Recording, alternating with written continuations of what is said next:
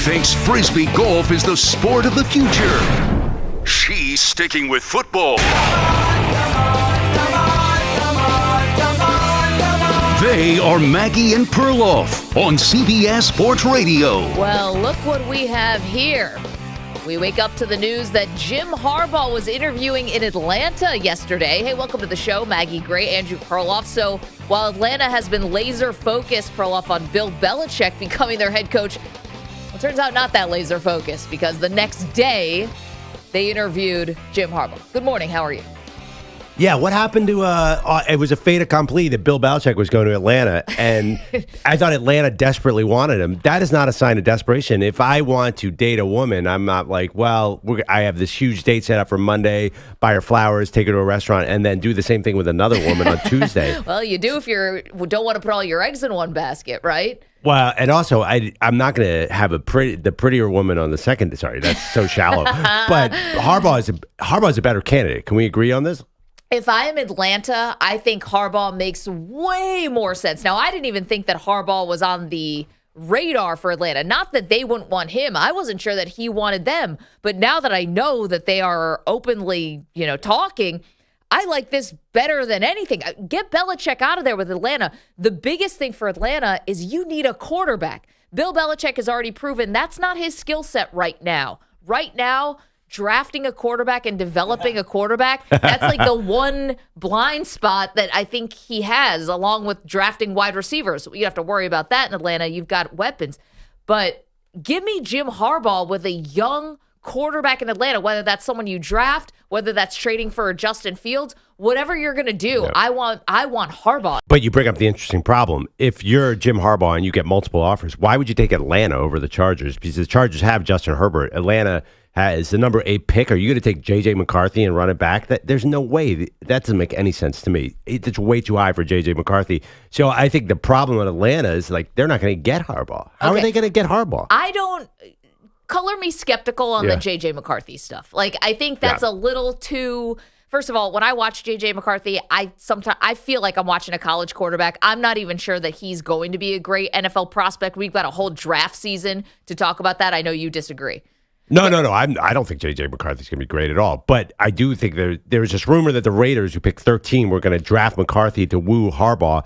My point is, who's your quarterback in Atlanta? Desmond Ridder? But that's why I don't think Atlanta can get Harbaugh. I think they're going to have to settle for Belichick. Yes, because... Wow. It's a weird way to put it, but... I'm sorry. Jim Harbaugh is so much hotter right now. I don't think there's a single team out there that would take Belichick over Harbaugh. Okay, but it's not a total slam dunk to me that you would take the Chargers over Atlanta. See, that's where I disagree. Why? Well, obviously the Chargers on paper make a lot more sense because of Justin Herbert, and that sounds awesome. But give me the easier division to win in the NFC South, and I get the blank slate quarterback. Now, it's not going to be a person maybe as good as Herbert, but... If I'm Jim Harbaugh, maybe I've just been in college now for the last 7 years. Right. I've seen a lot of things. I think I know who the good guys are. Hell, Justin Fields, I was just playing against him with the Ohio State-Michigan rivalry. I know what I'm dealing with. I've been close to that product, the college football product. I would trust that I could draft a guy and develop him. He did it with Colin Kaepernick. Andrew Luck obviously had at Stanford. I think that I'd rather do that than deal with all the other issues that I have at the Chargers, which is essentially I'm going to say probably close to a full rebuild. Well, listen, you have a lot of old talent that you're going to have trouble paying this offseason. No, I would say that Harbaugh would want a lot of those older. He obviously wants Joey Bosa to stick around. Keenan Allen seems ageless. I understand. He's hurt all the time. I understand the problems, but I think you're looking in the wrong direction when you're talking about football. It's everything. Real estate is everything, Maggie. You know that expression. Every story is real estate. Yes. He was in Stanford, which is like heaven. Palo Alto is gorgeous. I think the lure of California will be important to Harbaugh. It's the guy who says he likes to shovel snow. There's no snow in Atlanta. No, I know. Atlanta's landlocked. I think that the Chargers can show him the ocean, get him a place in Malibu. Listen, here's the thing. You're a football coach. Your home and your view is the four walls inside your office, watching film, practice field, practice facilities. I don't think a guy like Jim Harbaugh is going for the nightlife, No, I do think that Jim Harbaugh lives in Ann Arbor because it's a great situation for him. He's right next to his dad.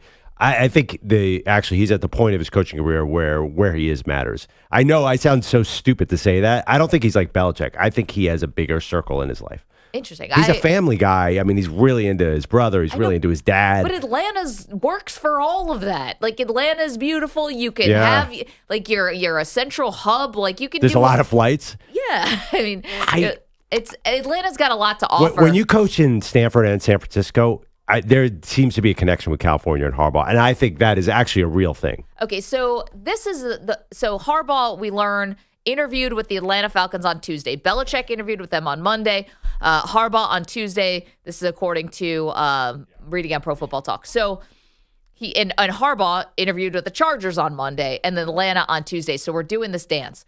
Now, just to complicate things a little more and make this a true, waltz, ballet, whatever, is Harbaugh, according to Yahoo, is also simultaneously negotiating a contract extension for himself currently right this moment with Michigan. Yeah. I forgot about that school. So, yeah, remember Michigan? They just won the national title for the first time since 1997. Yes, that team. He's currently trying to work out a contract extension. Now, reportedly, there are some weird kind of caveats in this contract extension to make this extremely Harbaugh friendly. Number one, he's looking for a clause that says he cannot be fired for cause. So all these NCAA investigations that are hanging over his head, he wants something written in his contract that says no matter what they find, you can fire me for those. Okay, cover yourself. So what does that mean, though? Does that mean if the NCAA suspends him, Michigan can't break the contract? Can't break the contract. That seems not... I think that seems kind of fair. Okay, I see where he might want to cover himself with that one. Okay, the other thing that he would like is he would like the contract to start in a future date that makes the buyout smaller for an NFL team in case they want to hire him. So give me a new contract, pay me $11.5 million a year, make me the highest paid coach in college football, I believe now that Saban has retired, make me the highest paid coach in college football, but also make my buyout less so that if an NFL team I like does come calling, it's going to be easier for them to buy out my contract. I mean, what are we doing here? That being said, if you're Michigan, I don't think you have a choice. Whatever he wants, you do. I know, but you don't have to rub their faces in that. I mean, yeah, you've got the power. You've got the leverage. I mean, this seems like you're daring Michigan to put pen to paper on something like that. Well, the one thing is he's so unpredictable, right? He was in Minnesota 2 years ago on signing day. And then last year he had a contract offer from the Broncos, which made all the sense in the world. In fact, I'm not even sure why he's not there. That would have been the perfect fit. Yeah, Minnesota probably would have been good too. And that's why I think this Atlanta interview for Harbaugh is just he is now a master at creating a gigantic market that gives him all the leverage and all the money. And he has so much leverage with Michigan. And honestly, if Michigan at this point, I think that whatever Harbaugh wants, you have to give it to him. You don't have a choice. What's your other choice? Just go back to mediocrity? Okay, but here's the other thing. Like, how you're kind of hurting Michigan here, which is you got coaches, the coaching cycle is kind of moving in college. Yeah. Like the NFL, we're just getting started here with guys doing interviews. For college, this has been moving around. I mean, think about what we've had. We've already had Nick Saban retire and his successor has been named, and that guy's successor has been named in Washington, and all these dominoes have already fallen. If you're Michigan and Harbaugh plays this out for another, month? Several weeks? Then he leaves. Who's your backup plan? Well, I think it's Sharon Moore. So you have your in-house, and which I think Harbaugh would love. I mean, the bromance between Sharon Moore and Jim Harbaugh, and Sharon Moore actually had a good final game. So I think he'd step right in. Harbaugh would love that. Then who's your offensive coordinator? Are you just going to step everybody up? Yeah, I think so. So maybe. That's not the worst situation. I feel like Michigan's playing with house money right now. They got their title. It's like when the Rams won the Super Bowl. They were all in for this year. McCarthy came back. Blake Corum came back. Harbaugh came back. Now they have the luxury of having that title and beating Ohio State 3 years in a row. I'm not worried about Michigan. Okay, but think about that. That's not exactly how Georgia thinks. No, I know Michigan is. I don't think Michigan is Georgia. I don't think they're Alabama. Okay, but I mean that's. Listen, if you're a Michigan fan, you're not going to be disappointed. You just won the national title. You're good. You're probably still, drinking champagne and all that stuff, and you get the grace period. But that's not like what college football. That's not what the Powers do. They win a title and they reload for the next year to come back. And And it feels like because of Harbaugh's because of his desires here and his desires to test the NFL waters, I don't know. It's making the degree of difficulty harder. You're out there on the recruiting trail. You're telling me there's no difference between saying Jim Harbaugh's our coach versus Sharon Moore? No, of course there's a difference. It's not ideal, but that you knew you were going to pay that price, and you're good with it. We have a lot of friends who went to Michigan. You think they care right now? It's so much like the Rams. You went all in, you got it. I understand. He is holding them over the barrel, and he has every right to do that. They know the deal with Jim Harbaugh. I mean, listen. He was interviewing 2 years in a row of the NFL cycle. I don't think they have any illusion that Jim Harbaugh is a full Michigan man who's going to carry them for 2 decades. It's not going to happen. He's a wanderer, and they know it, and they'll whatever he wants, they'll try and get as much as they can out of him. I mean, you're basically this is catnip for Ohio State. I mean, Ryan Day should be recruiting against this all day, every day. Sure. Harbaugh's leaving. Look at him. He's going to the NFL. How do you know who's going to be the coach there? Do you remember what Michigan was like before Jim Harbaugh got there? Yeah. It could be this again. But Ohio State has lost all their swagger in this whole rivalry. It used to be Ohio State would walk all over Michigan. So I'm not sure Ryan Day and Ohio State are feeling themselves right now. Yeah, it's an interesting dynamic. I think the Atlanta interview for Harbaugh, by the way, just creating market. I think it comes down to staying in college. There's no way Justin Herbert and the Chargers. You have to be attracted to that as a coach. Oh, I get it, but what else do I have? See, here's the thing. I have the quarterback, but I don't have much else. You have a left tackle, Rashawn Slater. You basically have 2 players. You have 2 players, great, on offense. And then if I'm in Atlanta, I've got everything but the quarterback. And if I'm Harbaugh... But do you, though, just because you've drafted high, you drafted Kyle Pitts at number 5. Yeah, I know you drafted him high, but what has he done? Well, nothing but Drake London and Bijan Robinson. Bijan Robinson's a running back. Okay, but he's a versatile running back, and he's a high pick. Like, you got some weapons here. So that would be attractive to me as well. And again, let's play in the NFC South where I can make the playoffs in the first year. Listen, I have to deal with Mahomes. I've been down on the Chargers roster, but they do have some names. I mean, Derwin James is floating around there at safety. He'll get you a lot of penalties, but man, is he good. And he's good. He's also injured a lot. Khalil Mack, or what's left of Khalil Mack, will be back. And if on the few games that he's healthy, he could get 6 sacks in a game. I just think the Chargers are way too attractive. And maybe I'm putting myself in his shoes. Don't you want to live there? I mean, you have all the money. So, I'd love to live in Atlanta, too. It's just, it's 17 degrees in New York this morning. It's cold and dark. Yeah, I know. Sean Payton made $20 million a year last year, which is a big contract. Yeah. So if Harbaugh gets $23 million, he can afford to get any place he wants. That's a lot of money. He can afford any house he wants in the whole LA area. Jim Harbaugh... I hope I'm not breaking news to you here. He's been rich for a long time. Yeah, I mean, but not L.A. rich. I mean, now yes, he has. You know what the taxes are there? Like, I don't think he can live he can live in sort of where the celebrities live now. He could have done that before. Remember, he is a celebrity. He's making $9 million a year in L.A. Okay, that's not going to get you anything. I'm just saying he'll have pile of bricks. Yeah, Atlanta is much, much cheaper, so he could have the biggest mansion, but. Okay, EJ, can you do me a favor? Yeah. Can you just search Jim Harbaugh's career earnings as an NFL quarterback? Now, it's not going to look like Patrick Mahomes, and it's not going to look like what the guys get now. He played in the NFL for over a decade. I'm assuming, let's guess what Jim Harbaugh is, just his NFL, not coaching, his NFL career. Well, that year, nothing. I mean, think $16 million, $20 million. Oh, I bet he made more like 45. Well, regardless, that guy is a nice nest egg. That guy seems really interested in making as much money as possible. He hired a new agent in Don Yee. He creates these markets. He's been sort of holding Michigan hostage for 3 years. I think he wants more money.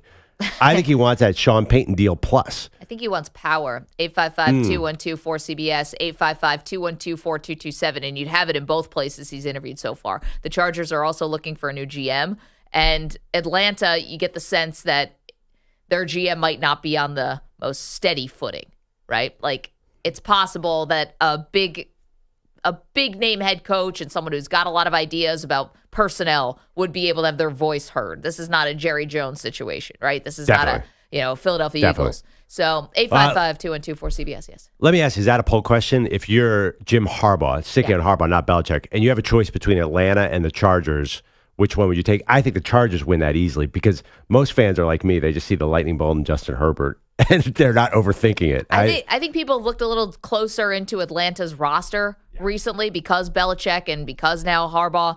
And I think they're saying, well, there are actually pieces here, and you've got stuff. You just have to figure out the quarterback situation. Yeah, you're the second best roster in your state. So I would go, why don't we put that up? If you're Jim Harbaugh, would you take the Chargers or the Falcons? And I have a great argument They're here. both kind of perennial losers, to be honest, underachievers. But I got Justin Herbert. I think that not knowing anything, we see Atlanta Falcons in quarterback purgatory. So I think Justin Herbert is very attractive. And I think that's at the end of the day, I think he's going to go to the Chargers for that reason.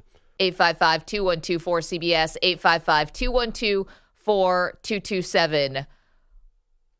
Do we have updates on Jim Harbaugh? I think we didn't realize how long ago Jim Harbaugh played. Uh-oh. Yeah, it's low. Well, no, I say that because like the information on the information is NFL spotty. salaries from like the 80s and mid 90s is not as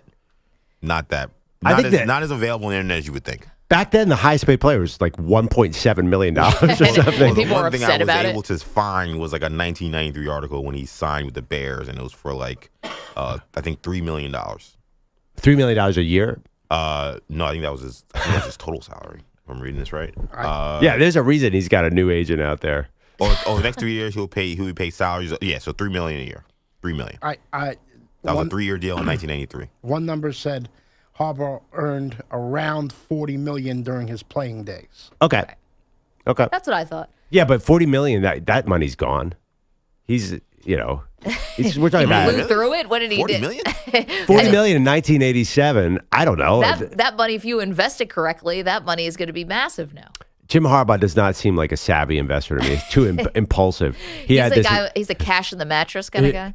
$40 million, half goes to taxes. 15% goes to your marketing agent, 10% goes to your agent. We've all watched. 3% goes to your agent. Whatever. We've seen how these athletes spend their money. That money's long gone. That's why he's out there creating a market. That's why he's in Atlanta today.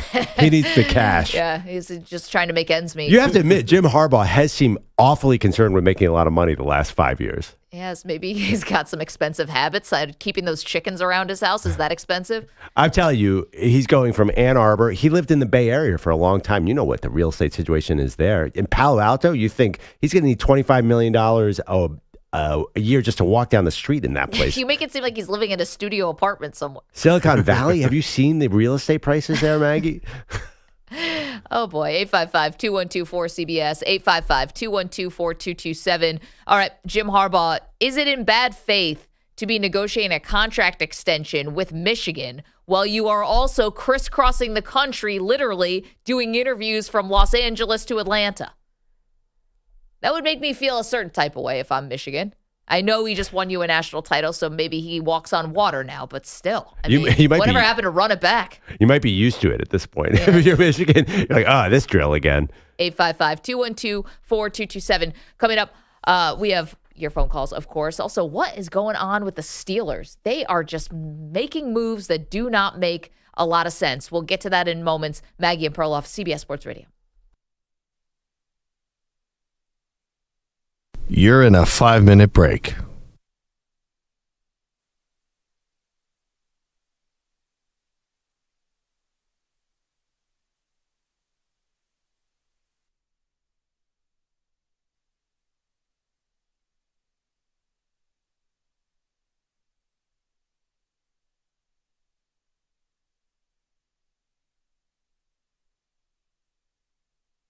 Four minutes, 30 seconds remaining.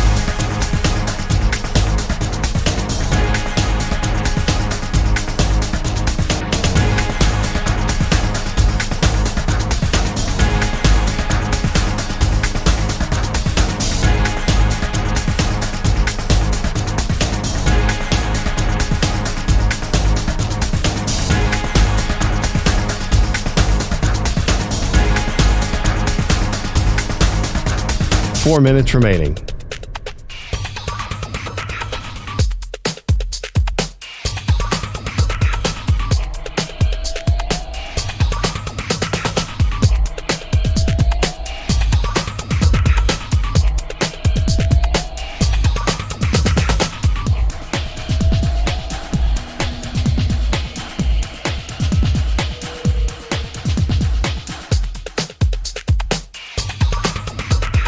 3 minutes, 30 seconds remaining.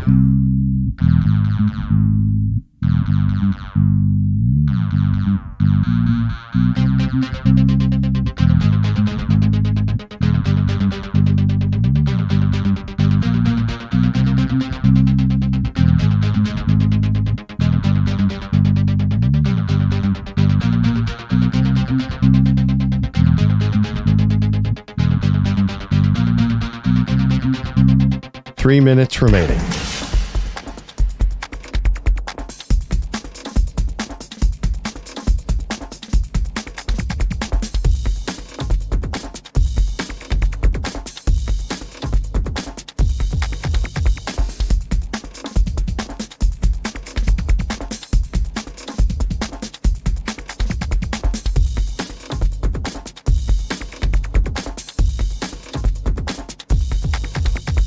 Two minutes, 30 seconds remaining.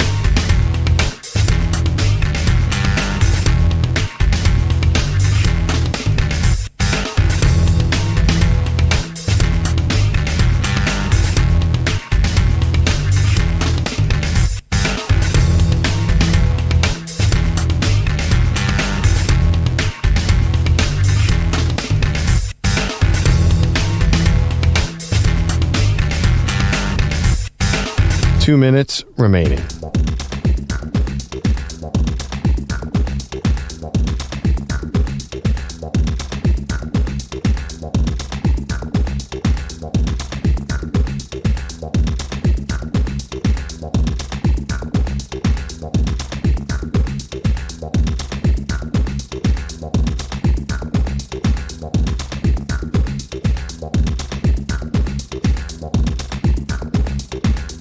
One minute, 30 seconds remaining.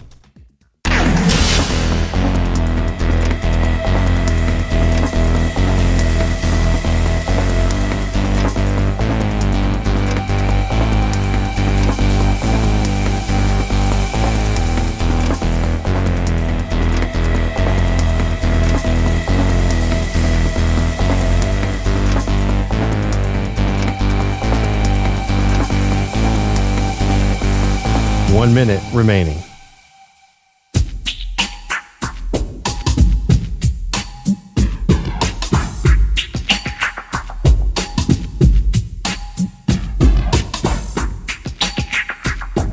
Forty-five seconds remaining.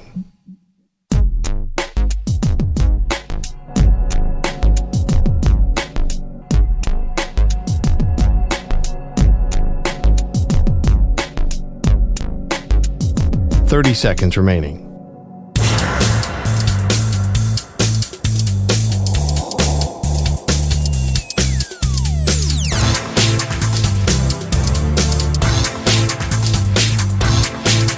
Fifteen seconds.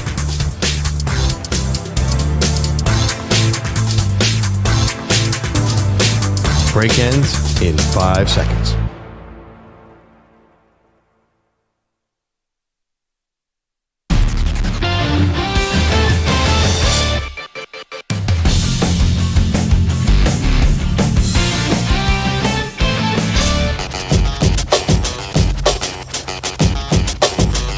Welcome back to Maggie and Perloff. As always, I try to bring the conversation back to weather/real estate and dad things. Traffic. Traffic, by the way, that's a huge consideration for these NFL coaches who have their choice of jobs.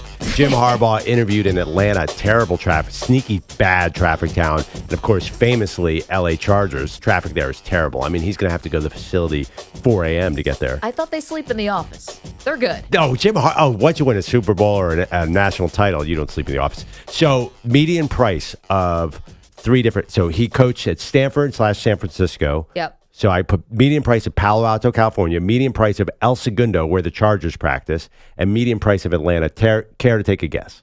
Of what kind of home? Yeah, so the average... A single family home. I Googled median average house price in Atlanta, average house price in El Segundo, and average house price in Palo Alto. High. Like 750,000 or something? So 380 for Atlanta. Okay. 1 million for El Segundo. $3 million is the average house price in Palo Alto, California. The average is $3 million? So my father-in-law is out at Stanford, The money in the Silicon Valley right now is so outrageous. We're on there. You guys all have $3 million homes who are listening to us out there? Can we $3 come million over? will get you a studio apartment. Go fund me. It'll get you a studio apartment from what I know. It is nuts out there. And no wonder Brock Purdy needs a roommate.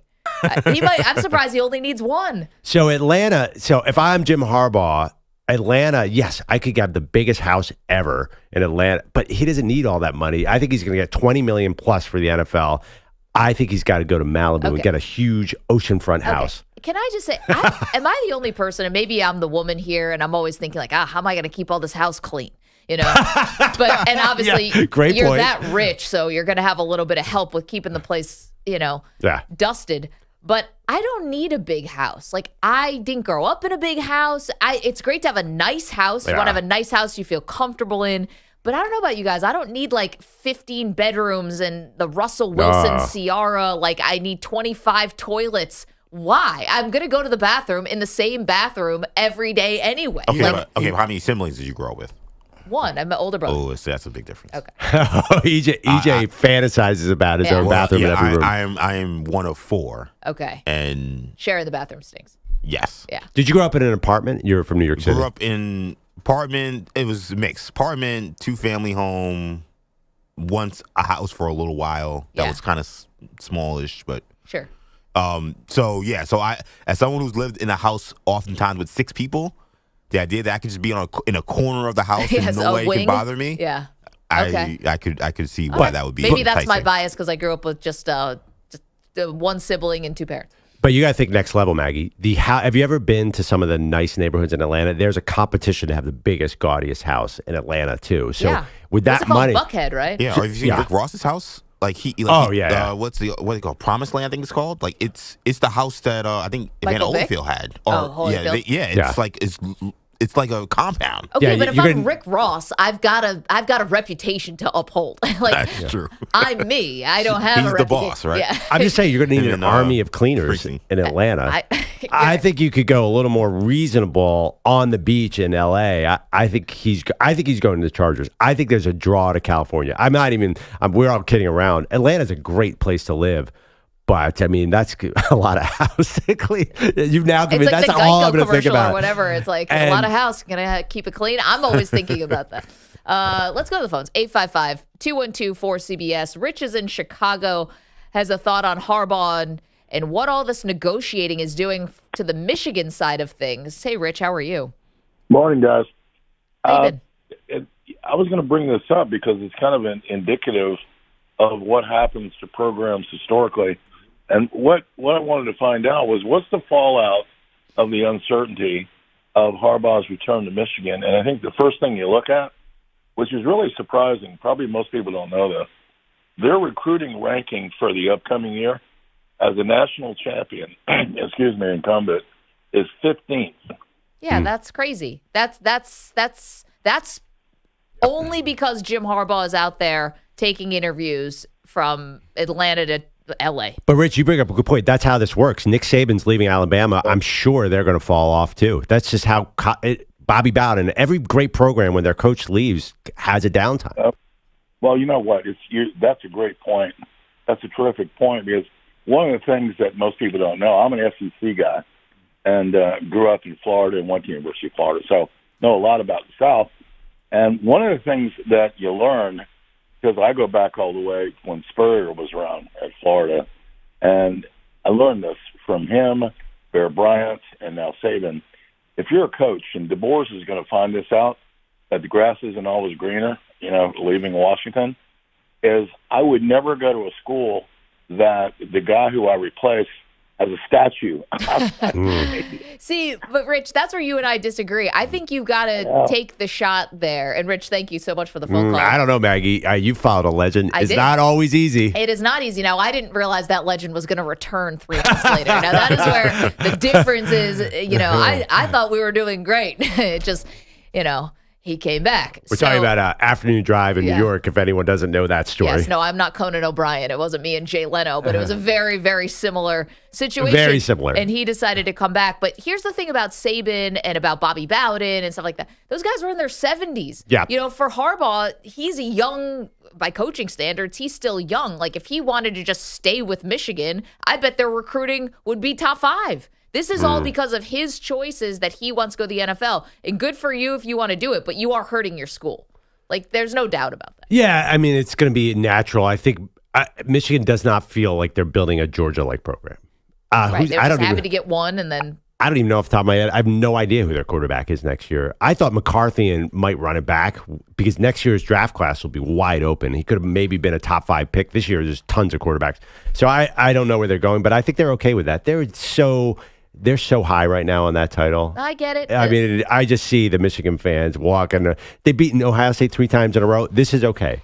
I know. It's okay that they're 15th in recruiting. You're not going to get to them. 855-212-4CBS, 855-212-4227. Andrew Bogusch is here, just getting settled. Train trouble this morning, my friend. Yeah, weather.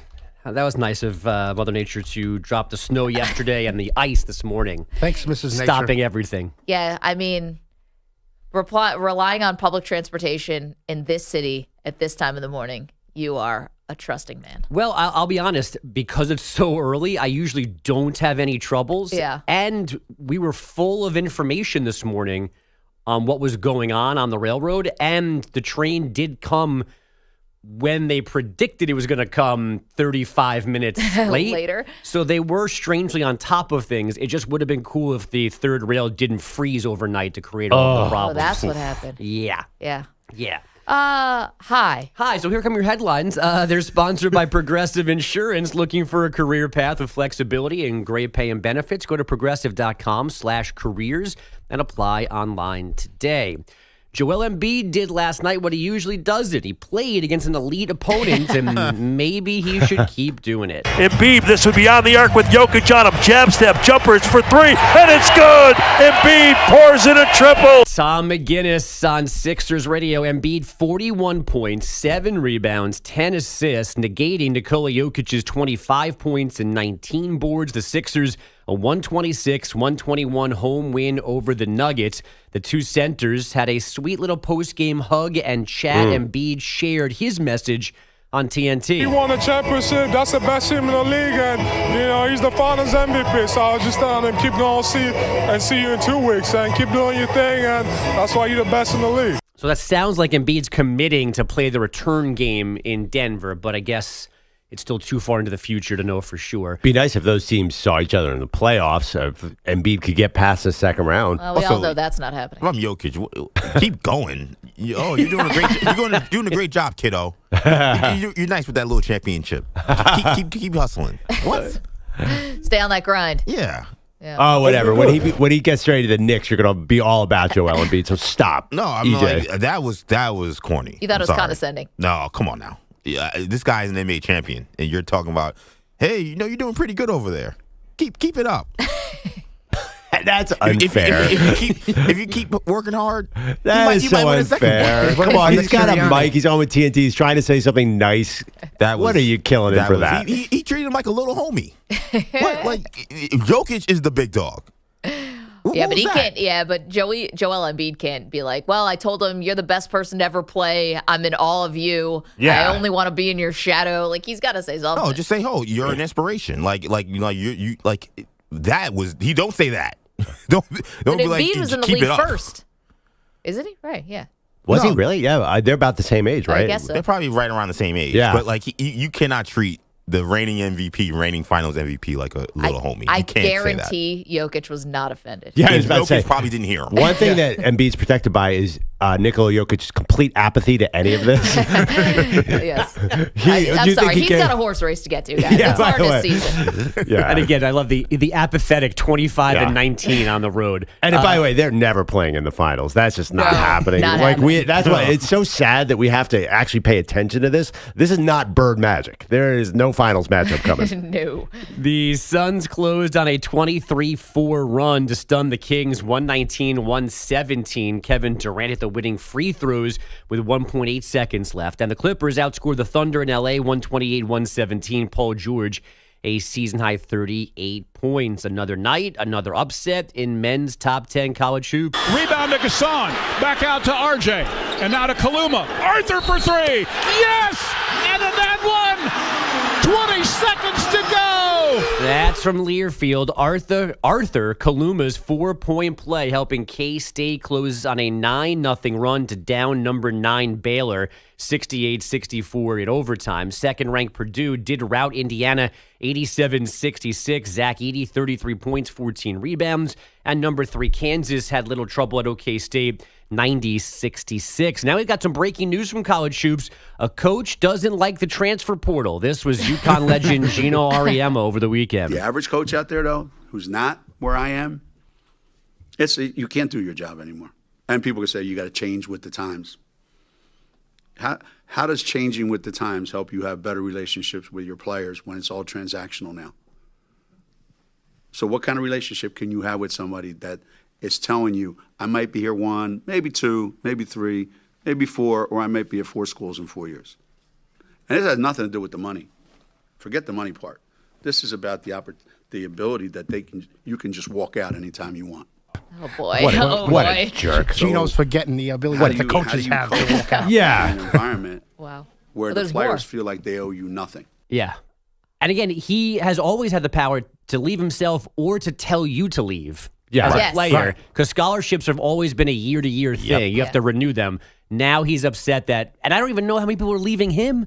So he doesn't care about anybody else either. No, he's the face of college coaching arrogance. Yeah. And he always has been. This is not surprising from him. God forbid players have any power in college sports. Come on. I know. Well, and also, I mean, Jesus, it sounds like we're piling on here, but like the world's transactional. Yeah, I mean, that was my thing too. I hate to say it, but listen, that doesn't. Here's the thing. I don't think it doesn't mean you can't have mentors. It doesn't mean you can't connect with coaches. It just means that, as they say, after a season ends, you're never going to have that same team again, right? You're never going to replicate exactly 1 year to the next. Now it's just kind of that to an extreme. Like Geno Auriema is already living season to season to season. Pro sports have a transactional relationship. And listen, Patrick Mahomes and Andy Reid are doing commercials together. You can form a relationship even in this transaction. It should be transactional. These athletes, should all the money just go to the coaches and the athletes just sit there? I hate college sports and people like this. And let's be real, too. I mean, you're talking about basketball particularly, and I don't know how pervasive the transfer portal is in women's basketball, but this whole transactional aspect of sports is very transactional in the AAU high school circuit, where it's just you go wherever you want. You could play for one team one weekend, play for another team next weekend, play for one high school 1 year, play for the next year. Yeah. And then you do this college thing where you're just like stuck to one team until the last few years, and then you get to the pros, and it's the same thing. It's all transactional. College is the only place where this quote-unquote non-two-way street that Geno Auriema is so in love with exists. Yeah. It's ridiculous.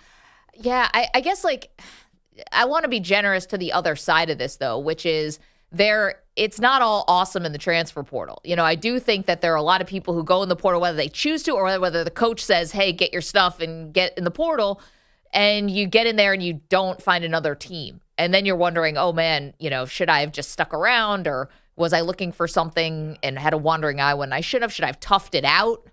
You might not have graduated from that school anyway. That happens a lot. Like a lot of athletes come in and do not end up, even if they go in the transfer portal, they're like, oh, he went to transfer portal and didn't find another team. A lot of those college athletes, the numbers are not great, do not graduate anyway. No, I know. I think it's just turning more and more, just like everything in this world, in this country especially, it's the haves and the have-nots. If you want to play for Geno Auriema and UConn, and you want to play for UConn and South Carolina and LSU, you're going to be in a more transactional relationship. And if you want to play college sports and you want to play at, a lower, like, I don't even say my own alma mater, but, if you want to play at Fordham, if you want to play at GW, if you want to play at another place, it's going to be more about the experience of it as opposed to, hey, I'm setting myself up for my professional career in basketball.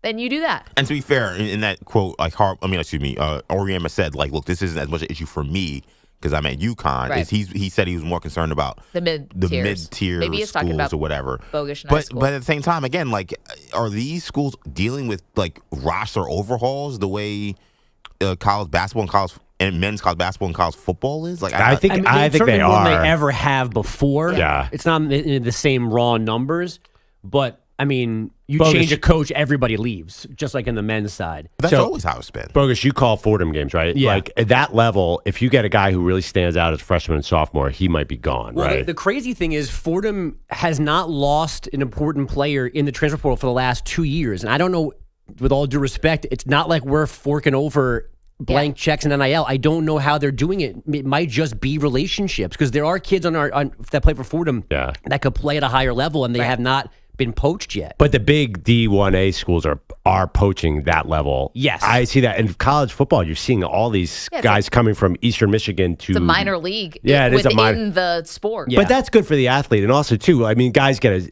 you just think about the quarterbacks. If Joe Burrow wasn't allowed to transfer, we might not even know who Joe Burrow is. Cam Ward went from Incarnate Word in San Antonio to Washington State. Now is in the draft. So... I mean, those are extreme examples, but it does help the athletes a lot. See, I think college basketball, though, like, look at our Final Four on the men's side from last year.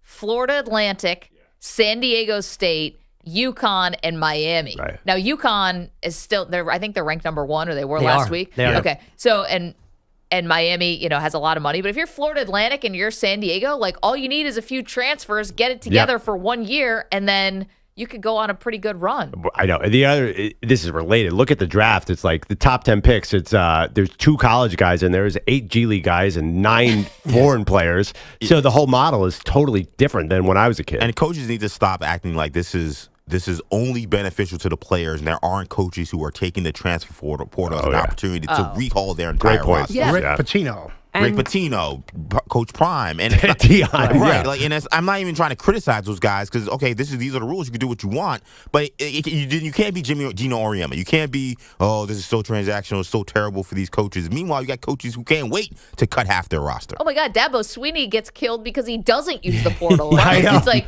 I know. Yeah, it's this system isn't the perfect one. We're not on the perfect system, and we're never going to find that in college was the sports. first thing Pitino did when he came to St. John's, was go right. I think he said hello and went right to the transfer portal to try to find his players. Right, after telling kids to leave, that you're not staying. But so there is, the perfect system idea.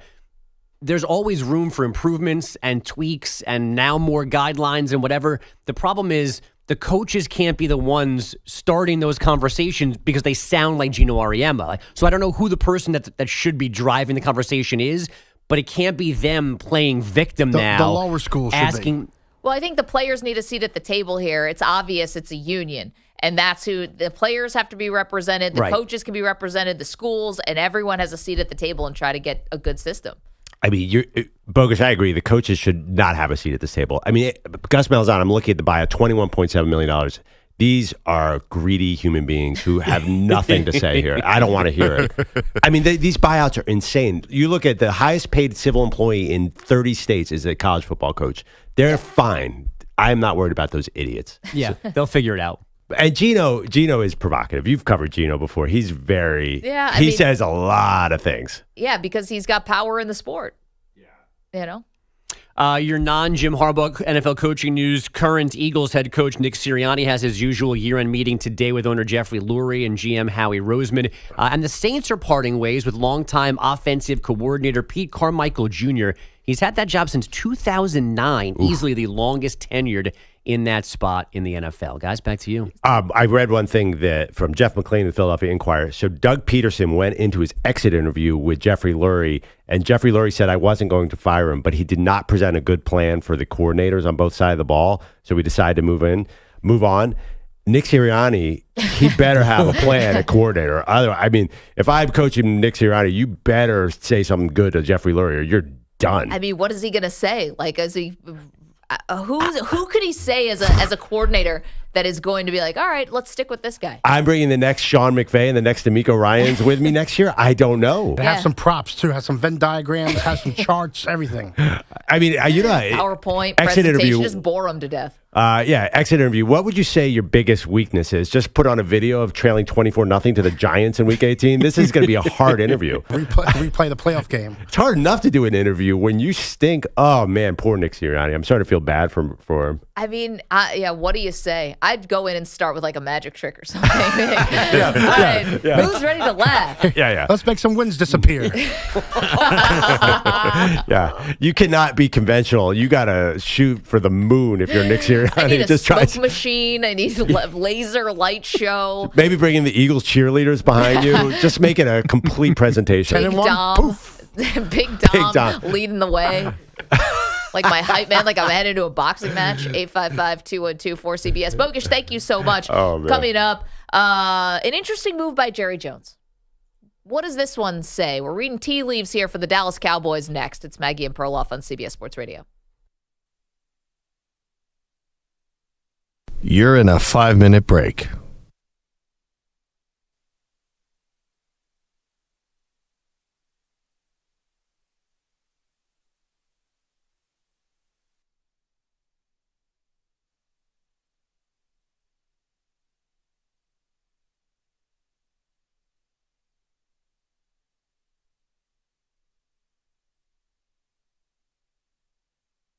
Four minutes, 30 seconds remaining.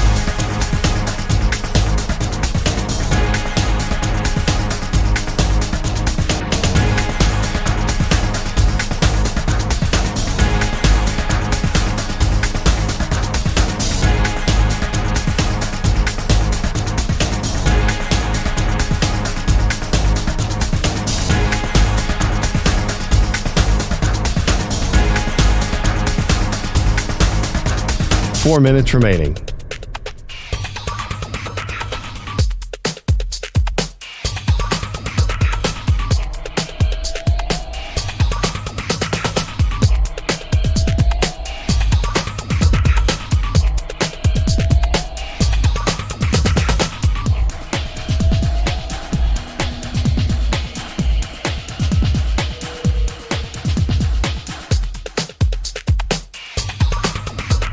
Three minutes, 30 seconds remaining.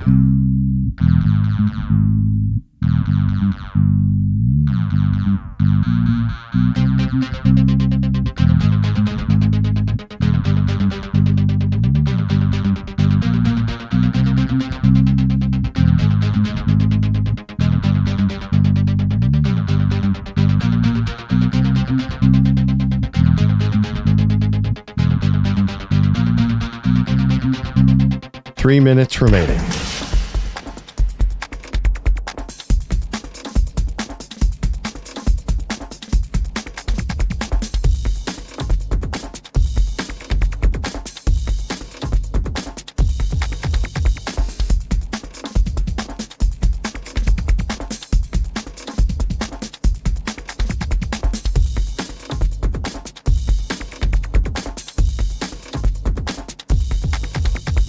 Two minutes, 30 seconds remaining.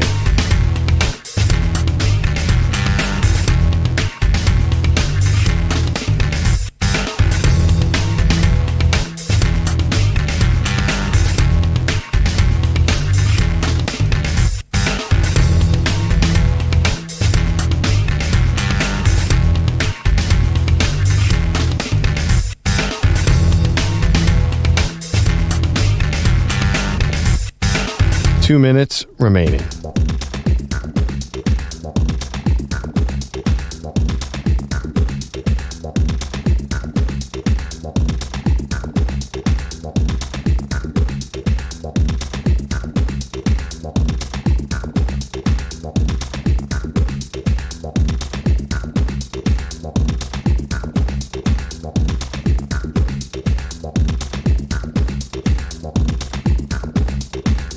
One minute, 30 seconds remaining.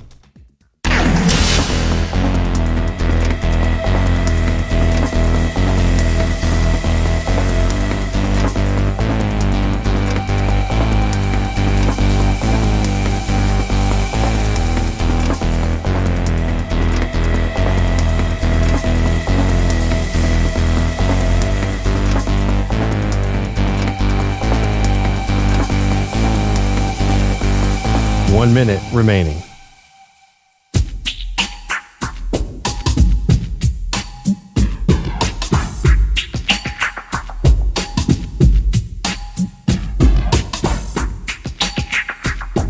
"45 seconds remaining.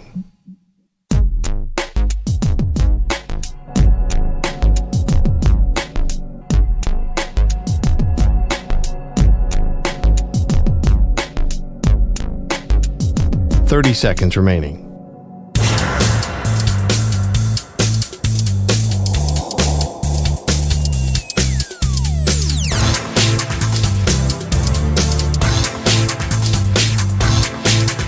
"15 seconds.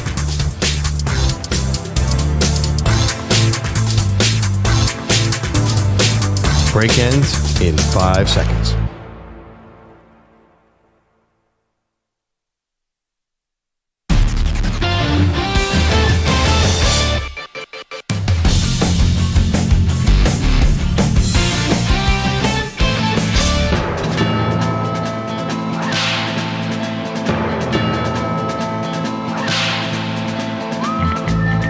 That sound. It's our Cowboys quickie. There's going to be nothing quick about the fixes that the Dallas Cowboys need to make before next season. However, for our purposes today, just a little snapshot of where the Cowboys are, which is Jerry Jones canceling radio appearances in Dallas for yesterday. Perloff, they've gone. That's in rare. The bunker, maybe? I don't know. That is rare. There's a microphone that Jerry's choosing not to speak into. What does he have to say at this point? You got to make a decision on Mike McCarthy. You got to make a decision on Dan Quinn. I mean, I think he said it all on Sunday when he said, this is the most painful loss I've had. I mean, he might have been caught up in the moment, but clearly, I've never seen Jerry Jones has lost a lot. So we know the drill. This definitely seemed different. It's losing. Natural gas. And those two things seem to go hand in hand. Okay, that's your Cowboys quickie. Oh, that was the quickie? I thought there was more. Well, here's the question about it is, you always say this is the Cowboys are 12-win teams, right? And they keep stacking together 12 teams. And I'll say that's not good enough because you're not hired to just win football games in the regular season if you're the Dallas Cowboys head coach. But there is something about Jerry Jones's commitment to continuity. I mean, maybe this is one of those instances where we're all on the outside saying, man, this could not be worse. And on the inside, he's saying, unless I've got something lined up my sleeve here and I know it's going to be a slam dunk better hire, does he actually make a move? Wow, I hadn't actually strongly considered that he could bring back Mike McCarthy. I feel like Sirianni has a better chance to go back to the Eagles and McCarthy back to the Cowboys. You're right. I mean, the guy held on to Jason Garrett for 8 years. If he does this, what does it say to you? It says to me that he's not serious about winning. And I've always said that. He's not serious about winning a Super Bowl. Because, here's the thing about the Cowboys. People think, the media, we just love to talk about the Cowboys. They're phenomenally more interesting when they get close but don't actually win. They win the Super Bowl. That's it. Jerry has everything he wants. People love the team. They're interested in what they do and how they operate. He's in the Hall of Fame. He's the most powerful owner. He's got the big stadium. He can throw his weight around in all these meetings, and he's never upstaged by a coach.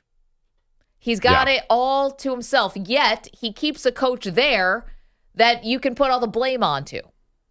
And it's like you lose and you will blame Jerry Jones and other people will blame Jerry. But he's got a very obvious person here who he sticks out in front and says, everybody, boo this man. Blame this guy. Yeah. Blame Mike McCarthy, this guy who looks like a sculpture of butter.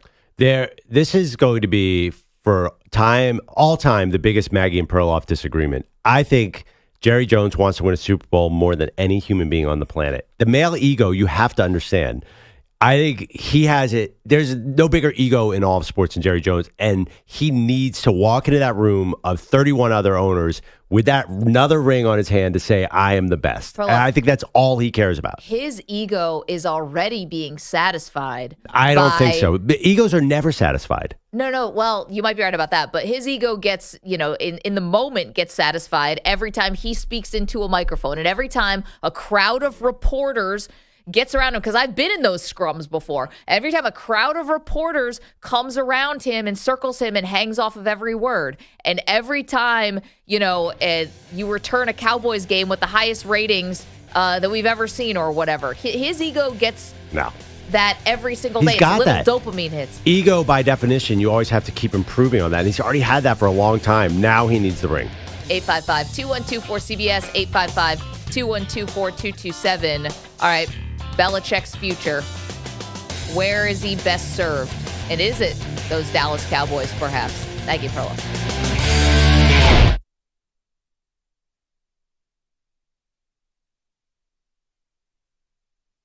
You're in a 5-minute break.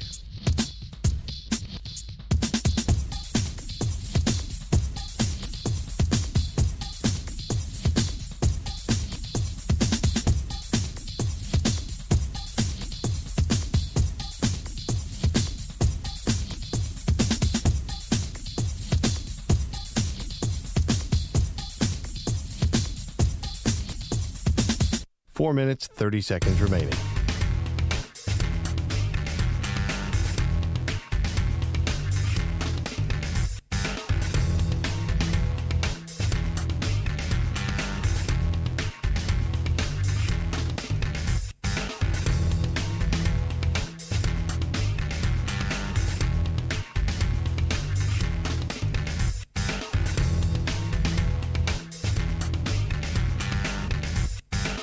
Four minutes remaining.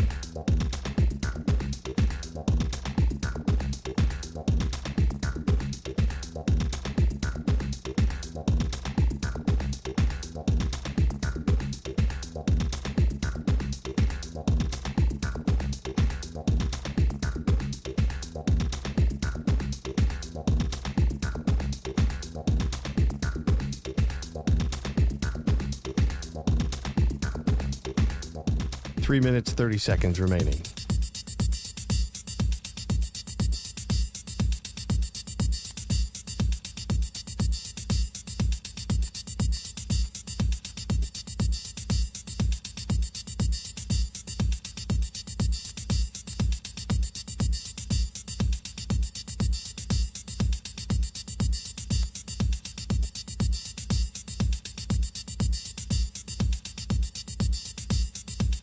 Three minutes remaining.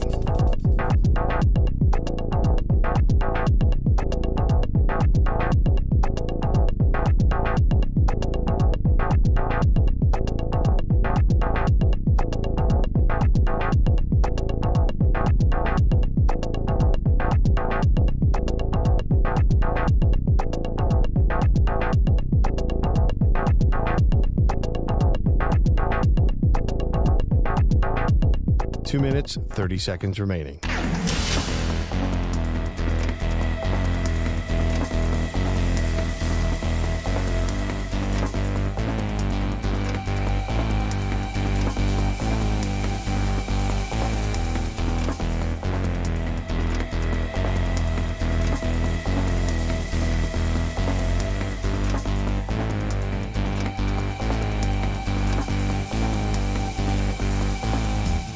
Two minutes remaining.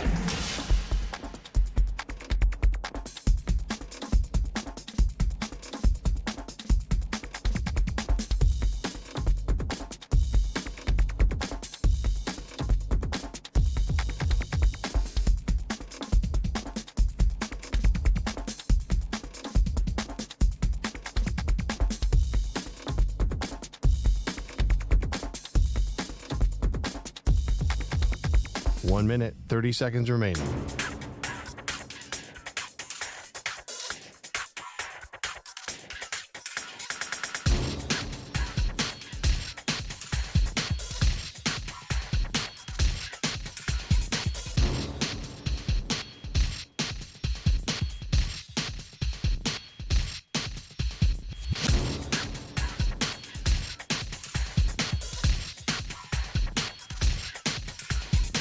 One minute remaining.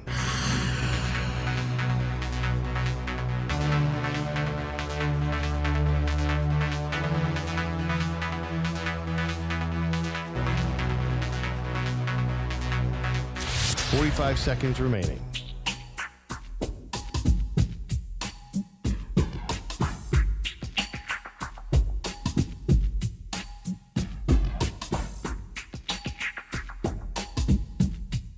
30 seconds remaining.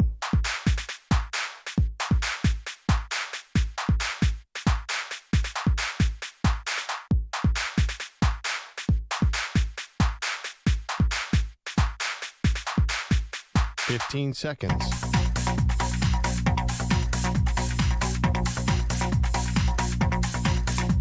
Break ends in 5 seconds.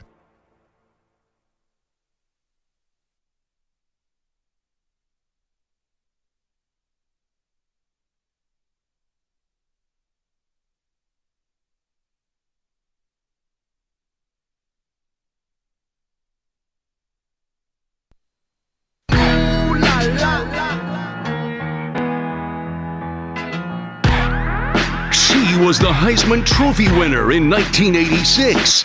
He left her off the ballot. They are Maggie and Perloff on CBS Sports Radio. Breaking news coming out of Cleveland this morning with the Browns. Hey, welcome to the show, Maggie Gray, Andrew Perloff. Now, this one isn't so splashy and spectacular, Perloff, but it is a little surprising, which is the Browns are basically firing all of their offensive coaching staff. Now, Kevin Stefanski is going to stay the head coach, but offensive coordinator Alex Van Pelt, Stump Mitchell, who coaches the running backs, T.C. McCartney, who coaches the tight ends, all relieved of their duties on Tuesday, so it was yesterday. Stefanski noted he wants to change course. I'm getting all of this from Josina Anderson, does a phenomenal job. So Van Pelt was the OC 2 out of the 4 years the franchise went to the playoffs under Stefanski. You have Stump Mitchell, who coached Pro Bowlers like Nick Chubb to 4 consecutive 1,000-yard seasons. And you have McCartney, who obviously, David Njoku, in terms of tight ends, has really come on and got his first Pro Bowl appearance in 7 years. So Josina has all the info here. Yeah. Kind of bizarre. The Browns' offense was a feel-good story. They were on their 4th quarterback in Flacco and made the playoffs. Joe Flacco was slinging it. They beat the Texans 36-22. Then they beat the Jets 37-20. The last week, they didn't play anybody, and they only scored 14 points. I watched the Texans-Browns. It wasn't the offense. The pick sixes was bad, Back-to-back pick sixes are but going to hurt with you. Joe Flacco off the couch, the defense fell apart against Houston, which was totally unexpected because that was the team strength. This is weird. It reminds me a little bit of when the Browns were the Hard Knock team in 2017, and they were firing assistants left and right, and there was that Hugh Jackson, Freddie Kitchens dust-up. The Browns just generally are not a stable franchise. There's something wrong with the ownership group there, and this, to me, is not a good sign. Okay, so this, the moment I see this, I'm only thinking Deshaun Watson. Like, they have not gotten him to play like what they paid for, Well, he hasn't been on the field, though. I know, and what's weird about it is right before he got hurt this year, remember, he played against the Baltimore Ravens, and it was the best game that he'd played. Yeah. Like, he was amazing in that game. This has got to be Deshaun. It has to be, right? Yeah, that's my read on this because, yes, he played great in that game. Remember, it was really a good half. He had a terrible first half. Right. He had a bad first half and a great they need to maybe bench him. And then he went basically on a perfect heater in the second half. Good note. But, to me, we're looking at the success of the Browns, and a lot of these guys we're talking about, Njoku, of course, Flacco, that success happened, of course, after Watson got hurt. Yeah. And that Browns offense before was a mess. Well, they lost Chubb, the first game of the season? Right. But it seemed like everybody was eating except for Deshaun Watson. So if you're saying, all right, who would want these guys gone? The only person I can think of is Deshaun, who may say, these guys, they're not cutting it for me. So who does Deshaun want? I mean, listen, he didn't like Bill O'Brien, obviously, in Houston. He feels like he doesn't like a lot of coaches. I'm not sure. If Stefanski's still running the show, I don't understand this at all. Stefanski's calling the plays. Yeah, so, I mean, and you saw Flacco was running a very Stefanski. Stefanski's from the Gary Kubiak school. Sure. You saw every play, Flacco, who's 37, would roll out very much like a Gary Kubiak, Mike Shanahan offense, play action roll out, and he was running that to perfection. They look great on offense. So as long as you have Stefanski, I'm honestly not. You're right. It's not the biggest headline because Stefanski's still the genius behind that. He's probably going to be coach of the year. Yeah. It's just really surprising. Like, why do the Browns need instability now? Well, and it's one thing if you say, all right, the offensive coordinator. It's like, and we're taking out the running backs coach, and we're taking out the tight ends coach. I mean, you're really kind of cleaning house on the offensive side. Yeah. And here's a question. If you are an up-and-coming offensive coordinator, how appealing is this job? Because you're not going to get a lot of credit because Stefanski is there and he's known as like the offensive guy. And you've got Deshaun Watson. Do we ever think this Deshaun thing is going to work out?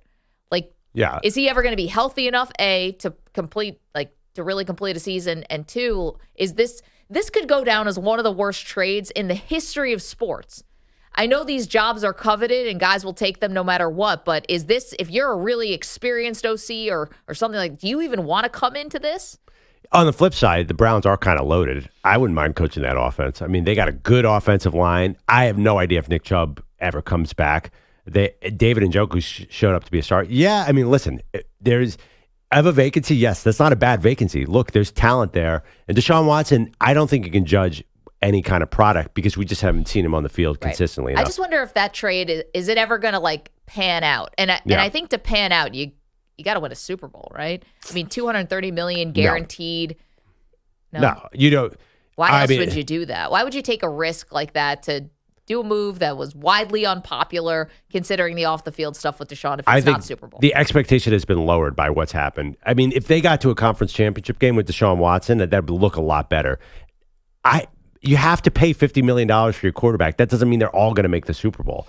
And we got into this yesterday. Like, Dak Prescott's about to become the highest paid player in the NFL, and it's the right move, even though they're not winning a Super Bowl. That's what quarterbacks cost, and Deshaun cost that. They were in a market for Deshaun. I'm not giving up on this because I did see something at the end of that Baltimore game. Like, he could be really effective there, and that team was so good with Joe Flacco. So why can't, if you could do it with Flacco, can't you do it with Deshaun Watson? You would think, but they just cleaned house on the offensive side. So Stefanski says Jim Schwartz, I'm assuming, is staying, and we haven't seen Jim Schwartz being named for any kind of head coaching jobs. I think head coach for Jim Schwartz is probably, that ship has probably sailed. Kind of screwed it up against Houston. Yeah, I mean, the Texans were running free in the secondary, so no, Jim Schwartz is not going to get another head coaching job. That's the thing about, and I don't want to get too X's and O's here, but that's the thing about a Jim Schwartz or even a Dan Quinn. They run the defense they run. And sometimes you get an offense that just figures it out. And then what happens? You get blown out. And that's what we saw with the Cowboys against the Packers. Like, Dan Quinn runs what he runs. And that's what we saw with Jim Schwartz. He runs what he runs. And then you can find, it can work to perfection and it can get you blown out. Anyway, 855-214 CBS. Yeah, so it's funny. I never thought we'd be talking about the Browns today. I haven't even thought about them once. The big question, if you're the Browns, do you bring back Joe Flacco? Does Joe Flacco play? Is he a starting quarterback in the NFL next year? I saw a starter. You got Deshaun. No, I know, and another team. Somewhere else. So do you bring him back? Do you want Joe Flacco over Deshaun Watson's shoulder? Probably not. I don't think they want that situation. You're going to give up on like Dorian Thompson-Robinson? You don't think that he can become... That's what I'm saying. I don't think Deshaun wants Joe Flacco there. But you don't want a veteran. And Flacco looked really good. I think he could be a bridge quarterback somewhere else. Why not? This is the thing, and this is why I actually thought the Browns' offensive coaching staff did a great job, is Joe Flacco was with the Jets, and it looked awful. Awful. You need a good offensive line if you're going to have 38-year-old, 39-year-old Joe Flacco. You can't just roll him out there and be like, all right, here's our bridge quarterback, Joe, go get him. The guy can't move, you know? He looked like he could move this time. Because he had like a couple extra half seconds. Like in a lot of bad teams where he might actually be a starter or considered a starter, you're not getting great offensive lines. They rolled him out every play. Flacco looked rejuvenated. I think I would take Joe Flacco next year. If I have, say you're drafting a J.J. McCarthy or a Michael Penix, say high second round, bottom of the first round, what's wrong with Joe Flacco as your bridge guy? Okay, so Joe Flacco, and we're talking about the Browns because they cleaned house on the offensive side this morning, according to Josina Anderson. It actually happened yesterday afternoon. Offensive coordinator gone, tight ends coach gone, running backs coach gone, Kevin Stefanski stays. Joe Flacco took some big hits in that game against Houston. In the second half, they knew, they were getting blown out, so you know they has to pass. Did he pass 60? Dak passed 60 times. How many pass attempts did Joe Flacco have? Flacco was 34 for 46, 307, one touchdown, two pick sixes, ill-fated interceptions. Back to back. Flacco was throwing it to the other team all season long, but he was, a couple throws, I'm like, oh my God, that's an elite throw. Sorry to throw out the elite Joe Flacco joke. Yeah, but the thing is they knew he had to pass because they were down by so much, and he was a sitting duck back there, and he did take a lot of big hits in the second half of that game. He was sacked 4 times. Still, honestly, if the Browns defense had showed up, though, I think Flacco was good enough to give him a game. That was a disaster from the moment they stepped onto that field. Okay, I don't know what this team is. Maybe Atlanta, Joe Flacco. Bridge. There's going to be bridge quarterbacks. No. There's 6 quarterbacks in the draft this year, and they're not all going to start week 1. What's wrong with giving a little Joe Flacco love? You're saying no? I'd rather have Andy Dalton. I'd rather have your guy Andy. Yeah, I like Andy too. 855-212-4CBS. Okay, so that was just a little bit of breaking news. So thank you, Josine Anderson. Let's go to the phones. Michael is in Las Vegas. Good morning, Michael. How are you? Hi, you guys.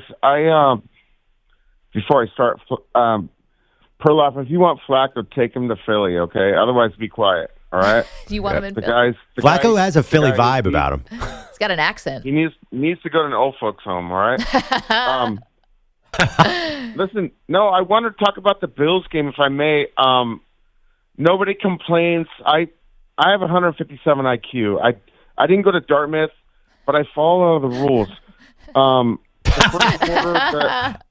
No, I'm not joking right now. The receiver for Pittsburgh fumbled. He ran like 3 steps and fumbled. Yeah. They showed the picture of the ref like, I don't know what happened. And he goes, incomplete. They showed his face. They made a horrible error. It was obviously a catch. So Buffalo had to use a challenge. Yeah. So now they're down to 1. Yeah, 1 for the rest of the Clearly game. the ref's fault. Yeah, Michael, the challenging situation in the NFL is so weird. Yeah. Like, it had... Wait, let me finish. Yeah, let me finish, Maggie, because I want to get this through. Okay. The second one, where was the fumble out on the sideline, it never went out of bounds. It never hit the guy's helmet because they said it hit the Steelers' helmet and he was out of bounds or whatever it was. It was like 3 inches away from his helmet, never hit it, and the ref said, oh, well, we called it that way. So now the Bills got charged 2 challenges. Both were wrong, and one of them they took a timeout. I just thought it was egregious. I know the Bills won. Anyways, thanks for listening. Wait, Michael, did you want to ask us a question about Vegas? Oh, yeah. Are you guys – I wanted to meet you guys. Are you guys coming? Well, I'm so glad you asked. Michael, thank you so much, and agree with you on all counts on the Bill stuff. Oh, of course you do. Come on, Freiermuth. That was not a fumble out of bounds. It was a fumble recovered by the Bills. You had no definitive evidence there that it was touching his helmet while he was out of bounds. But again, water under the bridge. I also didn't see the angle of where the Bills guy recovered it.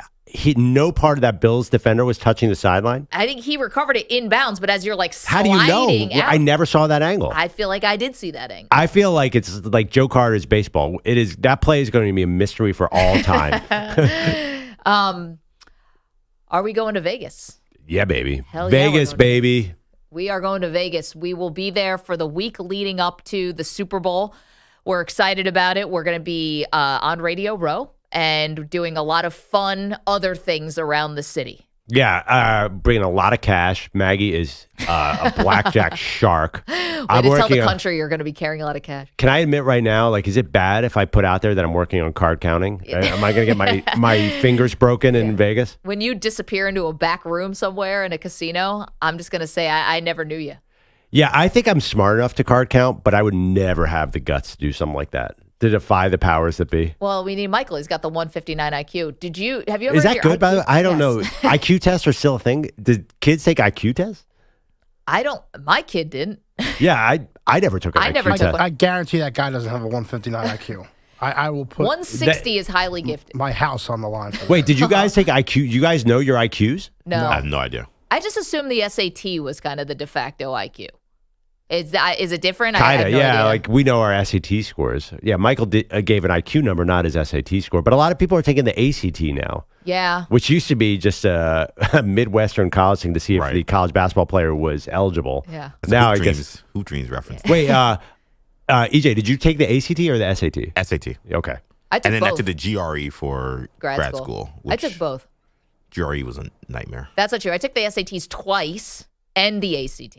Sorry, what's a GRE? That's grad school. It's a grad school exam. Oh, it's like the SAT for grad school. Did you take that? There was no chance I was going to grad school. I barely did my senior year of college. I was too busy covering Washington Wizards home games, which was like wildly important, guys. I took the LSAT. Oh, how'd that go? Law school. Good. I might not do a lot of things well in this world, but I can take a bubble test with anybody. When I was looking at grad schools, you guys know my affinity for the University of Miami, and they have, of course, they had a journalism program. So I actually wanted to go there. And as soon as I saw that you had to take the LSAT in order to apply for journalism school in Miami, I was like, yeah, I'm not doing that. Really? You have to take the LSAT to apply to journalism? At least you school? did in 2013. Okay. I think it's a weird Florida thing. I don't even know if it's necessarily a Miami thing, but it was like anybody going to any grad school, I think you have to take the LSAT. It's like a logic test, I've heard, the LSAT. LSAT, it feels like the SAT. It's a really good test. Good test? Yeah. Like you respect it? Such a wonderful test. No, I honestly, yes, I do respect it. It was just like, as a future paralegal when I took it, I didn't know my career would go down that path, but the skills that I had as a paralegal for that year and a half in New York City, very similar to the Honestly, LSATs. You ask Perloff about his legal career. Yeah. The story of this grows and grows to the point where, did you guys know he was part of the dream team with OJ? He got OJ off. Like, this is how it's like, I once caught a fish this big. Like, your story keeps growing. I love when we have real lawyers on as guests and just throwing out, I was a paralegal. Just the disdain they have for you. They really look down on you. It's like when guys are like, in high school, I averaged 30. Yeah. Can't say it. Cannot say it. 855-2124-CBS. Big Dave is in Kentucky. I was not a good test taker, so I never met a good test that I liked. Dave, how are you, sir? 160 IQ in freshman year of high school, by the way. Look at you, Dave. I mean, we knew you were a genius. Highly gifted individual.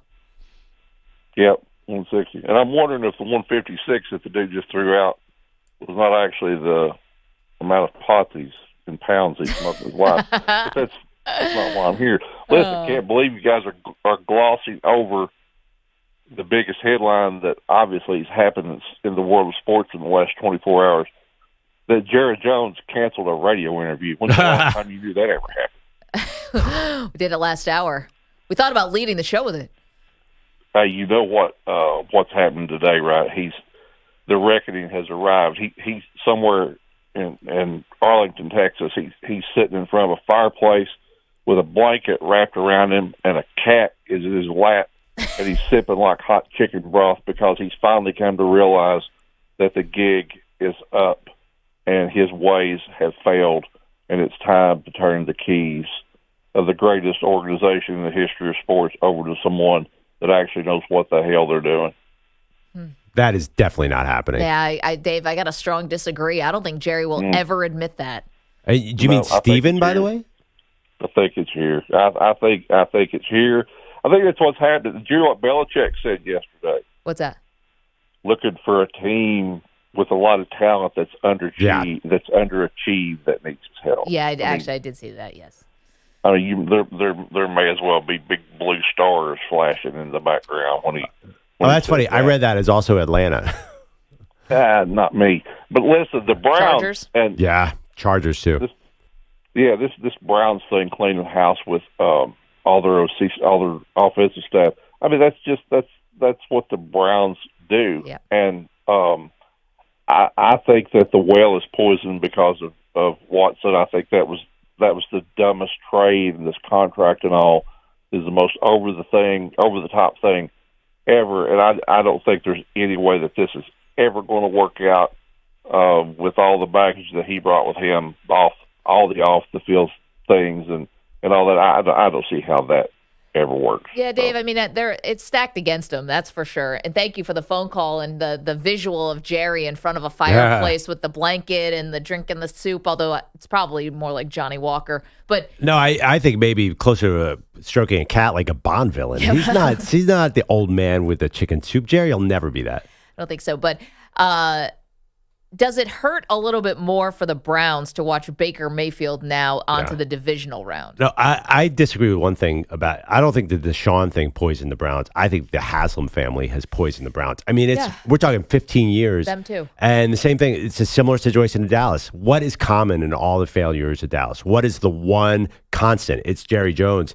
You cannot look past these ownership groups. Like they're the ones who are making the mistakes. And they're different mistakes, but the result is always the same. Bill Belichick and the Cowboys, is it the best fit for the 6-time Super Bowl champion? We will get into that. 855-212-4CBS, 855-212-4227. You can also listen to the show, of course, across the country on our CBS Sports Radio affiliates, who we adore. The absolutely free to download Odyssey app is crystal clear. Sirius XM channel 158. You can watch the show. YouTube.com/CBS Sports Radio, Twitch.tv/CBS Sports Radio. Again, coming up, Bill Belichick. Is he the right guy to get the Dallas Cowboys to the promised land? Maggie and Perloff, CBS Sports Radio. You're in a 5-minute break.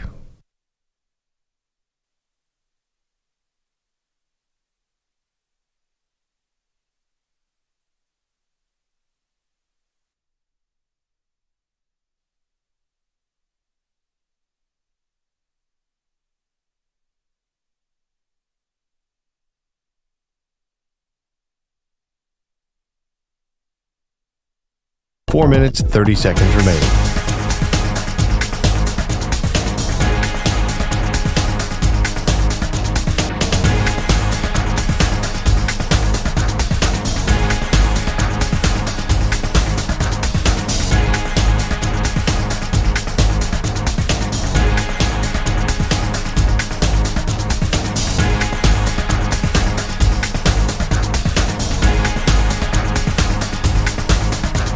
Four minutes remaining.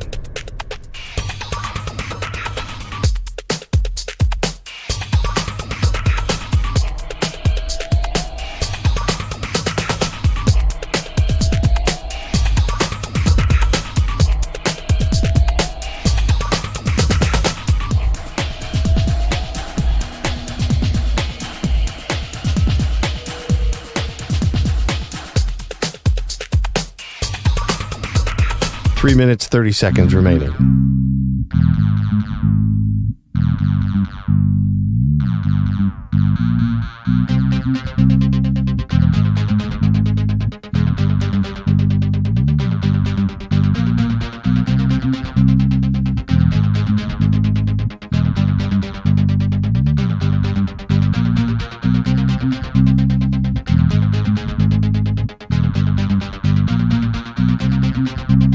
Three minutes remaining.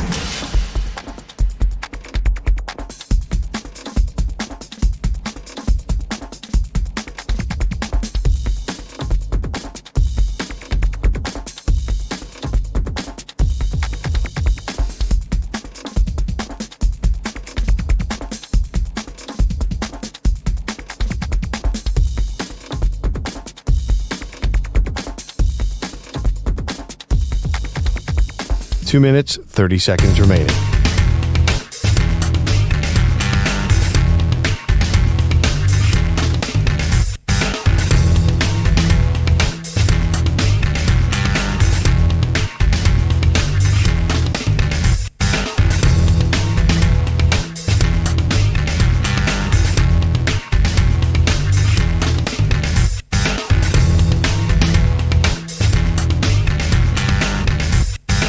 Two minutes remaining.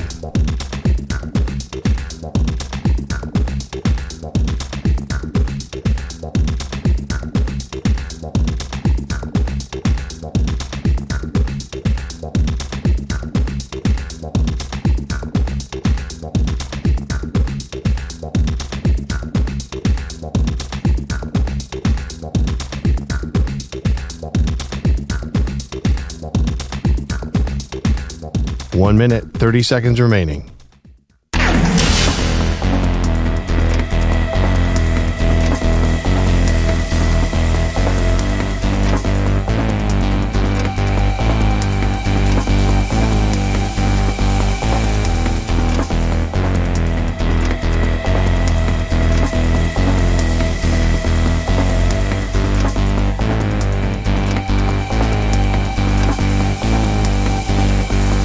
One minute remaining.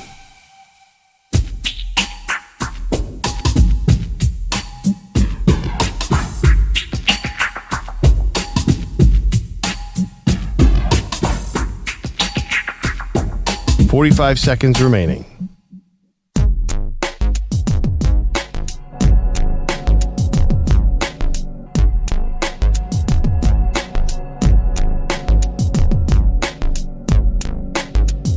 30 seconds remaining.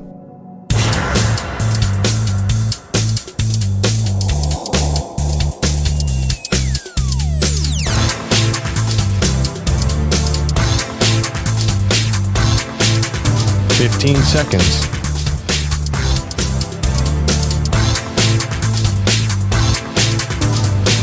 Break ends in 5 seconds.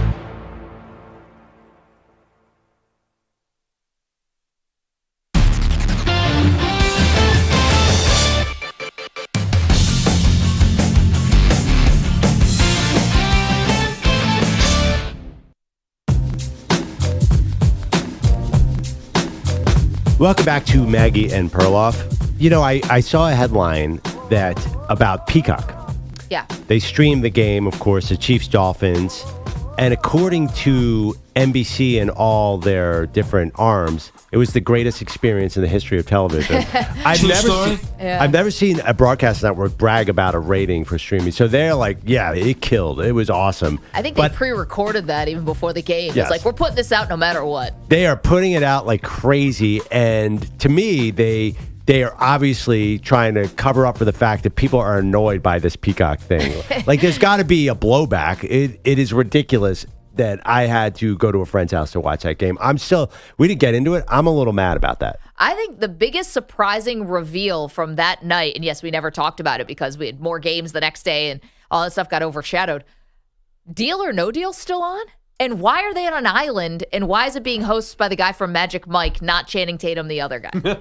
Like, what happened to Howie Mandel? He's gone. They're on an island for some reason. Howie can't swim. Couldn't get to the island. He's afraid. Yep. He's got a lot of phobias, that guy. He does. And they were on some weird island. So I was able to watch the game on my phone, which is like a laptop computer, because I have NFL Plus. So I did not need to download. I pay $100 a year so I can get every NFL game on my phone if I want to, from the NFL. You watch a whole game on your phone? I watched the Bills-Chargers game that was on Peacock on my phone while I wrapped presents and had a meltdown.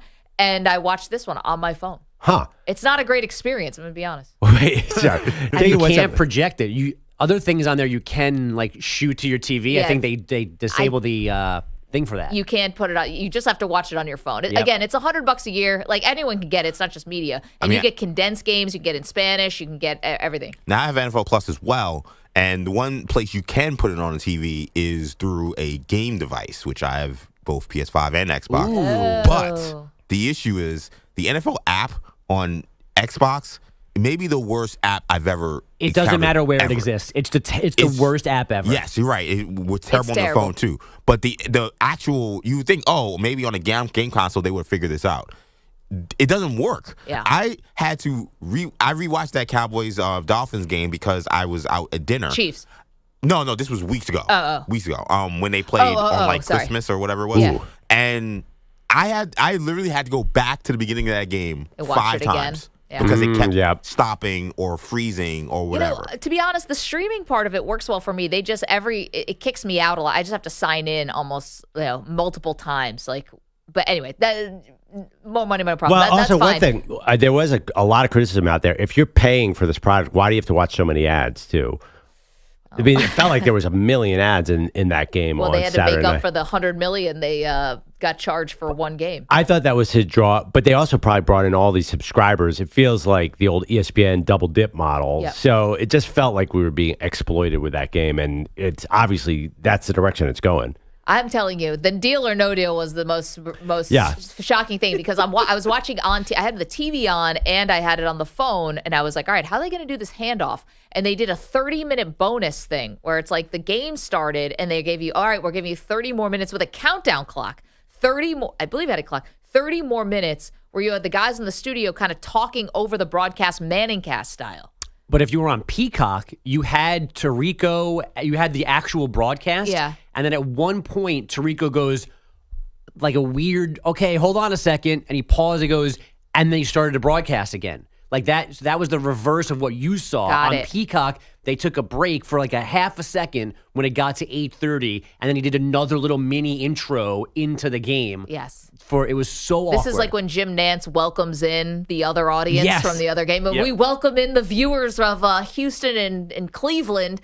Welcome to Arrowhead Stadium. You mentioned those Deal or No Deal ads, and I used to love Deal or No Deal as a kid growing up because money and beautiful women and briefcases. That's your thing. What more would a teenager not love? By the briefcases. But it's like now, it's like Deal or No Deal meets Survivor meets Fear Factor. I know. They were running on a beach and like there were snakes involved. I'm like, what's going on? I know that guy Joe Manganiello, who was the host. He was a Magic Mike. He actually came to Sports Illustrated once, and we did an interview because he wrote a book about fitness and about diet.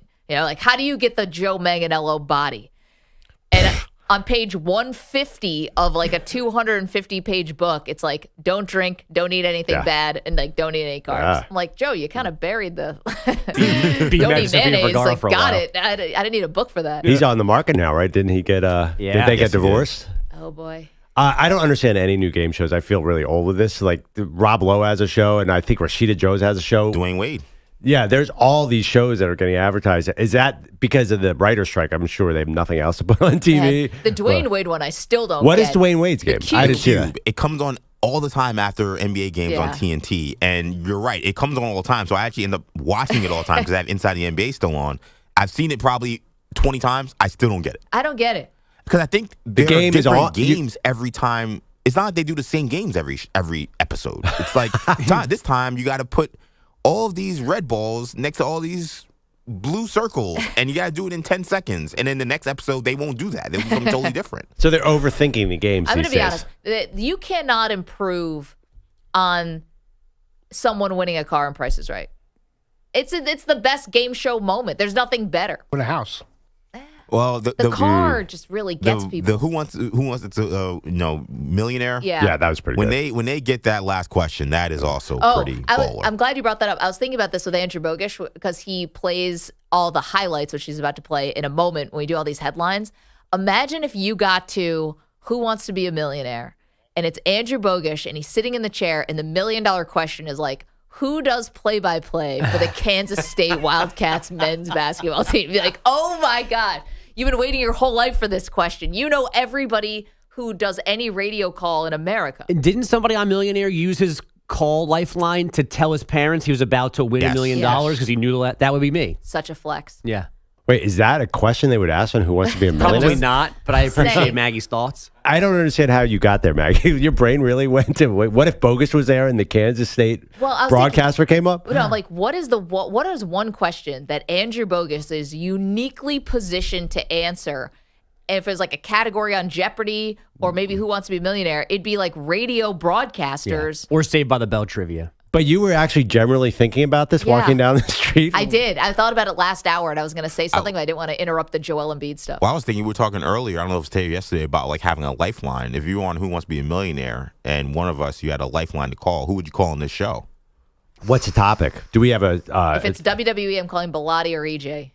Yeah, but you don't know the topic. You need to know somebody who knows a lot about a lot. Right. You don't know what you're you don't know the topic with the lifeline? No, you have to set it up beforehand. Yeah, you just need a straight, smart person. Thank you, because I realized there was something about that I realized. Because, I remember a lot. I watched that show. There was a lot of WWE questions. Right. Wait, if Bogus is college broadcasters, what is everybody else's strength, Maggie? Just your claim to... I know exactly what EJ is. Marvel, for sure. Yeah, that would be... Perloff, what's yours? Like 17th century I was an English major. Yeah, I could do... Honestly, I'd be the call because the same people who do those questions are me, basically. I would definitely call Perloff, I think. It'd be the difference between Henry V and whatever. Yeah, your Shakespeare knowledge is really off the charts. It might be Perloff. I'm not fit for anything.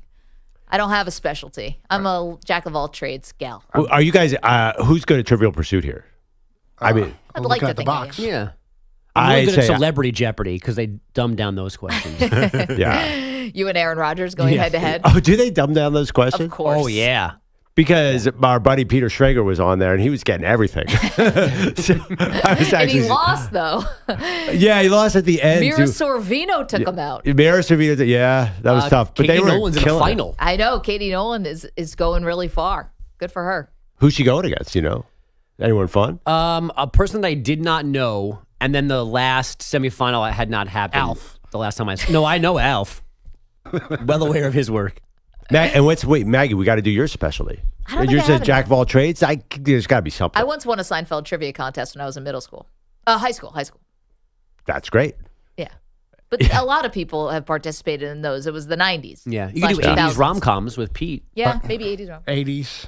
That's funny, More by the like way. early 90s. You have not. You've never made a Seinfeld reference on this show. You've actually. I mean, the show's very old. Yeah, I know. I mean, there are some hosts who do Seinfeld references and like, oh, you probably shouldn't do that. If it's Caddyshack 2, I'm all over it. Seinfeld, Bridge Too Far. Oh, that's it. Comedy sequels. Yeah, that's me. Yeah, or just sequels in general. Oh my God, you would kill it. Home Alone 2, Rocky 4. Guys, this is my calling. Has Bogus done the headlines yet? You Airplane haven't. Okay. We learned on Monday, by the way, that Perloff is okay with booing widows if they were married to a bad your worst GM. Oh my God, Charles Barkley, is that what you're about to do? No. We're about to talk about Matthew Stafford's family getting booed during a wild card game in Detroit. This all began with Kelly Stafford posting on Instagram that she and her daughters were booed over the weekend. Now some clarification from Kelly's podcast the morning after. We'll say one thing. We're not playing the game. My girls and I are not playing the game. And I know that my girls are not getting booed. I am. And I can handle it. Yeah. But when I have my girls next to me, there's something to be said of like, maybe not. So she definitely wrote on Instagram that the girls got booed. Right. Now she's walking it back. And now she's walking it back. And what was the other story where she's talking about Stafford like not knowing anybody and then she walked that back as well? Yeah, that was at the Rams locker room. Right. Her initial Oh, right, because I was so young. Yeah. You need to take another, she just like take a beat. Wait till the next morning. Wait till the podcast. It's literally to tell called your The Morning story. After. Right. Wait till your podcast to tell the story. Don't do things in the moment. So I think we have to go to Perloff on this one. If you're a New York fan, you boo, but Philly fans, you're really known for that. Booing someone when they're with their kid, is that... This is ridiculous. This is, first of all, I referenced Charles Barkley said that making Jerry Krause's widow cry was one of the lowest points he's ever seen in sports history. This guy threw someone through a plate. Yeah, Charles, relax here. He just said one of. Yeah. He's got the other four. Right. Yes, Philadelphia famously goes after the other team's family, and you know it, and it's funny. Remember Eli said that a 5-year-old gave him the double bird? Yeah. I mean, it's not real. But that they gave Eli the double bird. Yeah. They didn't give Eli's daughter the But double bird. you're the one who said you can't bring the kid up to the podium as a buffer to the criticism from the media. But that's not booing the kid. No, that's my issue. Like, we all know what NFL stadiums are like. Yeah, don't bring your kid. And yeah, it is not a family-friendly place. Let's be real. Yeah. And for you to go That's on the sad, field, but true. and I saw those pictures. You're wearing all this Rams gear. Your kids are wearing all this Rams gear, acting like it's like you're like the queen of the ball, and you're the road team. Like, Yes. what did you expect? Like, Yes. I'm sorry, you brought that onto yourself. You could have went out there, just wore regular clothes, did not bring the kids, and most people may not have known who the hell you were. Well, I mean, they were in Detroit for 12 years, and Right, she had and- some high-profile health issues. Right. Like, they're going to know who Kelce Stafford. Right, but at the same time, you brought attention to yourself that was unnecessary. But I think her story, though, is that they got booed separately. It wasn't being on the field while they were booing Stafford. Like, people were booing them on their way to their seats. Well, yeah, I saw that's a video. That's targeted booing her. You can also just not do that. Right. But With the kids there. You're bringing kids to a place that is a hostile environment. Yeah. Like, No, I get it. at a certain point, take some responsibility. Like, it's ridiculous to me that now everybody is the police of what these fans are thinking, and they should know this and they should know that. Like, come on. So once you step in to Into the arena. You're literally in the lines then. By the way, people do not. You said literally in the lines. Not literally. people know who Kelly Stafford is. Remember when NBC famously was showing her blonde friend the whole yes. game every time? So I don't know that people know who Kelly Stafford is. But I got to tell you, EJ is totally right. And I know this because I got such backlash, like tremendous backlash, when I said the San Antonio fans should not boo Kawhi Leonard. People were like, you are the lowest form of sports media to say that. Like, fans have the right to boo everyone. And I learned my lesson. I think fans should be able to boo anyone they want, including people in the stadium, as long as you don't throw a punch So or do anything widows violent. and children. Yes. Don't bring them. But what did Kelly Stafford do? exist. Well, I mean, she's if just we wearing keep a it real, Rams jersey. She did say the state of Michigan was a dictatorship. That also, some people did not like that. But that was not why they were booing her on Saturday. I didn't even know that. That probably makes her popular with certain people. No, but I'm only saying that because on Twitter, there were a lot of Lions fans coming to defense. One saying, "Hey, we weren't booing those kids, we were booing you," and other people saying, "Hey, this Kelly Stafford said a lot of bad things about the city and about the state. Like we're tired of her." And you asked for a trade. I mean, your husband did. Right. So I know Matthew Stafford for the most part is pretty beloved there, but I don't think Kelly has that same clout. So well, I think a lot of the fans were rooting for him the year that the Rams won. I guess it's funny. Like, how do you explain to your kid? It's like, Mommy, are they booing us? It's like, yep, they are. It's like, why are they booing me? It's like, I don't know. They don't like you. I will definitely agree with EJ, though, that I've always been opposed to matching outfits for kids. My kids never went anywhere in matching outfits, so I feel strongly. What if they're twins? Doesn't matter. I feel strongly against them showing up in their Ram ensembles. You think someone should have been wearing a Puka Nacua jersey? You got to do something different. Even though their dad is Matthew Stafford? Yeah, exactly. 4 different jerseys. Well, dad and his 3 receivers. If you don't like that, so I assume you don't like to wear the same windbreaker as your wife when you're on vacation. I don't think we own the same windbreaker. Couples dressing the same is worse than kids wearing. Okay, how are your Lululemon pants? Or her Lululemon pants? Perloff literally wore his wife's jogging pants one day, but that was that was a desperate time. Those are the 2 things that I've got killed. Valentine's Day. 2 things I've got killed most for this year are wearing my wife's Lululemon pants and saying you shouldn't boo Kawhi Leonard in San Antonio. The workout pants were just extremely flared leg at the bottom. You look like a Lululemon BG. pants for women and men are the same thing, except for they bell bottom the.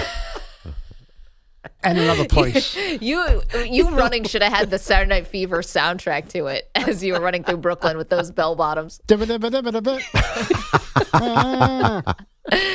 alive, Perloff running through Dumbo. You're lucky you did stay alive running through Brooklyn in those pants. I think Brooklyn's maybe the only safe place. Maybe. Oh, man. Leggings are leggings, people. Do we really have to? Incorrect. Especially when you wear them. Sorry, just to land the plane here, we're all saying that Kelly Stafford has to man up and not complain here, right? I think I'm going to be the lone off of this one. You can boo the wife. Don't boo the kids. Like, you can just not boo them. The other thing I didn't like about this, Children, too, for though, goodness was this story about this game was about the Lions winning this game, having not won a playoff game in all these years. These fans who have been suffering for decades, some of them 4 or 5 decades, never seen an NFC Championship game. It's not about Kelly Stafford. It's not about you. Good point. Yeah. It's not about Well, you. they booed her, though. In that moment, they made it about her. But you're It right. was 5 seconds in a game that no one else cared at all about Kelly Stafford and what the kids were doing until she made it this thing. Yeah. Like it's almost like we talk about Saban knowing, hey, I'm not gonna, retire in the national championship game. Let me wait till maybe this thing settles.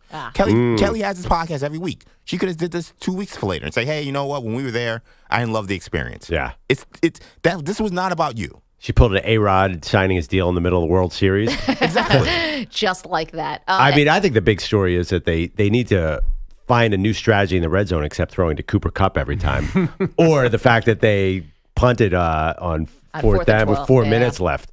Sean McVay, and they had 1 timeout left because McVay burned 2 timeouts early in the second half. He's not the most amazing game manager for all the credit he gets for innovation and stuff. Anyway, Bogan. Some non-coaching news from the NFL. Christian McCaffrey practicing without limitations yesterday. As expected, the Niners kept him out of a meaningless Week 18 game to protect a right calf injury, make sure he was ready for this weekend, and he appears very ready for this weekend. Paul George had 18 of his 38 in the fourth to get the Clippers past the Thunder, 128-117. And we had Kings head coach Mike Brown docked $50,000 for, quote, aggressively pursuing a ref on the court the other night. Also tacked on for using that laptop as a visual aid for his post-game officiating complaints. Guys, back to you. Should have thrown a laptop at the official. Well worth it, in my opinion. It's like, I've got some data here that would back up my argument. Yeah, there also may have been an NC State player last night that gave the double bird to a ref while he wasn't looking at the free throw line. It's on camera, so I'm sure he's going to get in trouble after the fact, but nobody saw it last night. Good for him. Good for him. So did you see Mike Brown said that $50,000, he was going to do a Lake Tahoe trip with his family, and he had to cancel the trip because of the $50,000. No. He said this. I saw that headline came across my phone this morning. He's making like $8 million a year. He must be screwing around, right? He's worse at money than Jim Harbaugh, apparently.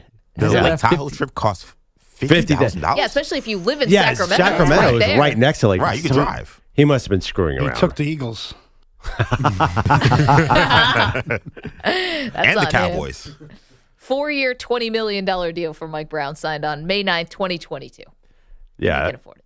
Yeah, he said that's the kids are out of He's luck. just trying to get out of vacation with his family. This guy taking up with the NBA. No, this is like when when you screw up in school and your parents tell you, I was going to get you that Xbox, but nah, you don't get it. When you were never getting the Xbox. They couldn't afford it. Like, that always happens. Like, I had it all right in my closet. All the presents were there. New Game Boy, new everything. Yeah. No, they didn't get it yet. How about this? Don't be mad at me. I didn't do anything. The NBA. Yeah. 855-212-4CBS. Bogish, thank you. 855-212-4227. I've got a great idea for one NFL team that needs a quarterback. Great idea. No one's thought of it yet. This is from the brain of moi. 855-212-4227. Maggie and Perloff. CBS Sports Radio. You're in a 5-minute break.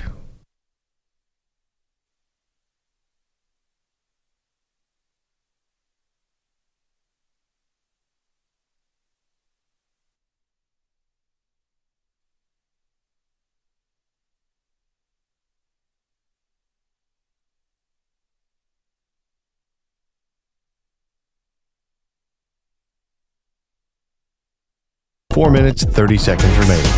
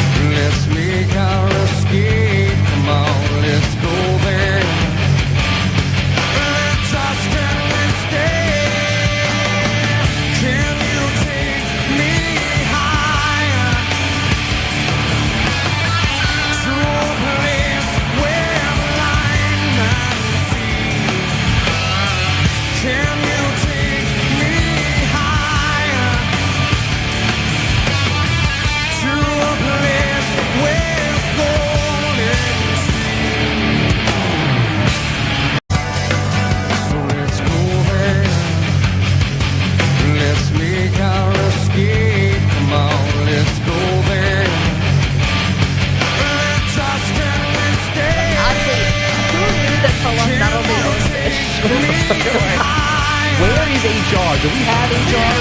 Is it awareness out? How do I get over it? The soccer shipyards. Honestly, who knew that Perloff not only owns the short? Where is HR? Do we have HR? Is it awareness out? It's not easy to kill a tortoise. That's the other problem. She'll figure Trust it me, out. I fantasize a lot about this. How are you going to kill it? You have to drown it, right? Oh my gosh. Drown a tortoise? Isn't it under? It's Doesn't it breathe in the water? amphibious. Google, how do I kill a So tortoise? I was thinking.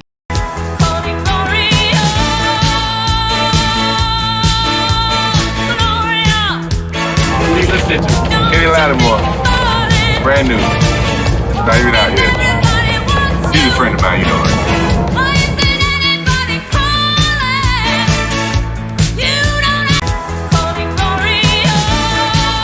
It's not easy to kill a tortoise. That's the other problem. She'll figure it out. Trust me, I fantasize a lot about this. Good time to be Jim Harbaugh. Break ends in 5 seconds.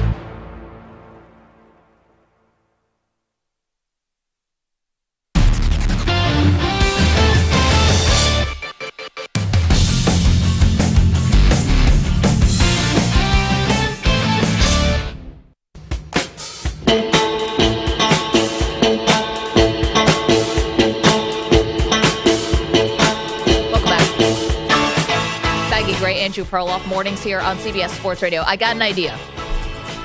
Hit me. I think it's a good idea. Okay, let's hear it. Okay.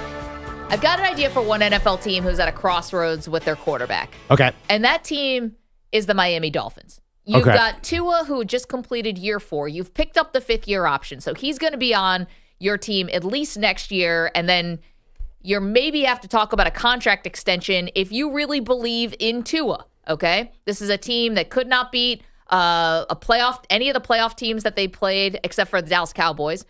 They were not good against good teams. Tua had really gaudy numbers this year. They were great. He stayed healthy, but it's hard to believe that Tua really could be the difference maker, right? That he could be the guy who leads you to a Super Bowl. I think the jury is still out on that when it comes to Tua. Yeah, I'm not sure I agree with the characterization. Hard to believe. Yeah, we definitely haven't seen it yet, but I see what you're saying. Okay, I have an idea for a quarterback for Miami that could be of interest. And I think you can get him for a 2nd-round pick, maybe a 3rd. And that's Justin Fields. Now, hear me out on this.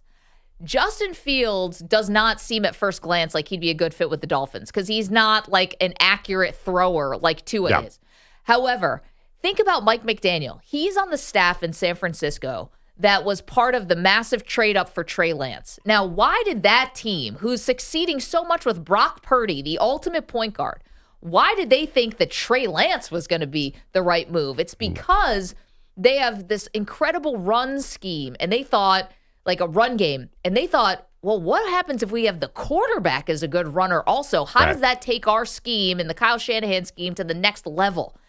And I think Mike McDaniel might still be able to realize that now with Justin Fields.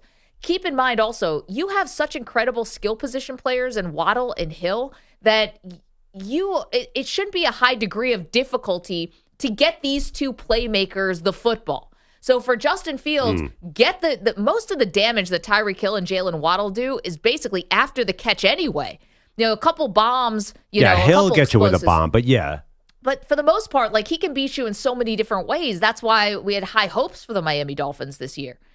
I think Justin Fields would be so interesting in Miami. It could be for not a crazy draft pick, and then you don't have to necessarily commit to Tua. And by the way, just say, for instance, there is a quarterback injury for another team in camp or something like that. Who would not be lining up to trade for Tua or trade for Justin Fields? You'd have both on your roster. Yeah, I don't think people would line up for Tua because of the contract situation. I don't know if you're going to get him for a 3rd-round pick. Okay, how about 2nd-round pick? Well, I don't know. They're a playoff team, right? So it'd be like the 20th in the 2nd round. I don't know if that'll get it either. Here's the counter is obvious. Tua is famous for getting the ball out quicker than any quarterback in the NFL. They have this quick strike offense, and it was the number 1 offense in the NFL. And you're paying Tyreek Hill all this money. You're going to pay Jalen Waddle all this money. You have to focus on the receiver. The receivers are driving your offense, where Justin Fields, what's he famous for? Holding on to the ball too long and not getting it to his receivers. Okay, first of all, I think that could be coached out of him and with better receivers. And if you are somebody who thinks that Chicago should keep Fields, why are you doing that? To bring Marvin Harrison Jr. and to get him more weapons? I mean, you're basically counting on Fields taking the next step as a passer. Not to mention one other thing here. which is, and I said this the day, that Monday when we came in after the Dolphins had lost in Kansas City. There are going to be certain games where you're going to walk in to cold weather and you will have lost that game before it started.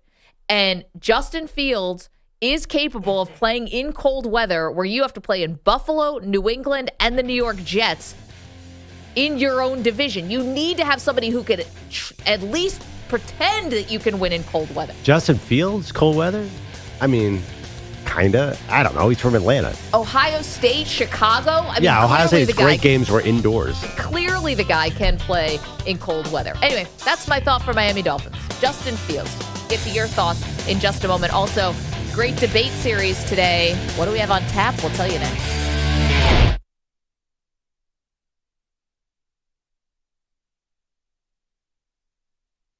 You're in a 5-minute break.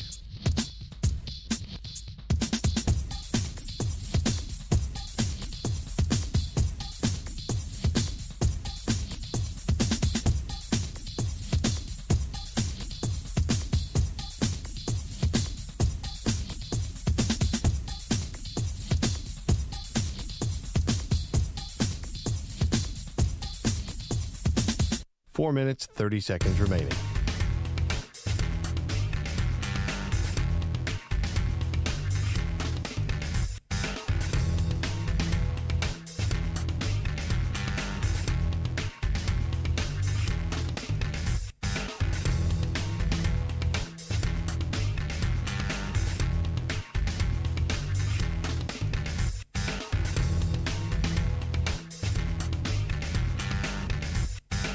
Four minutes remaining.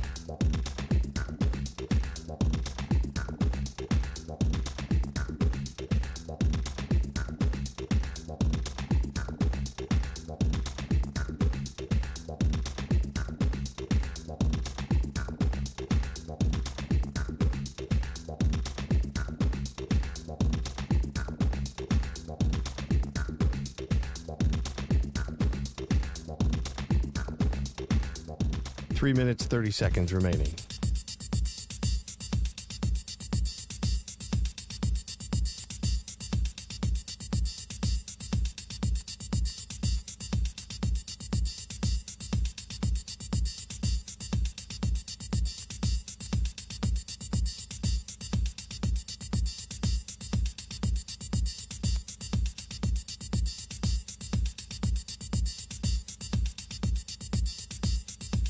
Three minutes remaining.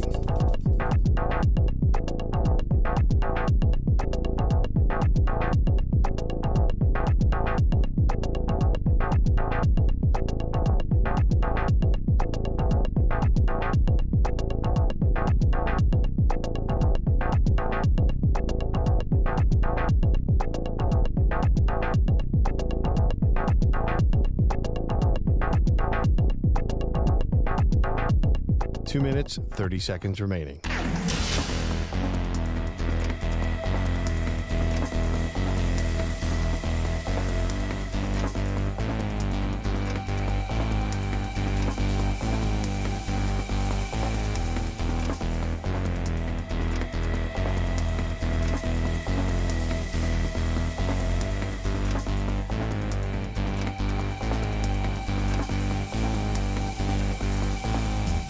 Two minutes remaining.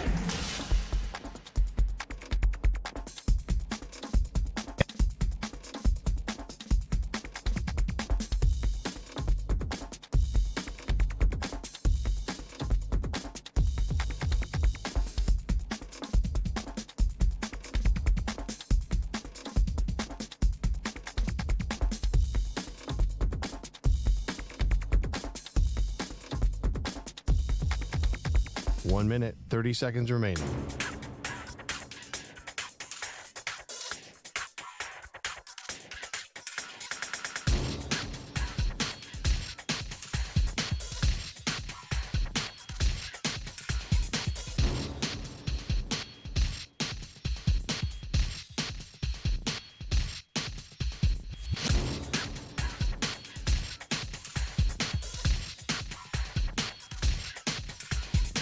One minute remaining.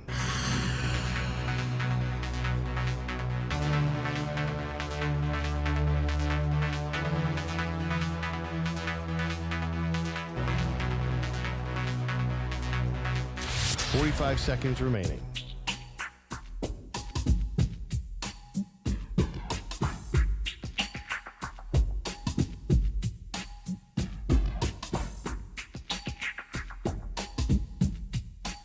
Seconds remaining.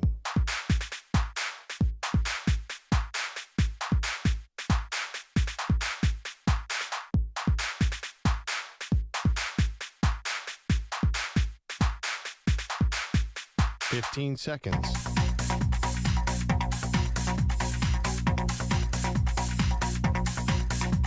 Break ends in 5 seconds.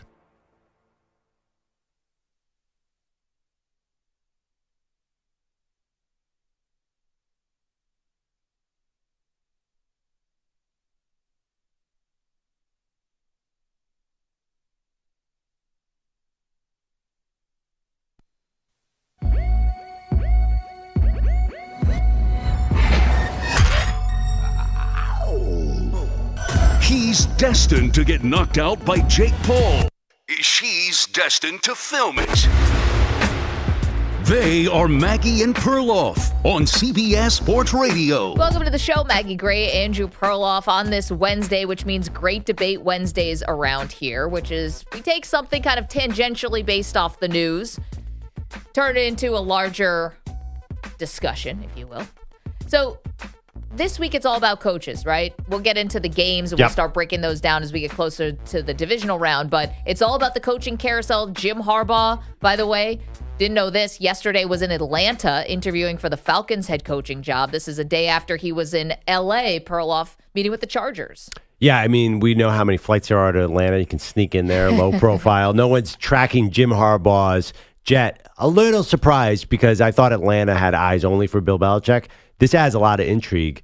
I think you and I disagree. To me, if the Chargers make the same offer as Atlanta, you're taking the Chargers all day because of Justin Herbert. Yeah, you got nobody in Atlanta. You don't. Well, that's not true. You do have people in Atlanta. You just don't have the quarterback. Right. So if I'm Harbaugh, I kind of like that. I've just been in college now for the last 7 years. I know quarterbacks who could be either coming out of the draft or do I want to get some kind of bridge guy? But I would think he'd want a young quarterback that he could mold. It's going to be cheap, so you still have more money to play around with as opposed to Justin Herbert, who just got paid, has a massive salary, and you have an aging roster. I mean, Atlanta's an up-and-coming roster in a division that's, quite frankly, much easier to win because Patrick Mahomes isn't in it, like the AFC West. Yeah, I mean, Justin Herbert's is pretty young, too. He's 25. But he got paid. Yeah, you got, honestly, though, if you're a coach, the risk of not taking Justin Herbert seems big to me. It's the safest job to go with Justin Herbert. You're going to look good automatically. And Harbaugh can coach offense. I just think it's way too attractive. I understand exactly what you're saying. He did sort of develop something in San Francisco with his own guys. But come on, if at the end of the day, if you're, say, Atlanta, who hasn't had a good quarterback since Matt Ryan, or the Chargers, Maggie, you would take Justin Herbert, and you know it. So the weird thing about the Harbaugh situation is while he is literally crisscrossing the country interviewing for NFL jobs, according to Yahoo and Dan Wetzel, he is also negotiating a contract extension right now with the University of Michigan. So, okay.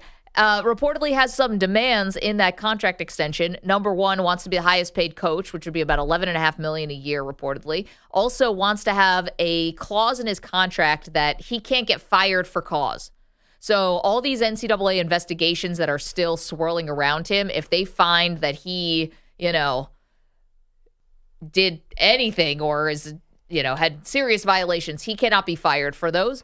He also wants the buyout in his contract to be lower so that if an NFL team in the future comes to poach Jim Harbaugh, it will be easier for that NFL team to pay his buyout. I mean, damn, it's good to be Jim Harbaugh right now. You've got the hot hand, you've got the upper hand. And if I'm Michigan, I mean, people are going to use this against you on the recruiting trail, and you're kind of leaving your school, despite the fact you just took them to a title, you are leaving them in a tough position here. Oh, absolutely. But it's not as tough as 2 years ago when he was in Minnesota on signing day. They're used to this at this point. They're playing with house money, and you know that. There's just no way Michigan is even going to stress about this. They're in a position of luxury. They've beaten Ohio State 3 years in a row. Either way, Sharon Moore takes over. There's going to be a natural rebuild here because they're losing their best players. tons of guys are getting drafted this year. It's almost they might set the record for most players drafted in one draft. They're not all first rounders. In fact, I don't know if there are any of them are first rounders. But the whole team is leaving, except Donovan Edwards, the running back, is coming back. Then if Harbaugh does stay, second transfer portal, gets a quarterback. There's a lot of attractive things for it. I know he loves being near his family. Ann Arbor's a great place to live. So I will not rule out Michigan. It's just really funny to me that you win a national title and you send a lot of guys to the NFL. That's exactly what Georgia did twice. When Nick Saban was winning championships at Alabama, he's calling recruits as the confetti is falling. Like Jim Harbaugh is using this as a parachute out, and where now he has more power and maybe, again, more of an upper hand than he ever did. Like this. I know you just won at Michigan, so people are gonna be happy, but man, no thought about dynasty, no thought about keeping it going. In fact, you're hurting your team here because, again, you're going to get killed on the recruiting trail for how messy this now is. Yeah, I mean, it's not the SEC. Yeah, there's no thought of dynasty. I'd invest in Ohio State over Michigan, even though Michigan is kicking their butt right now. Ohio State, they're built for a dynasty. Michigan, this team, I said it last year. I was like, Jim Harbaugh, he's coming back. This has got the LA Rams feel. It's one in. This is it. We're selling everything out. Corum came back. He could have easily gone pro. McCarthy was back. Harbaugh came back. I got the sense all year long they knew what was going on here. Okay, then why is he negotiating a contract extension? Yeah. Family. I mean, family. Come on. That's you say. Come on.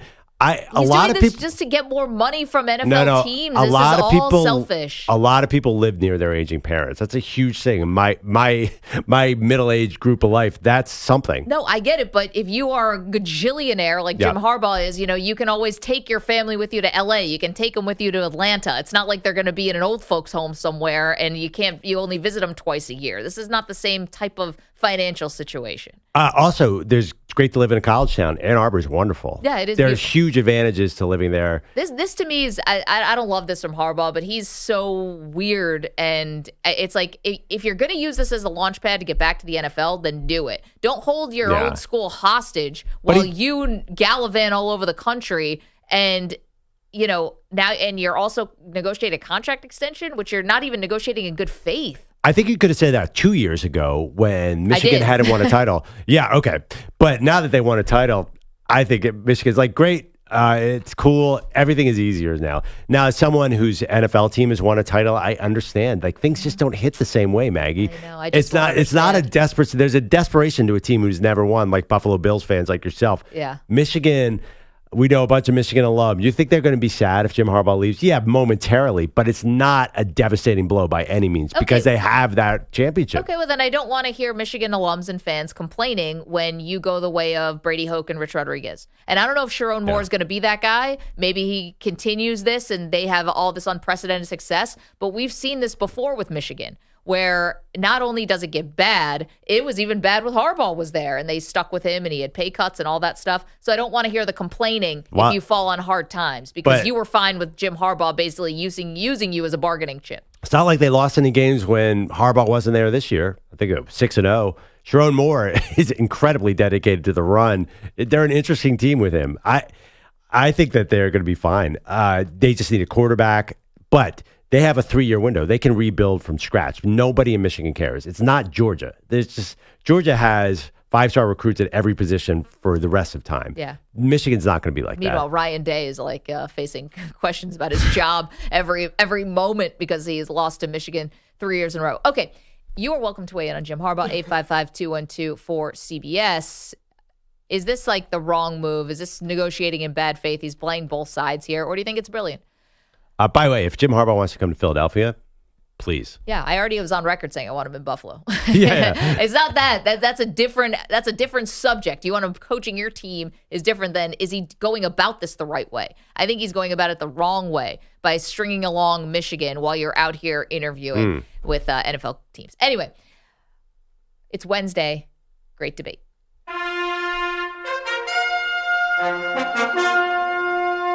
The Great Debate Series.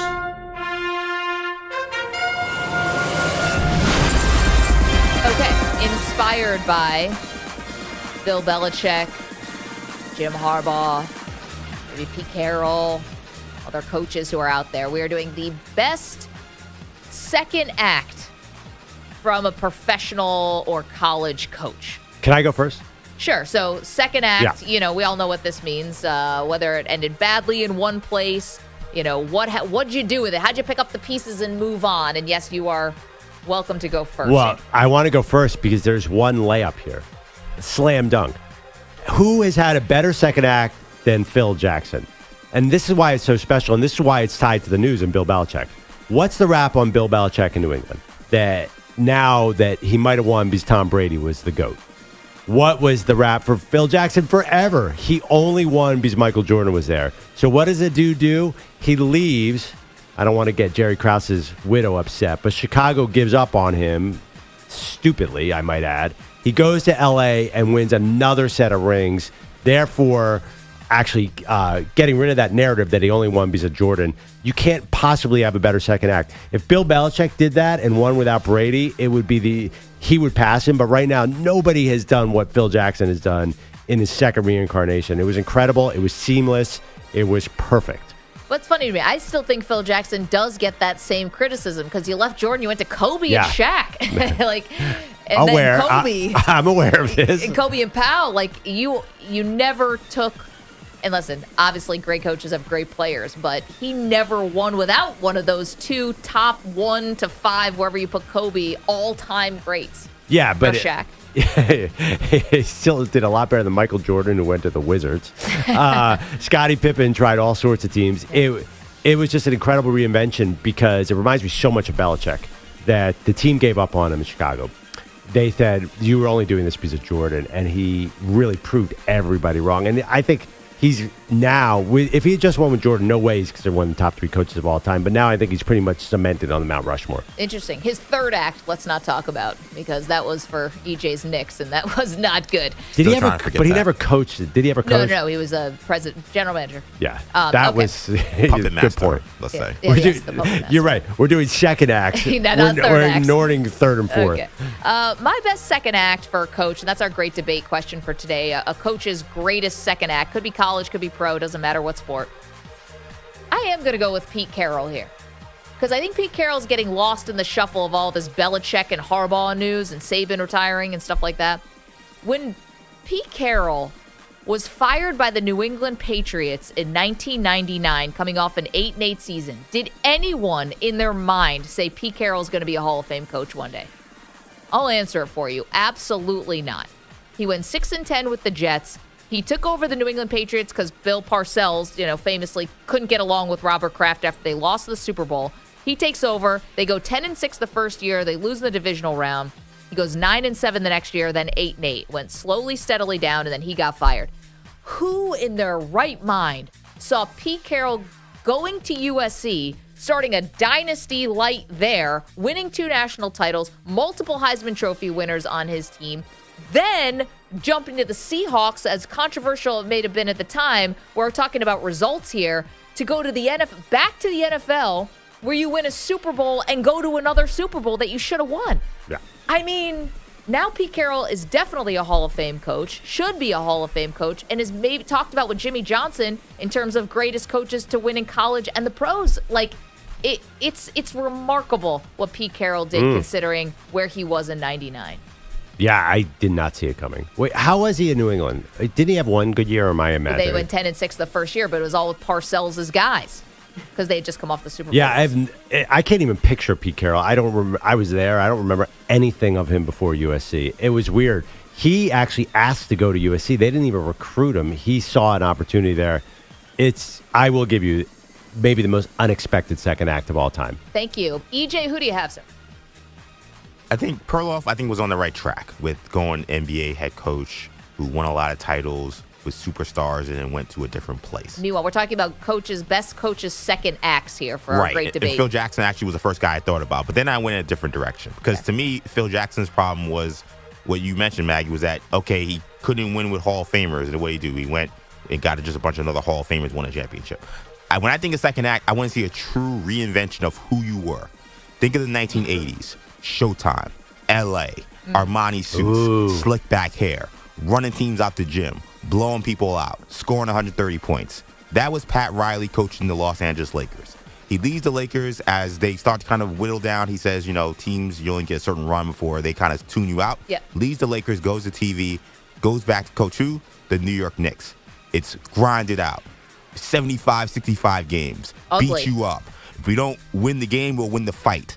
It was an entirely different coaching style from what he was doing with the Lakers. And that, to me, that is a true great second act, because it wasn't, hey, I'm just going to go and do what I did somewhere else and then bring it here and we're going to win. He went somewhere and said, hey, there's no way in hell I can do Showtime with Patrick Ewing and John Starks. Right. I got to find a different way. And he turned the Knicks into a whole different identity and had them, in the doorstep of winning an NBA championship, a team that was just a train wreck before he got there.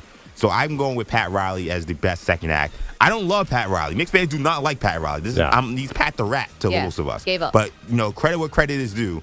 That was a phenomenal second act in New York. Okay. I wait. Second acts. How could Pat Riley's successful second act is Miami? Why are you even mentioning the Knicks? The dude went on to build a champion. That's a third act. That's a third act is in Miami. But you can ignore that Knicks part. You're right. He did get the break. Honestly, I think his great second act is building a perennial champion in Miami, more so. No, and to me, and we're going to play that game, and I thought about it too. Like, I also, if you say that, I would still go with Pat Riley because it's the same thing. Right. It's nothing like Showtime. His legacy is, I think, the Lakers and the Heat. The Knicks was a decent run, but I think I've read all the great stories of Pat Riley.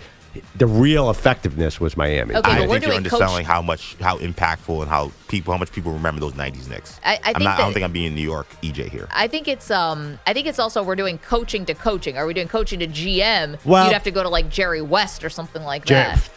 Yeah, I don't think by the way, you can't say second or third act because Pete Carroll had 9 jobs. Oh, no. Yeah. You know what we mean by second act. Pete, who do you have? We're talking about coaches' best second act is our great debate topic. Well, I go to Major League Baseball. There's a lot of candidates. We can always go with the obvious of Joe Torre, but I'm going to go with somebody in the headlines this past year. I'm going with Bruce Bochy. Oh, that's a good one. Bruce Bochy. Ooh, yeah. Started in San Diego. They were a good team in San Diego, went to a World Series, but he went to the complete Hall of Fame level when he went to the Giants and won 3 rings. And then he goes to Texas and wins another ring. He proved how good of a manager he is. He showed how good of a manager he is on a big stage when he went to the Giants. Second act's Bruce Bochy. We like it. Andrew Bogish has stopped in. Hello, Bogues. Much like my good friend Pete Pilati, I'm going to go baseball. I'm going to go recency bias as well. Definitely not the best, but deserves to be on the list. Dusty Baker, Giants good manager, long time, best known for helping them blow Game 6 of the World Series against the Angels, and they lose Game 7. He comes back into Houston. He's the one that's got to lead them away from all of that nonsense, and they keep winning games, keep winning pennants, and finally win him a World Series 2 years ago. Yeah, I mean, they needed him for the gravitas, right? So that was his second act, and then also winning a World Series. Okay, that's what we're doing today. Coaches with the best second act. That's our great debate series, kind of inspired by, listen, Bill Belichick could be on this list. Yeah, Cleveland Browns to the Patriots. There you go. So we're kind of waiting, I think, for another second act. 855-212-4CBS. I guess this is Bill's third act. Oh, somebody's already calling in with a good one that I wish I had thought of. 855-212-4227. We'll put it out there on social media as well, Maggie and Pearl. If you're on Twitter, Facebook, all that stuff, you can find us. Greatest second act for a coach. Let us know what you think. Again, 855-212-4CBS. You want to weigh in the chat, youtube.com/CBS Sports Radio, twitch.tv/CBS Sports Radio. Don't move. More Maggie and Perloff in moments.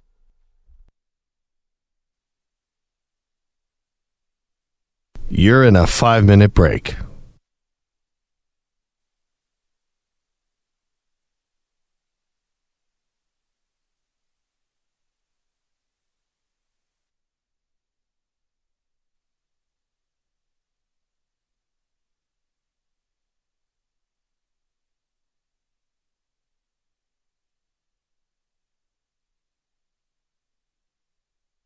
Four minutes, 30 seconds remaining.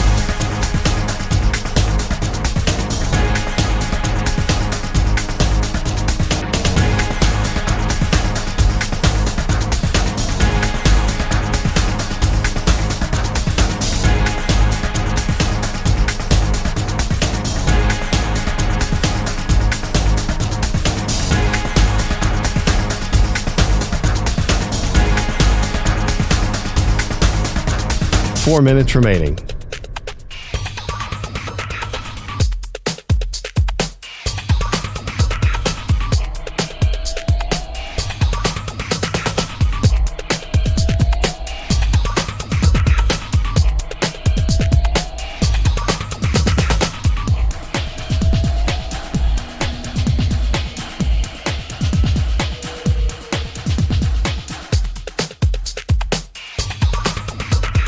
Three minutes, 30 seconds remaining.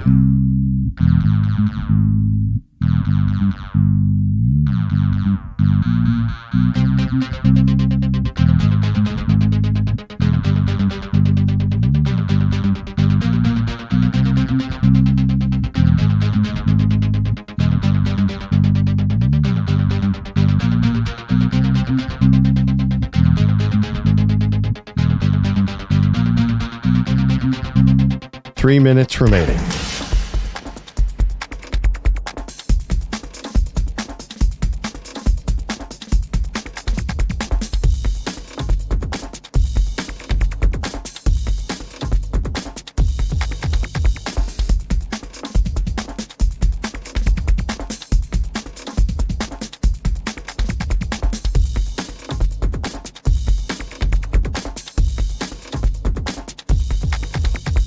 Two minutes, 30 seconds remaining.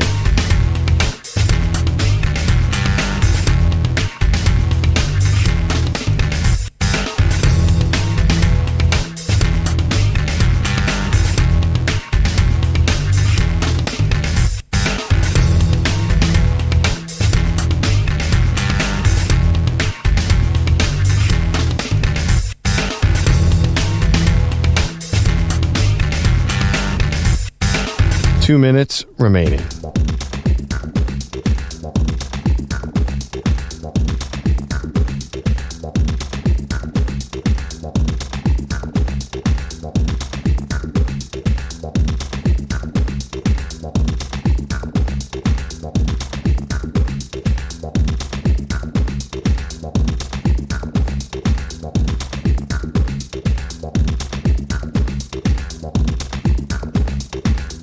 1 minute, 30 seconds remaining.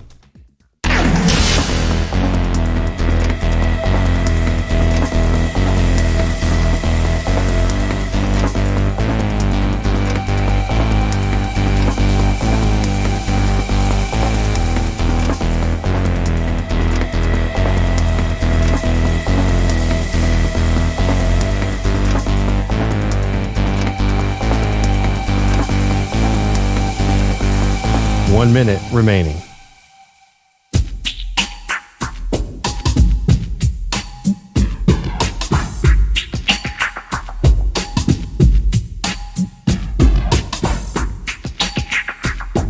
.45 seconds remaining.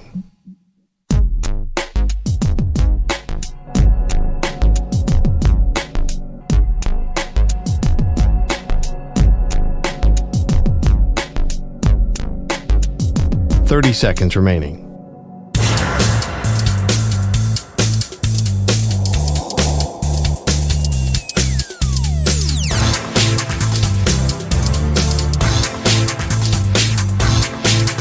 .15 seconds.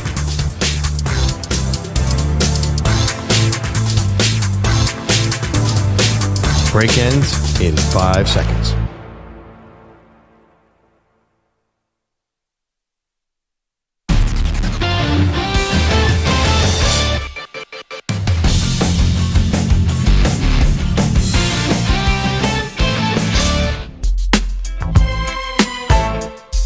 Welcome back to Maggie and Perloff. We are debating greatest second acts in coaching. It's our great debate series off of Bill Belichick is about to have, which really is third act, but we're using the term loosely here. He will go from New England Patriots to a new team, maybe Atlanta, who knows, maybe Dallas, maybe the Chargers. I don't know if he's going to make this list as reinventing himself again. You could put him from Browns to Patriots. It feels like Bill Belichick is not going to be on this list. No, it's an ultimate second act what he's already done, right? Yeah, Fired yeah. in Cleveland. They had an all-time great coaching staff there, the sort of dream team of coaches that ended up having a lot of success other places. And he went to New England and won 6 Super Bowls. We get that Belichick's had a second act. We just feel like again, loosely based off the news, this is going to be more like Belichick's third act. But anyway, we'll go quickly around the room again, and then we'll get it to your phone calls at 855-212-4CBS.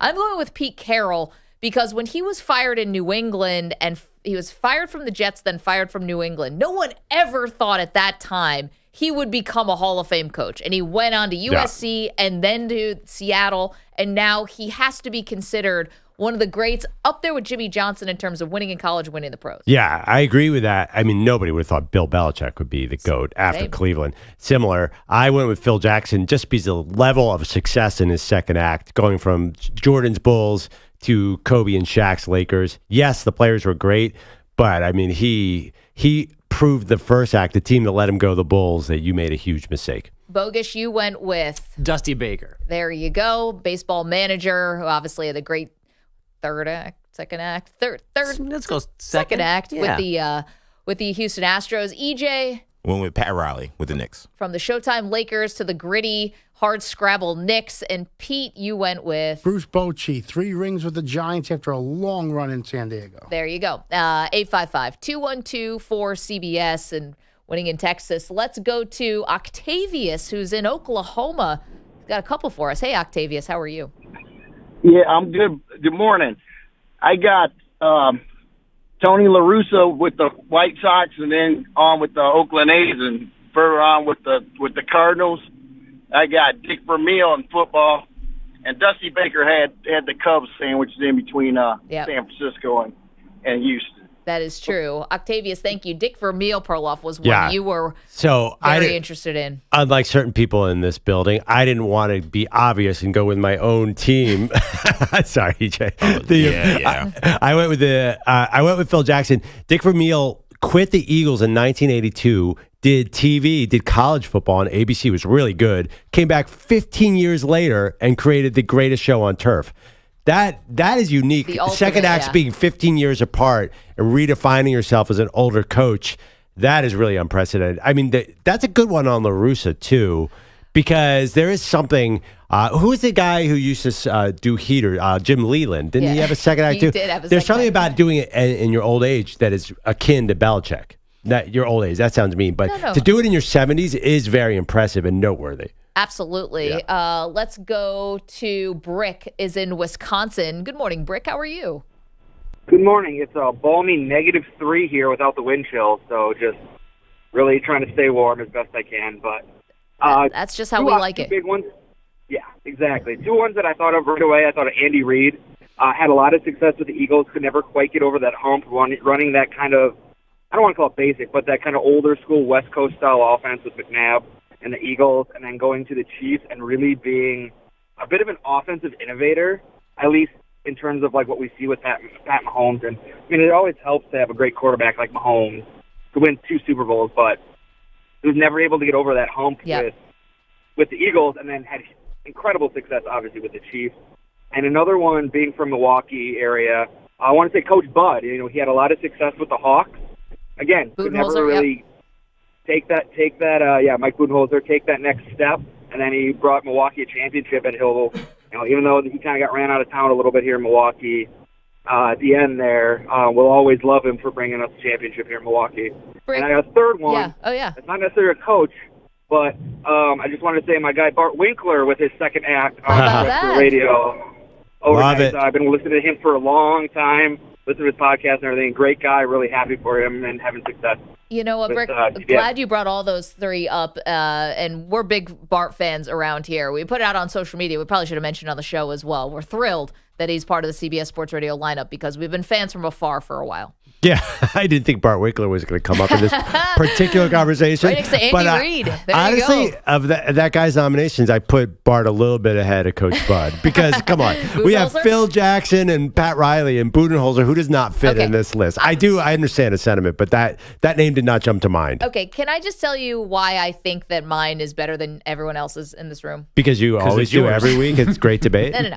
Because you guys are going from someone who was already great doing another great thing, right? You're Phil Jackson. You're talking about Bruce Bochy and Dusty Baker. Well, at least, but Dusty changed win. history. No, I know. Boju just kept winning, so I disqualify Pete as well. I would say in Pat Riley winning situation to another great situation for the Knicks and then went on. Like, why I think Pete Carroll deserves this when we're talking about the coach's greatest second act is Pete Carroll when he got fired from the Patriots, that was a low moment. That's why you could even give it to Belichick. Low moment. There were other things with Belichick, though. It was ownership change and stuff like that with the Browns. But, like, nobody thought at that time this person was going to be a Hall of Famer. Yeah. And now Pete Carroll will be a Hall of Famer. That's how good the second act was. The problem with your argument is if you're going to make it like that, then Belichick is just such a greater coach, then you got to go Belichick. But Pete Carroll did it on the college level and the pro level. Like the degree of difficulty of winning 2 national championships with USC, multiple Heisman Trophy winners,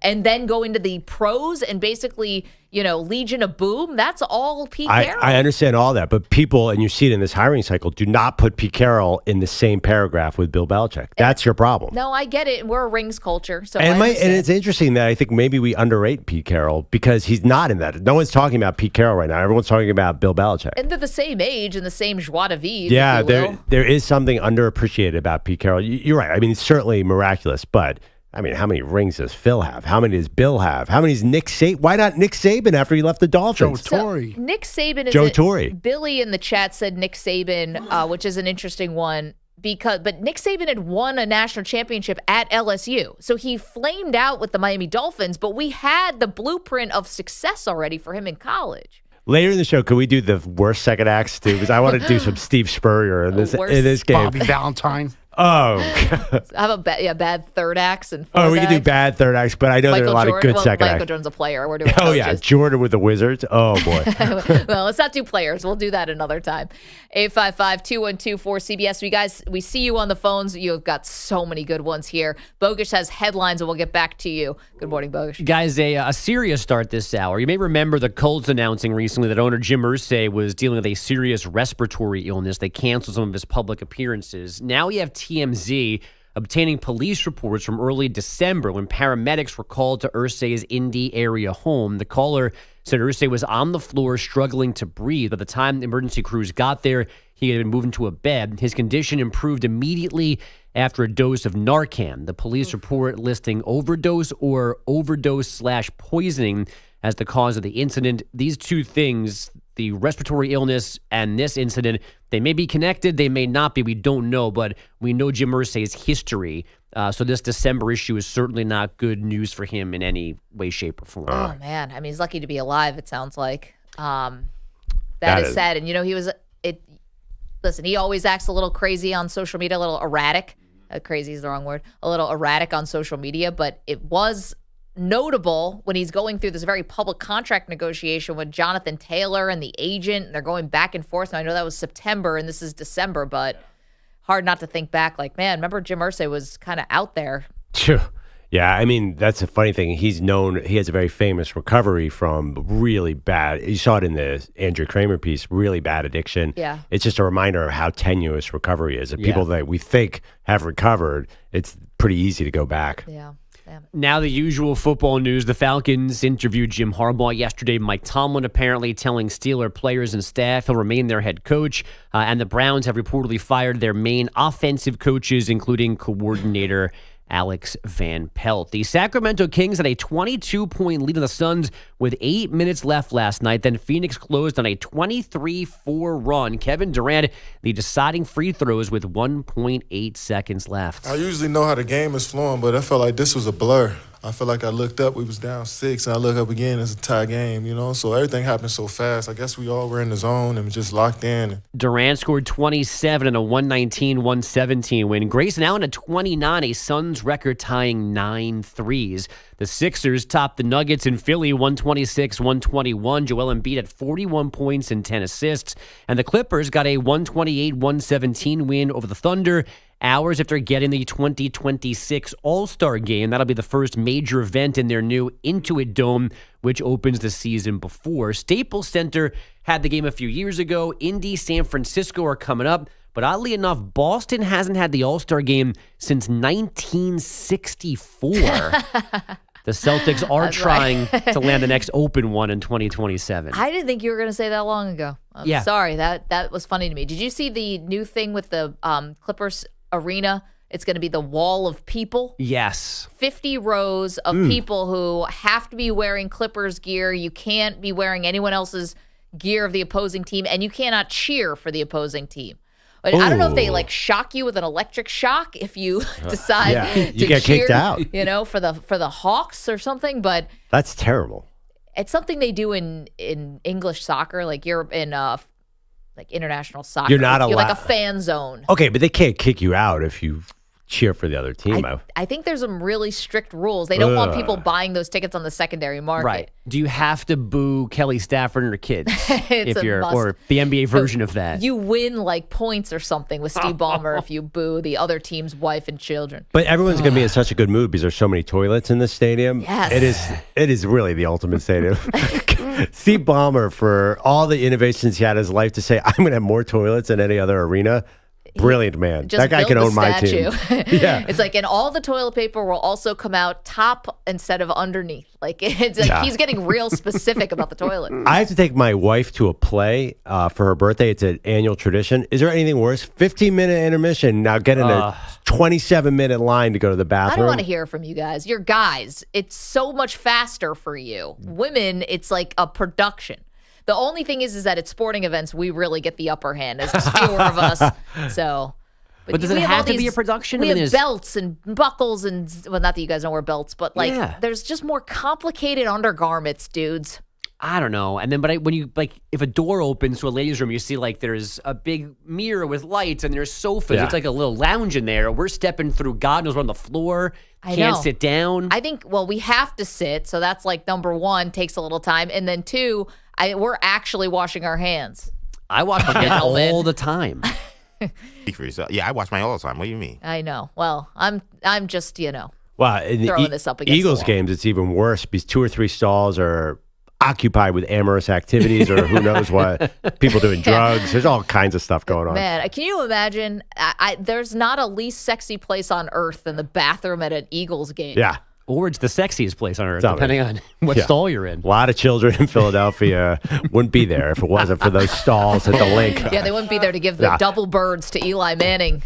I just know there's one famous viral video of this couple getting arrested in a stall. You're right. That is nasty. There's something. What is so arousing about the Eagles? It's not really the Eagles. I think. Honey, the way you booed that child and grandmother. I'll tell you what's arousing. The way Aguilar dropped that ball. Just. Do you want to be? It's called a 2.4 blood alcohol level. Which is the average fan intoxication level at Philadelphia. Yeah, boo Santa Claus. Go boom again. Yeah. Second-ranked Purdue, by the way. Bellotti got central. Look out. An 87-66 romp at Indiana. Zach Edey had 33 and 14 boards, but 9th-ranked Baylor losing in OT at K-State, 68-64. Number 11, Wisconsin losing at Penn State, 87-83. The Edmonton Oilers with a franchise record 11th win in a row, 4-2 over the Leafs, but who cares about that when this is happening on hockey's lower levels? Pulls it back there, and now Murphy. Murphy throws the pass across. And that puck's going to go out of play here, and that's going to do it for that sequence right there. 9:25 left. I apologize if I just damaged your eardrums there. It went right over the mesh, right over my head. So, oh my God, I apologize for that. I'm sorry. Everyone's few people are looking at me. I'm fine. I'm fine.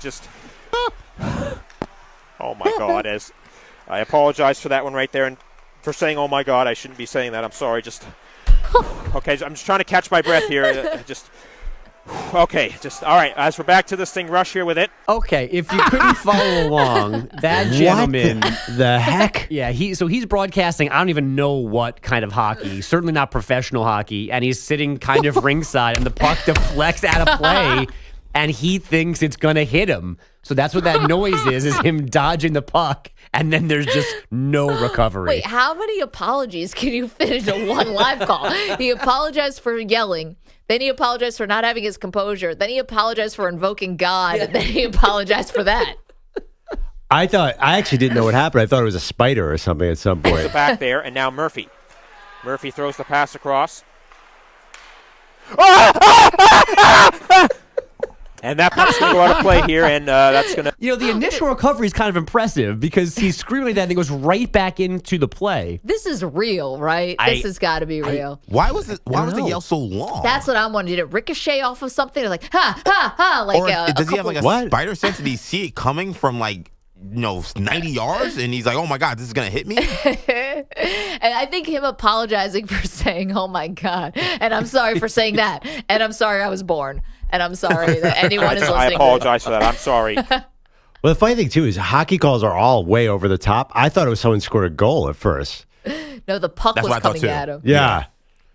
Oh, goodness gracious. I'm just glad he's okay. What, is Freddy Krueger about to murder him? What is going on here? That can't... He was mauled by a bear at the same time. Wow, he really has a fear of pucks, too. Why are you calling hockey? Those pucks are frozen, It's hard rubber. I know. There's been some fatalities with that, but still. Oh, gosh. Him apologizing. How many apologies were in one call?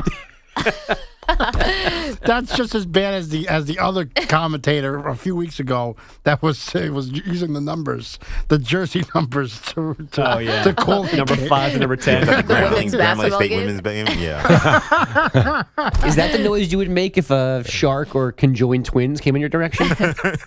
Don't talk to me about that. Don't get him started. It's the middle of the winter. He has to be worried about sharks. My wife was just planning our August Cape Cod vacation. The Great White activity this summer is supposed to be off the charts, Bogus. Good.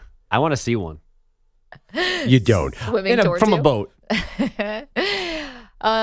Yeah. Yes. Headlines? No, I'm good. I'm not. You think I can top that? That's got to be the last headline. I'm sorry. Why does he sound like JFK? 855-212-4CBS. He sounded more like Peter Griffin. No? 855-212-4227. Okay, we see you guys on the phones. Our great debate question for today is the greatest coaching second act. Kind of inspired by some coaches who are on the market right now. Okay, all right. As we're back to this thing, rush here with it.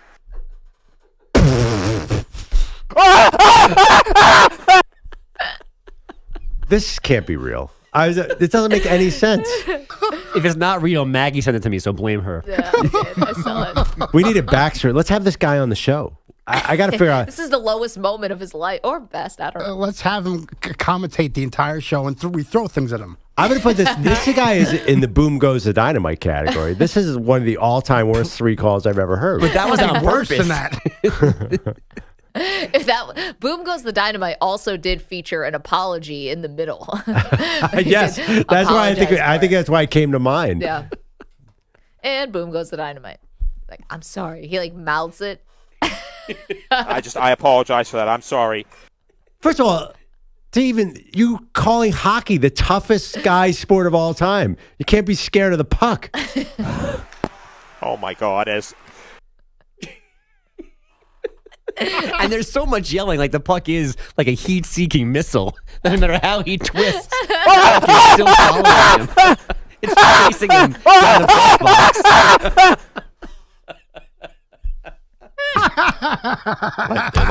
Someone's right winger was like, stay on target, stay on target, stay on target. I got a bogey at 3 o'clock.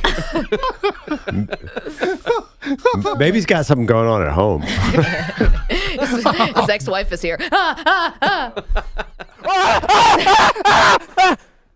Maybe me at my first wedding. Maybe he's a child. He had a nightmare. Down the aisle. If your ultimate Pete, repeat fear, after me. I do solemnly swear. I apologize for that. I'm sorry. I think he's in the wrong profession. If his biggest fear is a puck, he should not be calling hockey. We're on Fear Factor. That's like being afraid of clowns and joining the circus. What is this guy doing? And being a clown. Oh, my goodness. 855-212-4CBS. Okay, greatest coaching second acts. We've got that for you. Don't move. Maggie and Perloff, CBS Sports Radio. You're in a 5-minute break.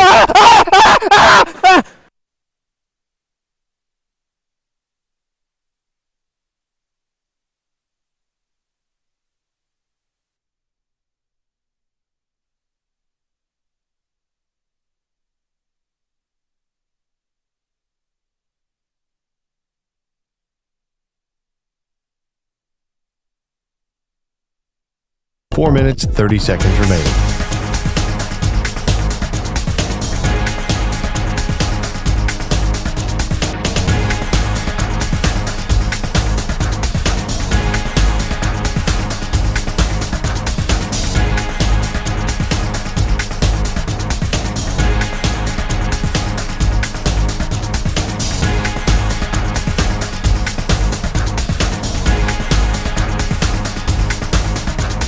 Four minutes remaining.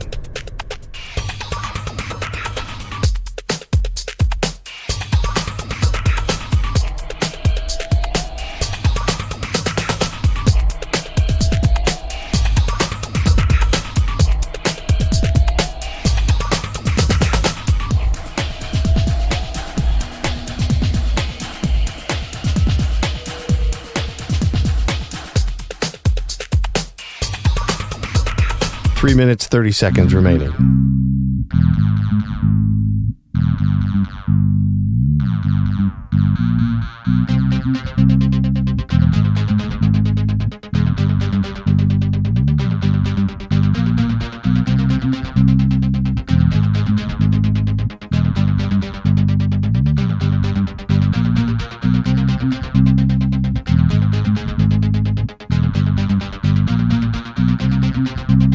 Three minutes remaining.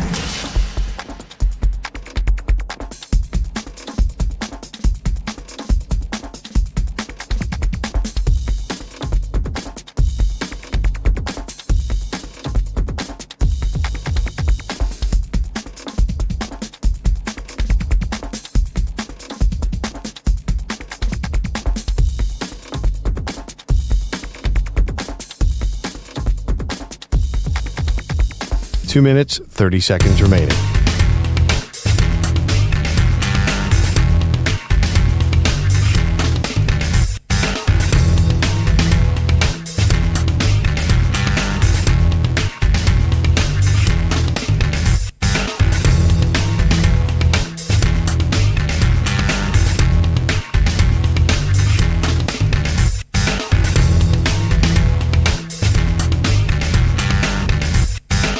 Two minutes remaining.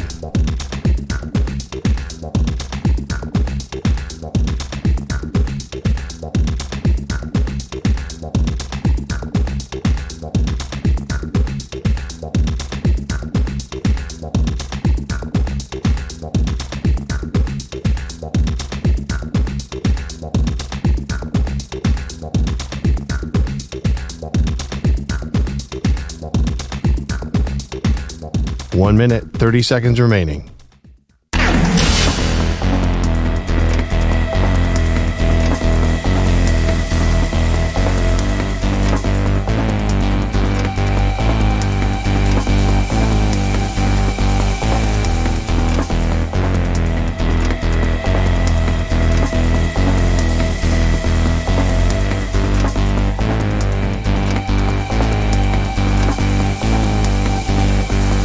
One minute remaining.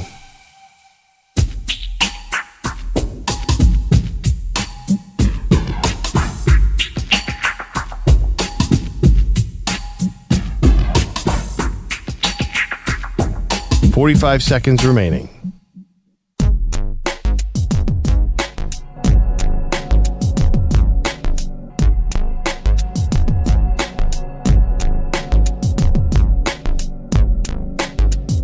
.30 seconds remaining.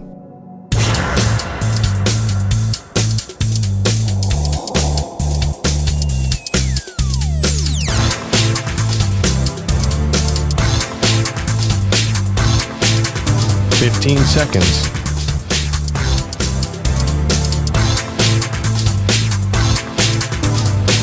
Break ends in 5 seconds.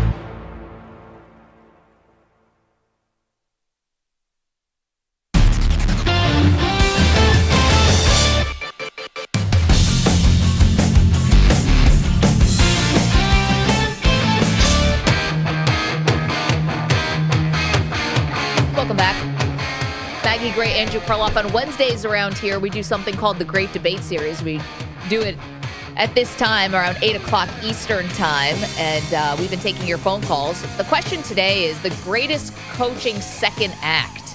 as we have coaches like Bill Belichick and Pete Carroll and Jim Harbaugh now on the market, who is the coach who had the best second act in sports? Let's quickly go around the room. I said Pete Carroll. When he was fired by the Patriots, no one saw a Hall of Fame career coming with the success at USC and Seattle.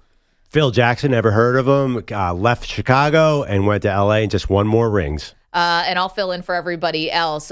Pete went with Bruce Bochy, multiple rings in San Francisco and then with Texas as well after a long career in San Diego. You had Bogish went with Dusty Baker, winning with the Astros as a great second act, if you will. EJ has Pat Riley going from the Showtime Lakers to the gritty Knicks, sort of different styles, contrasting styles. Now, when we say second acts, maybe we're using this a little loosely because, of course, there are third acts for a lot of these people and fourth acts.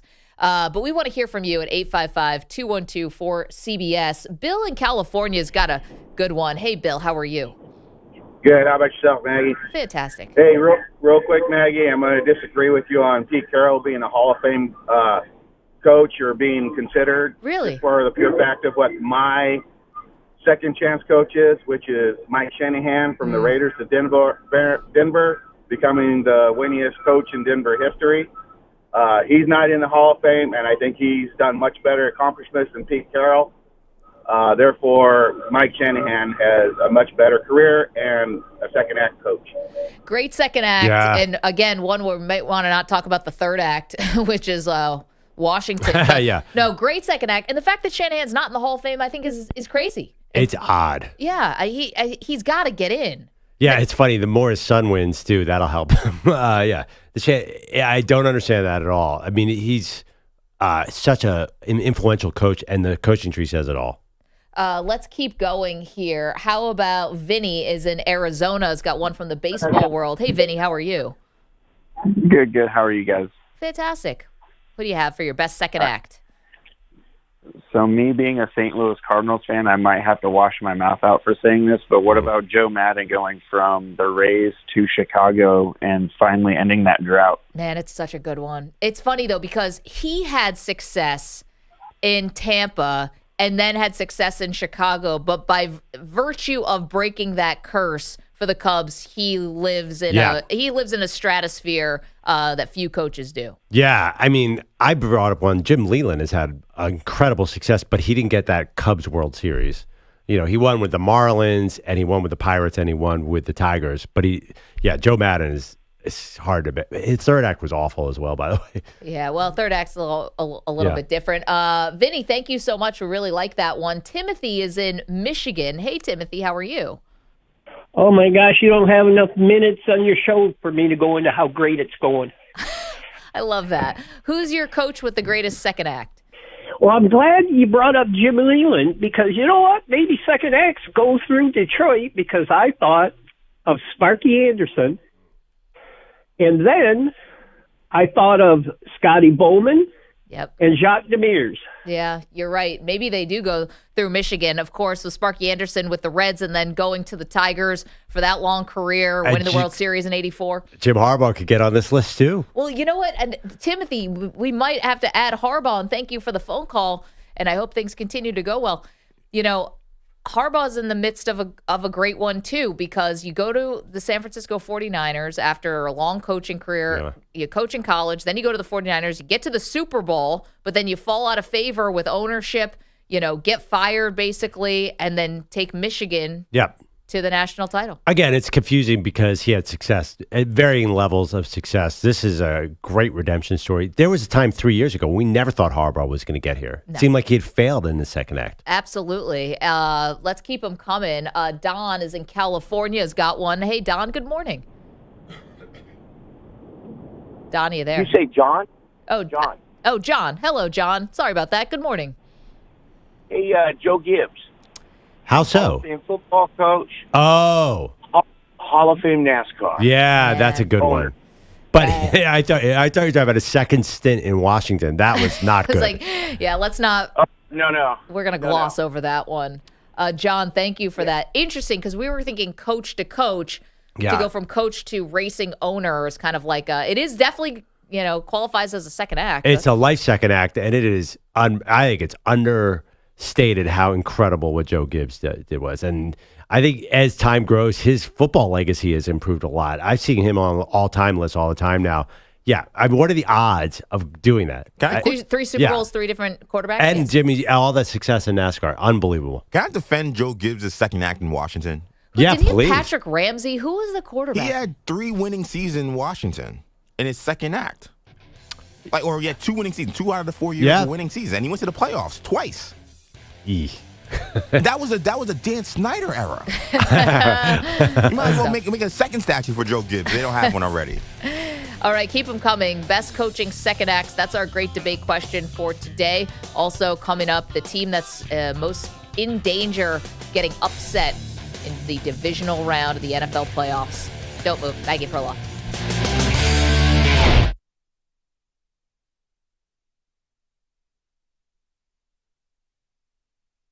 You're in a 5-minute break.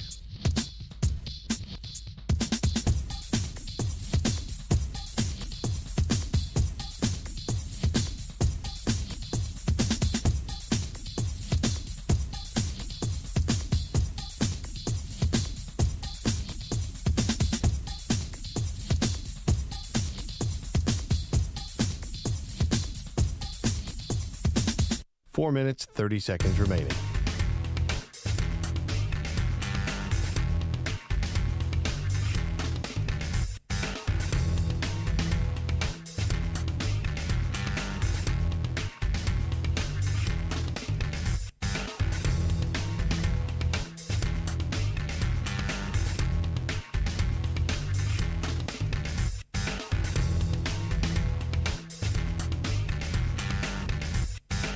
Four minutes remaining.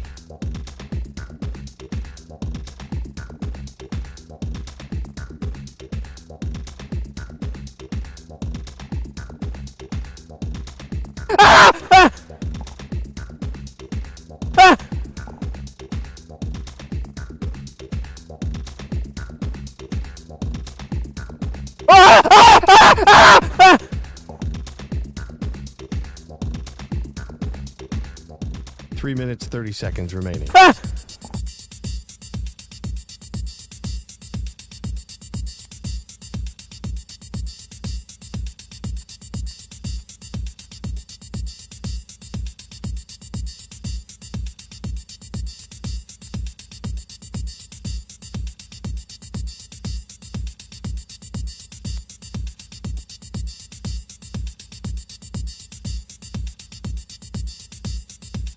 Three minutes remaining.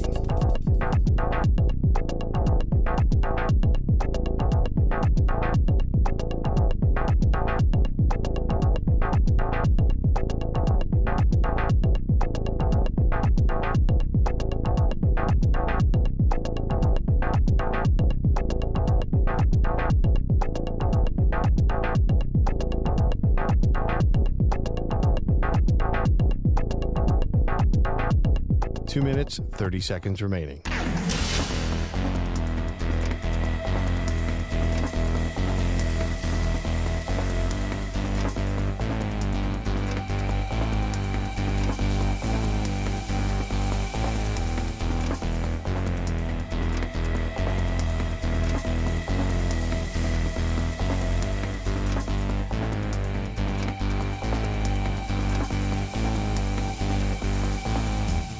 Two minutes remaining.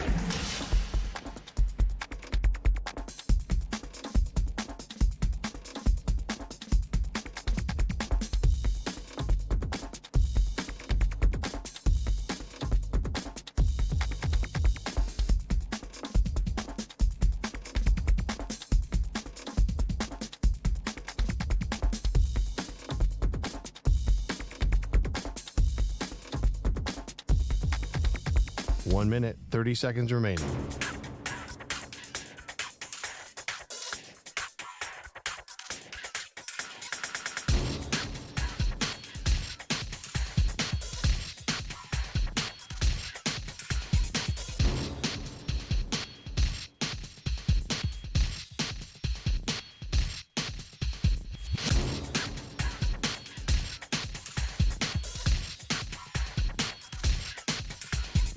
One minute remaining.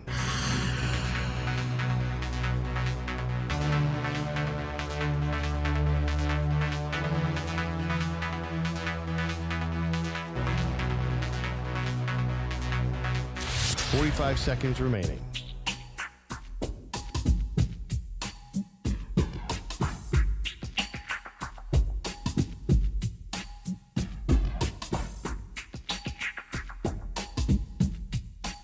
Seconds remaining.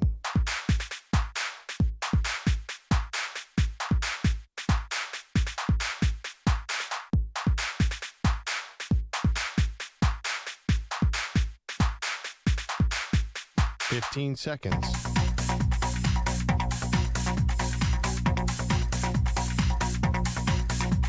Break ends in 5 seconds.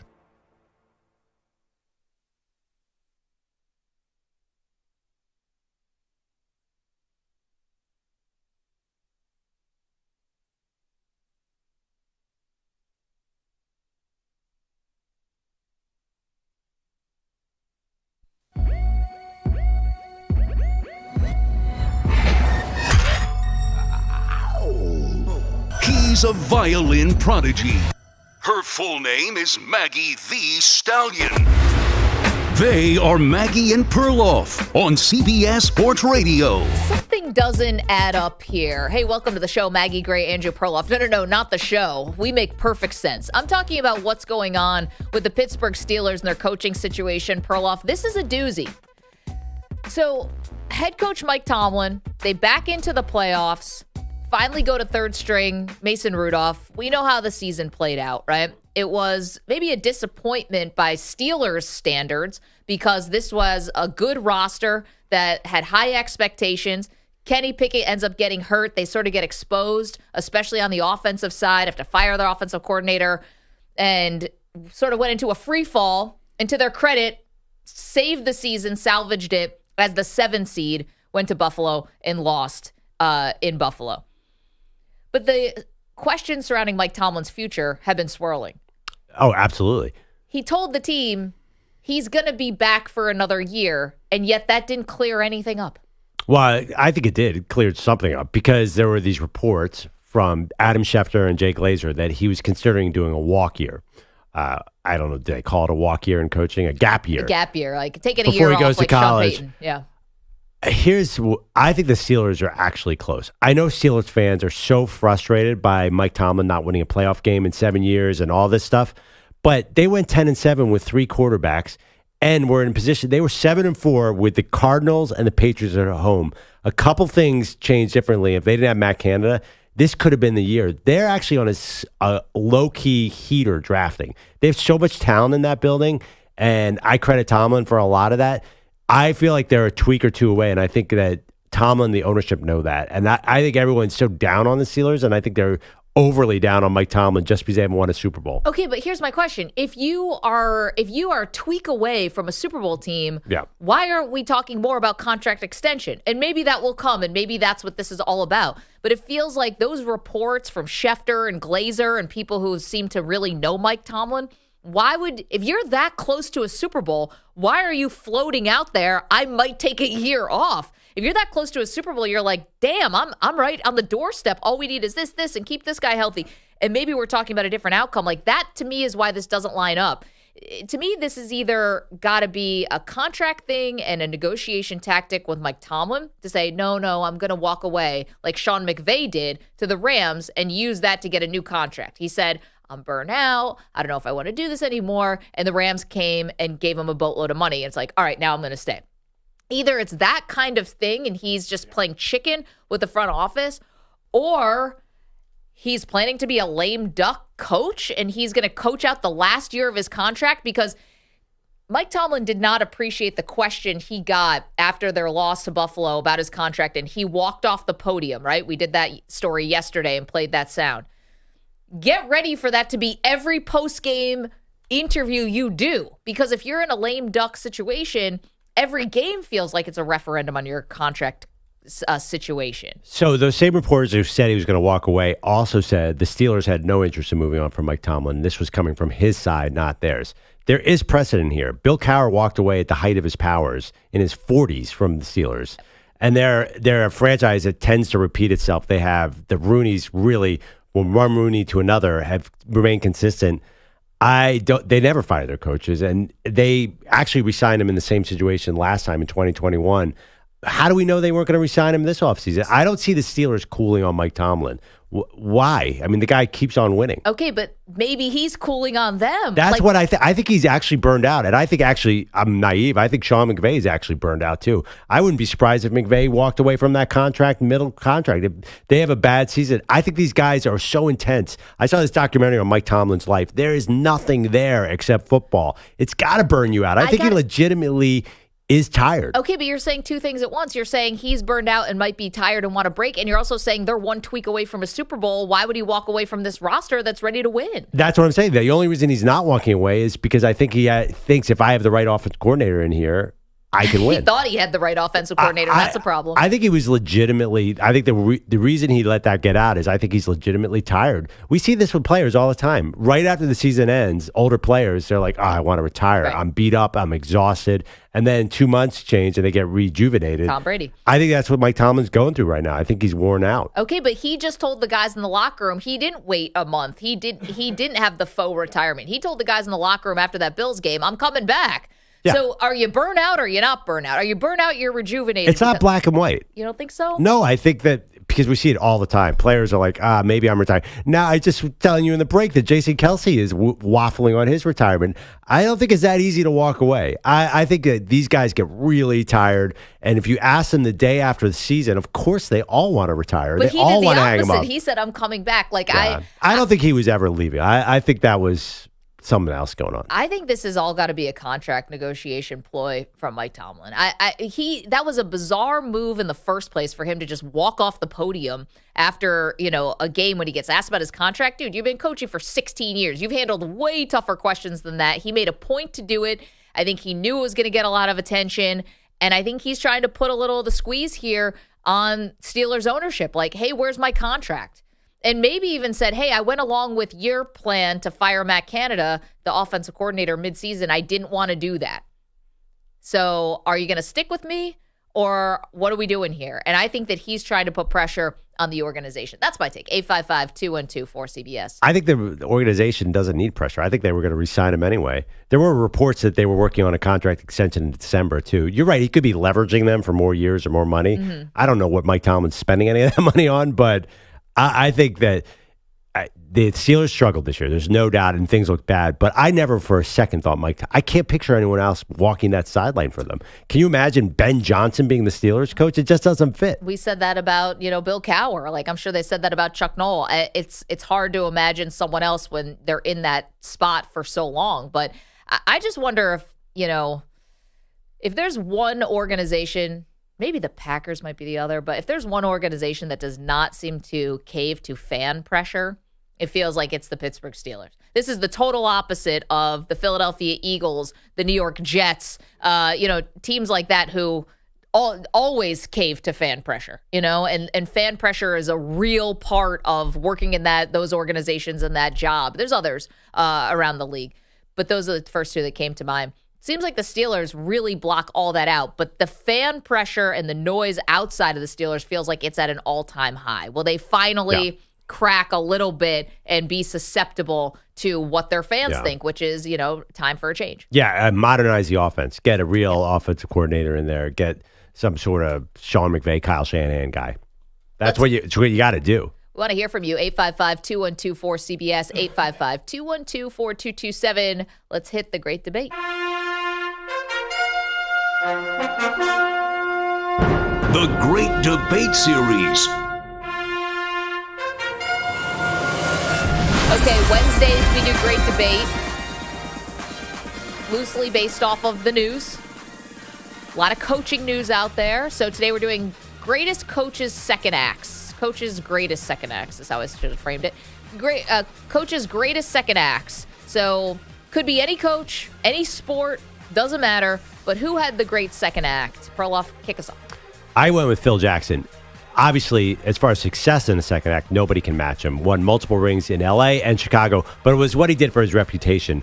Anybody who was with Michael Jordan, obviously Jordan is a vacuum for the credit. Everyone just assumed Jackson won because of Michael Jordan. I know what you're going to say. But then the fact that he could do it another team proves that he really was that great coach. Yes, he had good players in LA. I'm aware of that. But still, to go from Jordan to another title team is completely the ideal second act. If Bill Belichick could do that and get rid of this idea that Tom Brady won the rings in Foxborough, that would be the only thing to challenge Phil Jackson. Yeah, went from Jordan, did have good players in LA, but you're right. I mean, kept collecting those rings and making a legacy for himself. I went with Pete Carroll, and he's had multiple acts, but why I went with Carroll, who just got let go in Seattle, is because when he got fired by the Patriots in 1999, he had a bad season with the Jets, fired by the Patriots in 99 after 3 mediocre seasons. Nobody thought Pete Carroll was going to become a Hall of Fame coach. Nobody saw him going to USC, winning 2 national championships, multiple Heisman Trophy winners, then going to Seattle and winning a Super Bowl there, getting to another, and should have 2 Super Bowl rings. I mean, he was low at that point and then turned it into success both in college and the pros. I think that's a great second act. EJ, go ahead. Your second act is who? Pat Riley, okay? You go from the Showtime Lakers, it's the glitz and glamour, it's the Lakers girls, it's Showtime, it's the glitz, it's the running fast breaks, it's the scoring 130 points a game. And then you leave that as you get burned out and the team starts to tune you out. And you go to New York. Patrick Ewing's demanding a trade. You got to convince him to stay. And then you got this team that's this slow, plodding, beat you up and spit you out kind of squad. He's got to find a way to make that team into a winner. And he did. And they may not win a championship, and that was mostly because of Michael Jordan. But to take that team that was really in a tailspin and turn them into really kind of an iconic roster, an iconic kind of group for that era, I thought was an outstanding job. I'm a Knicks fan, but I can't stand Pat Riley because how he left and all the stuff with the Heat. This is not me saying, I love Pat Riley. I don't like him. But give the devil his due. What he did going from Showtime Lakers to beat you up Knicks was something we really haven't seen before. Pete? Bruce Bochy, from his time in San Diego, where he was a good manager, but didn't get to that next level. He lost in a World Series, got to that next level in San Francisco, winning 3 World Series titles, and then moving on to Texas, winning another one this past season. Bruce Bochy cementing his legacy in the Hall of Fame. Yeah, and he had like a third act. And Bogusch isn't here, but we'll give you Bogus's, which was Dusty Baker, who had multiple acts as well. But, winning finally for the first time as a manager with the Houston Astros is like a final act. I got a good one I just came up with. You just came up with. You know who had a good second act, and you're not going to like it because his third act was so bad? Urban Meyer's second act going from Florida to Ohio State. Remember he almost thought he had a heart attack at Florida? That was a reinvention, So I thought about that, but I'm like, it wasn't that odd. It wasn't surprising that he would have had success at Ohio State. I think it was almost a given because of the success at Florida. What I think Urban Meyer could end up winning this list for whatever he does next. Yeah. I mean, you can't get lower than what happened with Jacksonville. It was an all-time embarrassing move to go to his less than a full season in the NFL. If he rebounds and does something else after that, I think that'd be the more common path is to have a terrible last act, and that could easily be what happens to Bill Belichick. I mean, most great coaches, if they want to keep coaching, are going to lose. It's just not. It's not easy to go somewhere else. I just want to tell for people who are shouting at us from the car or the smart speaker, we know that Bill Belichick had a great second act. He was fired in Cleveland, went on to New England, has the 6 Super Bowls. Bill Belichick, I mean, he had an incredible second act too. Why I picked Carroll is because he did it in college and in the pros. Anyway. Jim Harbaugh definitely, I don't know what act he's on, but this is something. It feels like he's going to have 9 acts in his career, and they're all going to be good. So we want to hear from you at 855-212-4CBS. We've had a lot of good input from fans so far. We had a little Sparky Anderson. We had Joe Torre. That comes from our own Andrew Kaplan. We had Billy in the chat said Saban. Andy Reid. Tony La Russa. Tony La Russa was one we got calls on. Yeah. My guy Dick Vermeil. Yep.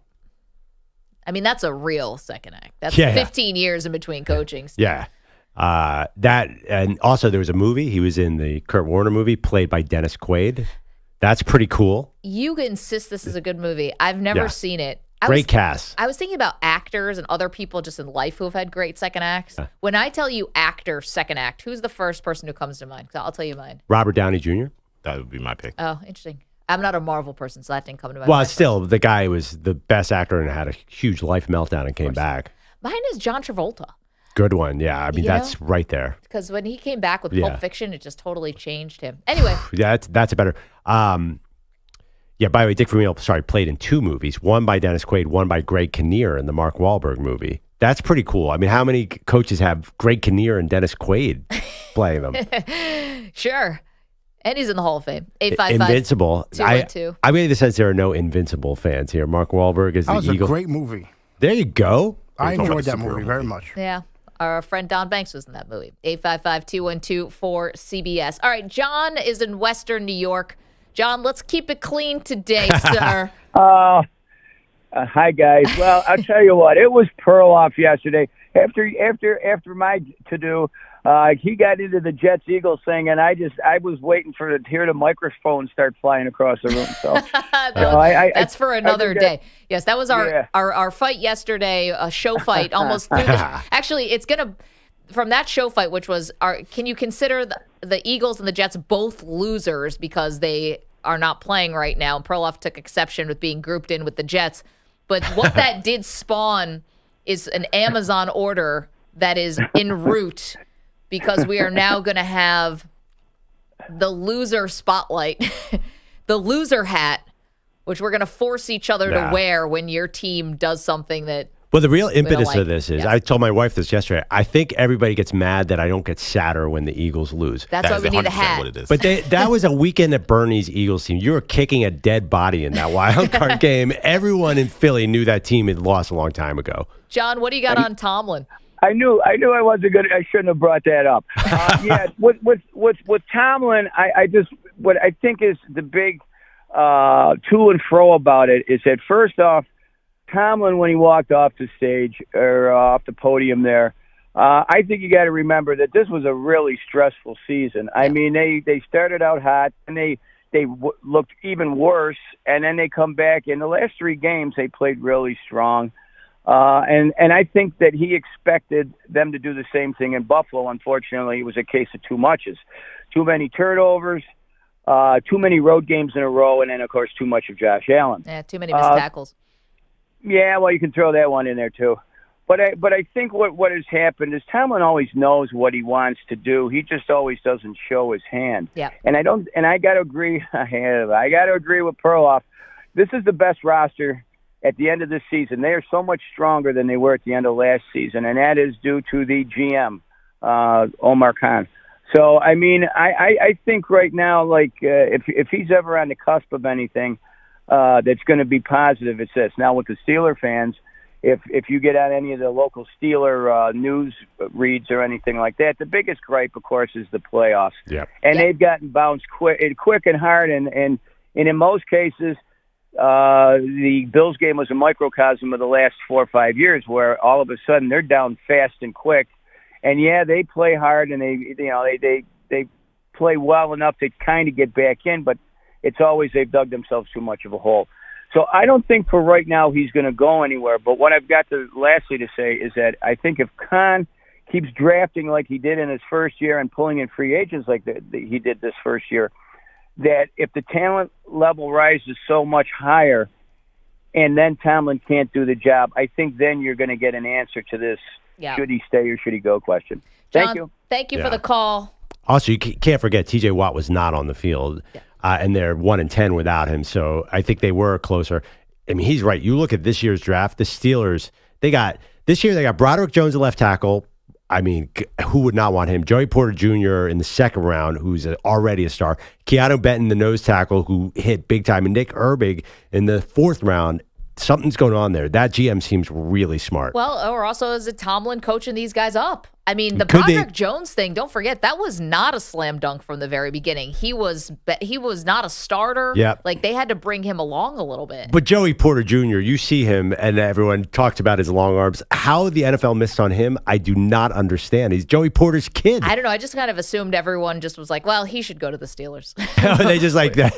The universe said pass on him. Yeah. It's amazing. Is there a team in the league that doesn't need cornerback help, and he fell to the first pick in the second round? No. I mean, Chris is in Wisconsin. We've been talking about our great debate question today is greatest coaching second acts with all the talented coaches who are on the market right now. Mike Vrabel might have an interesting second act. Chris, who do you have?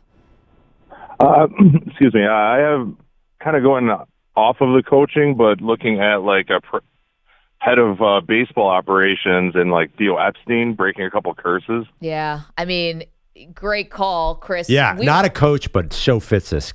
I mean, Theo Epstein, we talked about Joe Madden with a great second act and breaking the Cubs curse and being the manager there. I mean, to be the architect of 2 curse-breaking teams, it puts you in rarefied air.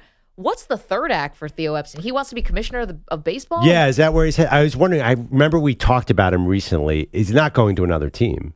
Ownership, too. That was another thing that was up in the air. I want to see him go to the NFL like his buddy John DePodesta, who's with the Browns. That seems to be the new trend in super genius executives. Try Switch a different sports. Or try NBA. That's what Theo's got to do next. Can you bring Moneyball to another sport? Leland is in Sacramento, wants to look ahead to one of the divisional round games this weekend. Hey, Leland, how you been? Hey, good morning, Maggie and Perloff. How are you guys? We're doing awesome. How are you? Hey, I'm good. Weather's pretty nice out here in Sacramento. I think we're at 50s. How are you guys looking? What are you rubbing it in our faces, Leland? It's 10 degrees here in New York. Oh, absolutely. Hey, but I want to kind of look ahead to Saturday and see what you guys think the keys to a 49er win would be, or the keys what the Packers have to do to win, because this last game with Jordan Love, this guy was amazing, and he scares us. I'm just curious what you guys Wait a think. minute, Leland, come on. Number 1 seed in the NFC. Nothing should scare you guys. That Cowboys game. 49ers. Passes Jordan Love is right. I get where Leland's coming from. Okay, listen, let's call this what it is. We're going to get more into this as the week goes on, especially tomorrow and Friday. But, I mean, the Cowboys played a big role in how good the Packers looked. No. Oh, I think You don't think Jordan Love is on a 6-week heater? Jordan Love looks phenomenal, but these are still young receivers. Like this Dallas defense, I'm not trying to take credit away from Green Bay, but the Dallas defense aided and abetted this blowout loss. Totally disagree. They got punched in the mouth. I think Jordan Love's been doing this for 2 months, or not actually a month and a half. No, I mean, what are you talking about? The Cowboys would pressure him. He would be off his back foot and find a guy wide open 30 yards downfield. What's a defense supposed to do about that? He was great, and he deserves all the credit, and the Packers are scary, and I'm sure we're all going to pick Jordan Love to win MVP next year going into the season. The true offensive tone setter in that game against the Cowboys was Aaron Jones. His running in those first few drives, he was unstoppable. I mean, the Cowboys defense didn't want to tackle him. And then on the flip side, on the Cowboys offense couldn't get anything going because Dak couldn't find CeeDee Lamb, and then Dak, had made some mistakes. Okay. I understand what you're saying. That obviously, the spread is huge in this game, but Oh, is it? What? I didn't it's see the 9.5. The Packers are 9.5 point underdogs. I believe San Francisco, we forgot how good they are. They're amazing. Same with Baltimore. We have not talked about how dominant those two teams are. But there's Jordan Love against Dallas, I think, had to scare you. Aaron Jones, I think I can stop him. Yeah. That scared Yeah. Pete, you caught me with that one. We're going to get more into that game. Again, 855-212-4CBS. Packers and San Francisco 49ers. By the way, and also, Saturday night. C.J. Stroud is definitely scaring Baltimore right now. I mean, those two performances jumped out. You are right about that. 855-212-4227. Maggie and Perloff, CBS Sports Radio. Coming up, how about players, coaches, media members? Everyone's getting into fights these days. We've got the top 3 beefs that we have from yesterday coming up next. Maggie and Perloff, CBS Sports Radio. You're in a 5-minute break.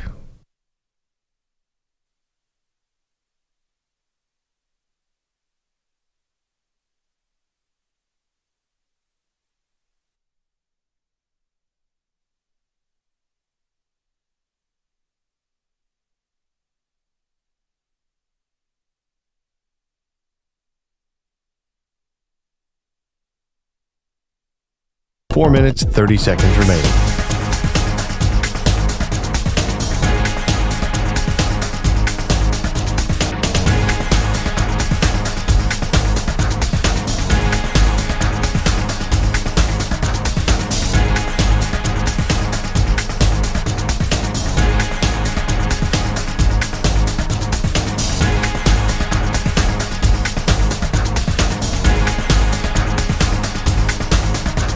4 minutes remaining.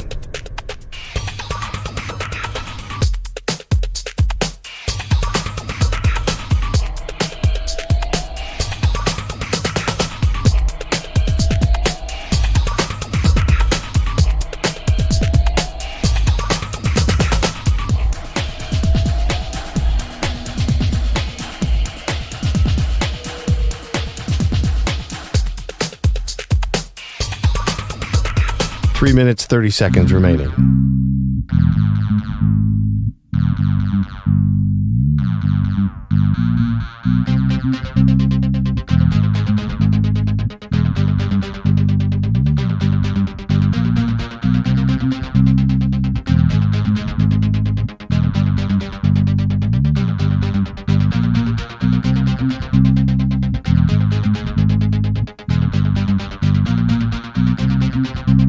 Three minutes remaining.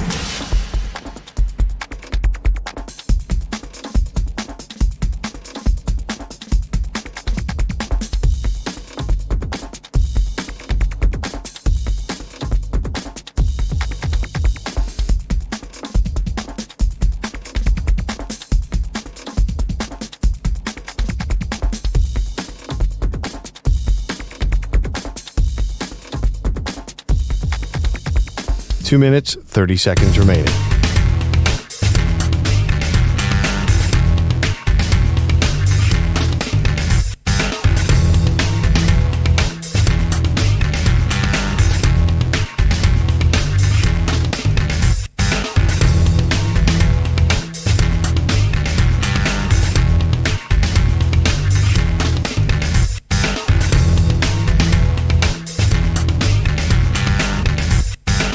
Two minutes remaining.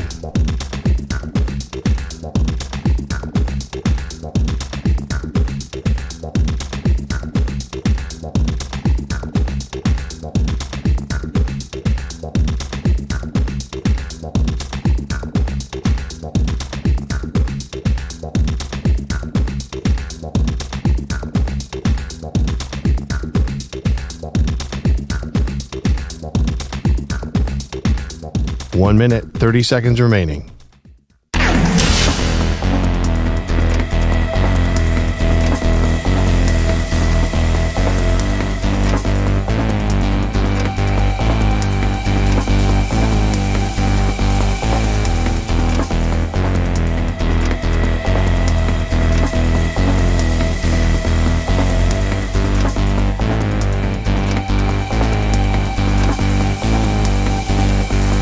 One minute remaining.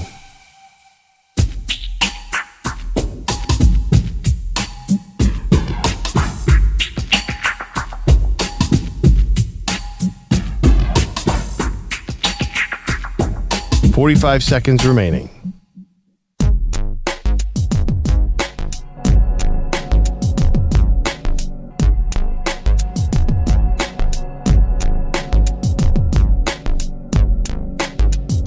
.30 seconds remaining.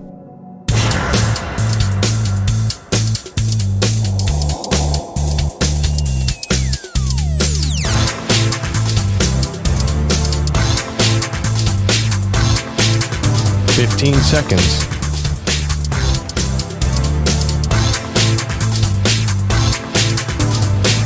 Break ends in 5 seconds.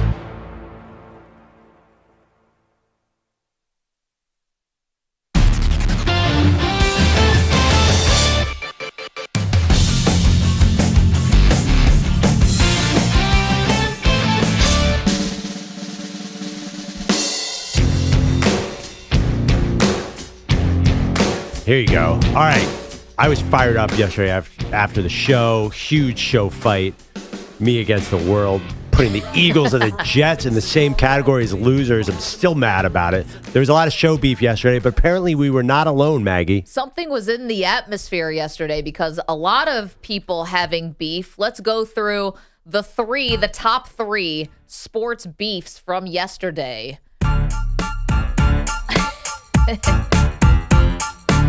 Okay. Let's start here with Pete Carroll. Well, I've said as the greatest second act in coaching. Was talking on the Pete Carroll show about Seahawks management. How'd they book him? About the Seahawks ownership and how they're giving him the short end of the stick. When you don't have, legitimate dyed-in-the-wool football people calling the shots, then you have to try to make sense of it. Ooh, take that, a state of Paul Allen. So funny because Belichick left so gracefully in Foxborough, and Pete Carroll is going kicking and screaming. He did not want to leave. So Pete Carroll first, the Seahawks front office, maybe management. Meanwhile, here was the Seahawks general manager was talking about how much he loves Pete Carroll and how much he can't wait to keep working with Pete Carroll in an advisory role. I look forward to being able to call up Pete and text him. He's texting me like crazy all the time, like, "Hey Johnny, what's going on with this and that?" And so it's it's been a great experience. Sounds it. Yeah, I think that's going to be Pete Carroll getting a new number. If I were to be a betting woman. Okay, that was number 3 on our list of beefs. Number 2, how about Kyle Shanahan throwing a little shade to the Dallas Cowboys?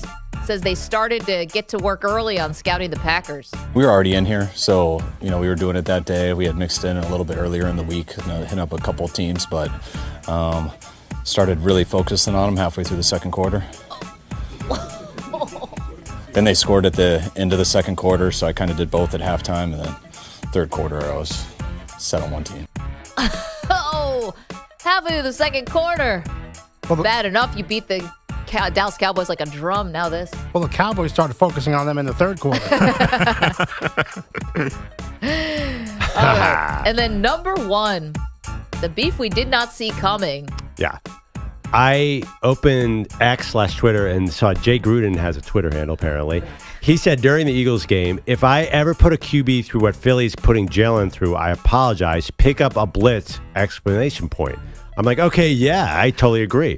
Then I forgot who Jay Gruden's quarterback was. RG3 tweeted, "Say what?" in all caps, exclamation, exclamation. And RG3, who's really good on Twitter, has his glasses down, being like, "What?" Then Jay Gruden, I would think Jay Gruden would hide after that, right? He says, if I ever put then Jay Gruden comes back and said, what, you weren't prepared, RG3? Then RG3 says, you told me you didn't know how to coach a QB who could throw and run like me, so it looks like you weren't prepared, Jay. It goes on and on. And then Jay goes, you're right, there wasn't enough talent on my coaching staff. And we looked at it yesterday. He did have Sean McVay as his offensive coordinator. So this is a war we did not see coming.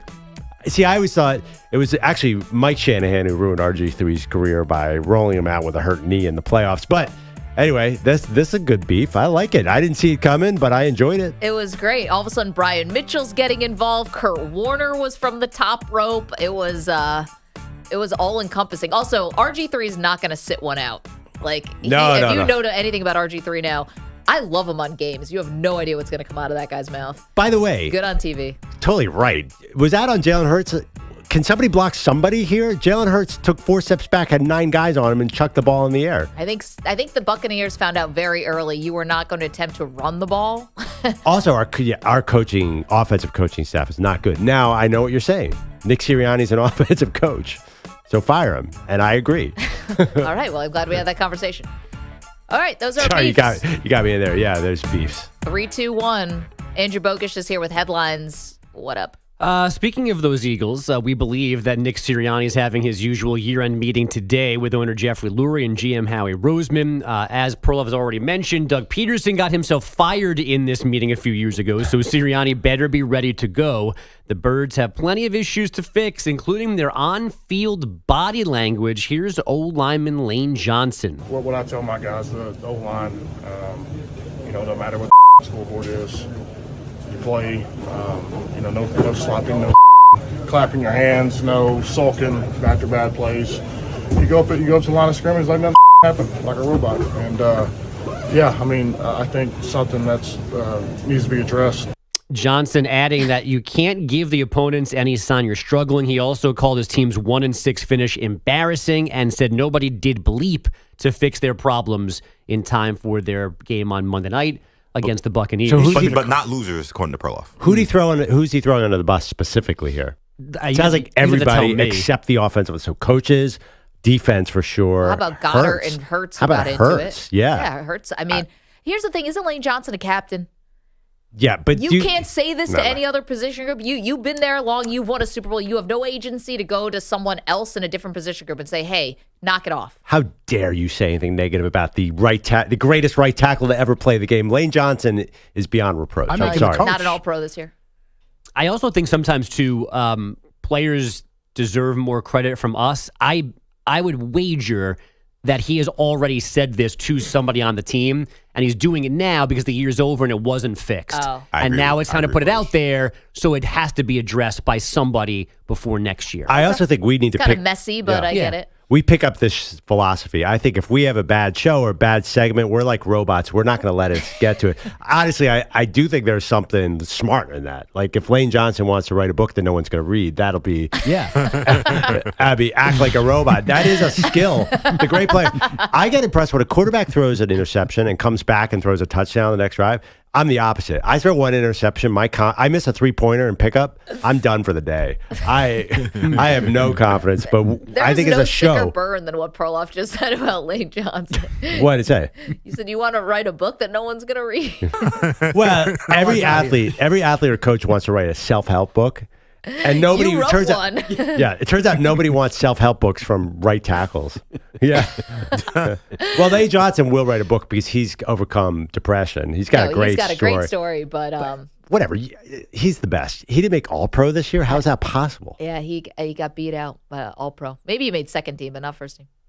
So the Bucks, I think it was Penny Sewell. they beat the Eagles. Penny Sewell's real good. On Monday night. Now Todd Bowles' team gets ready for Sunday afternoon in Detroit. Today it's 13 in Detroit, which doesn't compare to some of the temperatures we tend to talk to.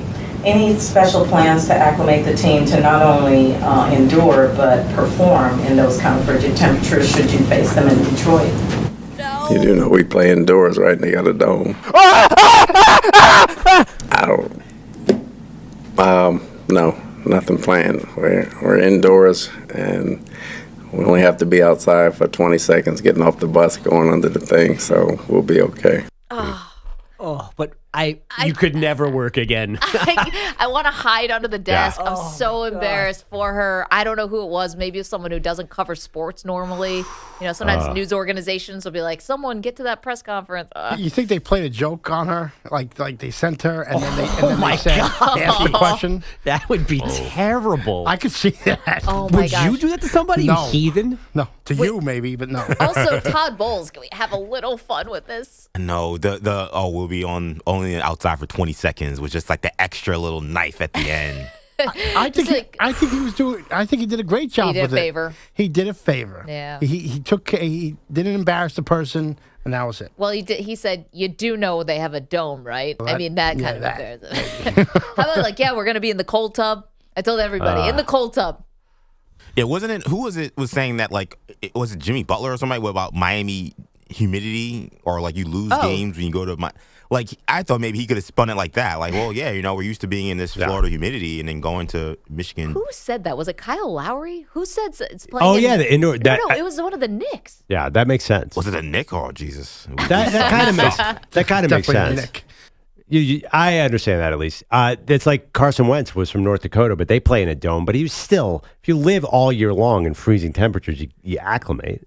I'm trying to help her. Yeah, no, I think the Miami point was like you get tired during the day. Definitely. And you show up at the arena more wore down than usual. It takes it out of you. Yeah, but like this walking around. This lady just didn't know where the Lions played. Yeah. That's all. Oh. But I think what happened. I think because the whole big story this weekend about NFL was weather. Yeah. So I think again, if you're not someone who covers the NFL, covers sports, everybody knew that. So she's probably thinking in her head, all right, what are things I can think about with the NFL? Oh, weather. Oh, good. They play in Detroit. That's going to be cold. But and also, didn't it's do like the human interest story. Right. Like maybe you're trying to make, as Perloff, everyone loves a weather story. Just like in Detroit, they don't matter. But it's just amazing to me that if we're assuming that she's a non-sports reporter, like news anchors, They know so much about so many things, and then they know nothing about sports. Like, yes. You know, like for us on the flip side, like we know the names of current events, like things going on around the country. But like you turn on a news anchor and they have to do a sports story, they've got no chance. The wrong graphic is over their shoulder. Yeah. It's the LA Kings, not the LA Rams. Like position. It's like they just don't know sports. It's almost crazy. like for us, like when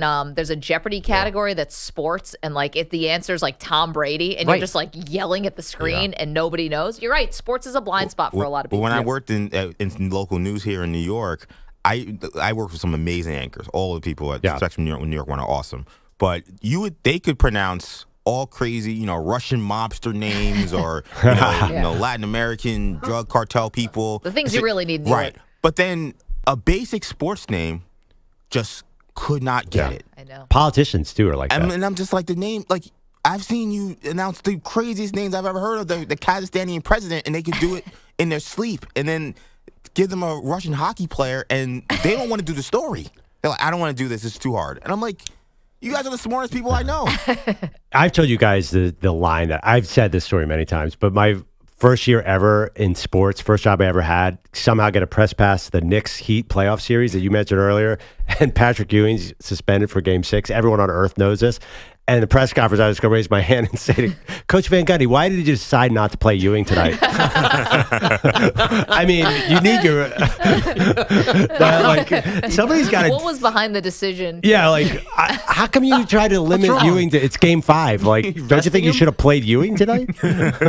He's a key on your team, right? Like, somebody's got to do that. Like a high-stakes press conference. Just ask that kind of question. Imagine if it was post-Super Bowl. I was thinking maybe this year, like when the Jets were in their losing streak, being like, hey, Robert Saleh, where's Aaron Rodgers? Why don't you just put him in out there, right? What do you Why play Zach Wilson when you have Aaron Rodgers on your roster? And it says here at the end, he's still on the roster because he has to be. You activated him. Yeah, you activated him. All that being said, it's still, how are you going to acclimate to the weather in Detroit is an all-time bad question. We've had the two all-time worst calls I remember on today's show.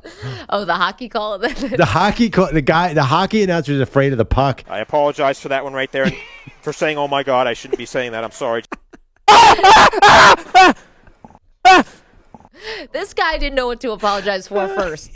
That's an all-time. Bellotti, you love drops. How many times do you think we will hear this in our lifetime now? Plenty. You'll hear it enough. Oh, my God. I apologize for that one right there. And thanks, Peter Griffin. Yeah, you'll hear it until you make the noise when you hear it for the 14 millionth time. When you're afraid of the drop, that's what it's about. You make the noise because you're afraid of it. I apologize for that. I'm sorry. Everyone's few people look at me. I'm fine. I'm fine. I'm fine. A few people are looking at me. All right, I got one more press conference interaction. Here's Kings head coach Mike Brown asked about his $50,000 fine for storming the court to argue calls of the night, plus using a laptop post-game to explain why the officials suck. The fine is what it is. My partner, Rochelle, she's upset with me because we're going to splurge a little bit for All-Star break, go skiing. I was going to take my grandson skiing, but I called her and told her we probably won't be able to do it today unless the Ritz-Carlton, which is a terrific place, gives me a discount. So he's going skiing in Lake Tahoe. He just wants a break on the hotel. I was going to say, He wow. used his, first of all, he got fined. But now he's trying to get a free room at the Ritz-Carlton. He's shameless. What a cheapo. I can't believe that. Using the power of the microphone and the NBA to try to get yourself a free room at the Ritz when you make $5 million a year. Full respect. I mean, we all love swag. He's the Peter Schwartz of NBA coaches. He's going to get himself a free room, too, because he asked for it. Actually, I have more respect. I'm like, if he's clever enough to get a free ski room, maybe he's going to win some games in Sacramento. Get some free skis. By the way, I not only need the room, I need the skis, the gloves, the hat, I need a jacket. Everything. Please, the all-inclusive package. Also, hot chocolate in the room as well. He got fined $50,000. That's a hell of a ski vacation. Can you blow $50,000 in a weekend? It's a Ritz-Carlton. $50,000? Is there a casino there? What the most? Yes, there is actually. The most the room could be is what? $5,000 a night. Oh, heck yeah! Rent the whole hotel. I mean, do you need the presidential suite? I think you can probably get away with $1,500 a night. That's still insane. You getting the mountain for $50,000 a weekend? I'll take one floor instead, not three. Yeah, I'll take one. I mean, it's a very serious issue. Him criticizing the officials. Well, Rochelle wasn't happy. I immediately knew that. I was in deep doo-doo. Yeah. Like Mike Brown's going in a different direction with this one. The owner of the team, doesn't matter. Rochelle, by the way, was So Adam Silver's on one line, Rochelle's on the other. Honey, come on. You know we have this trip planned for weeks. I spend hours. Adam Silver, please hold. We'll just pass you through. I'm done, Maggie. Okay. Yeah, might as well We've be. got Deion Sanders weighing in on the Cowboys head coaching situation. We've got that for you next. Maggie and Perloff, CBS Sports Radio. You're in a 5-minute break. I'm fine. Just.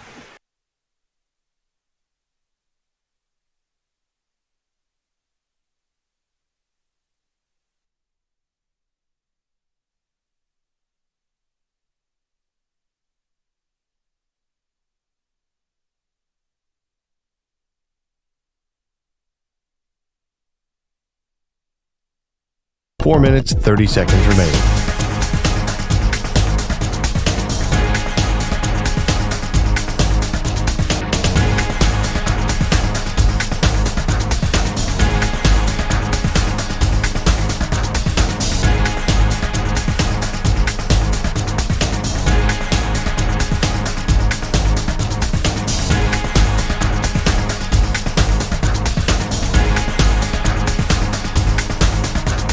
Four minutes remaining.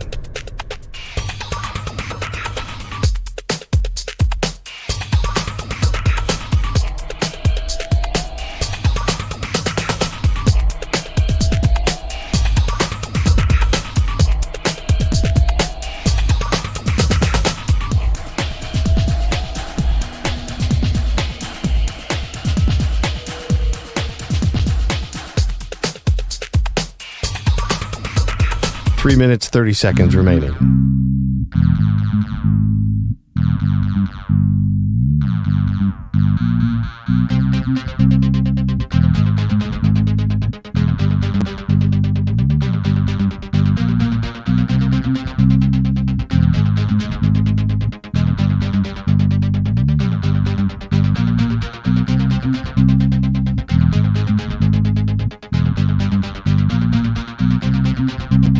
Three minutes remaining.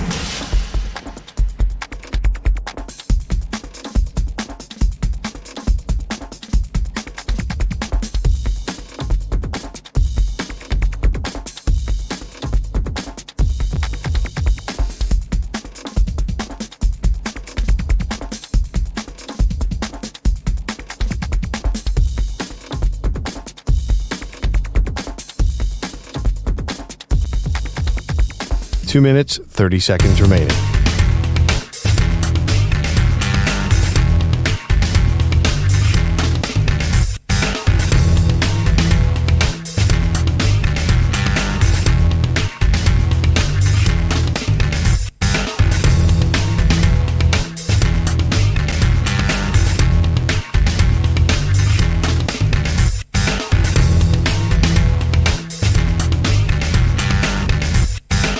Two minutes remaining.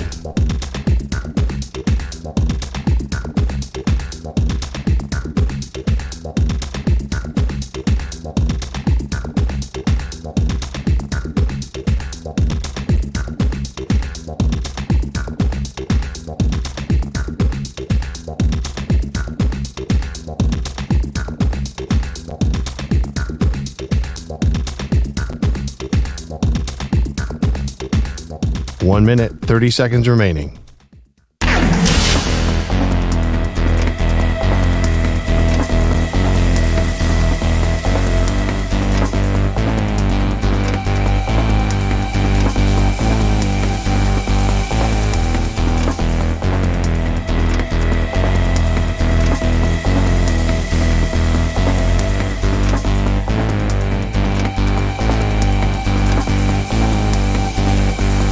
One minute remaining.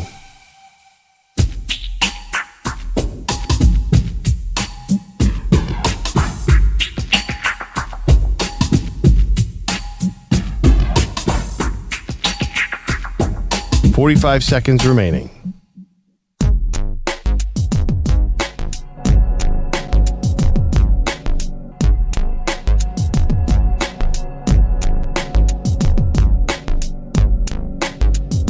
30 seconds remaining.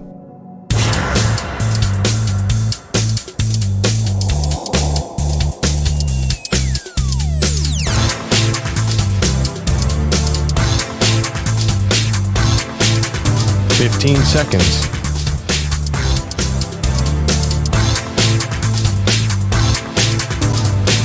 Break ends in 5 seconds.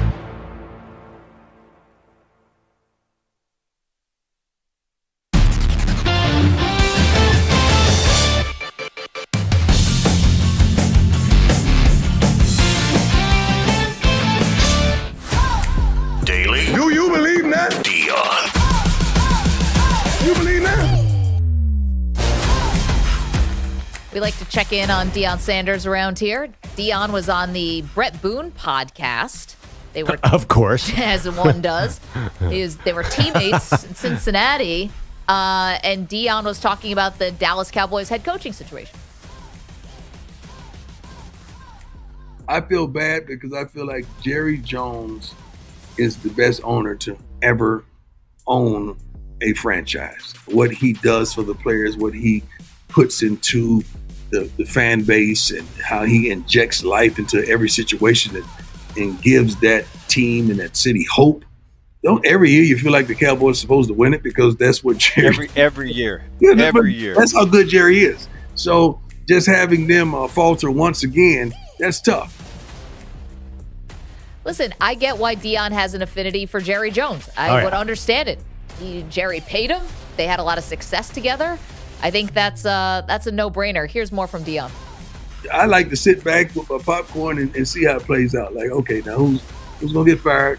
Who's going to move? What personnel on the field?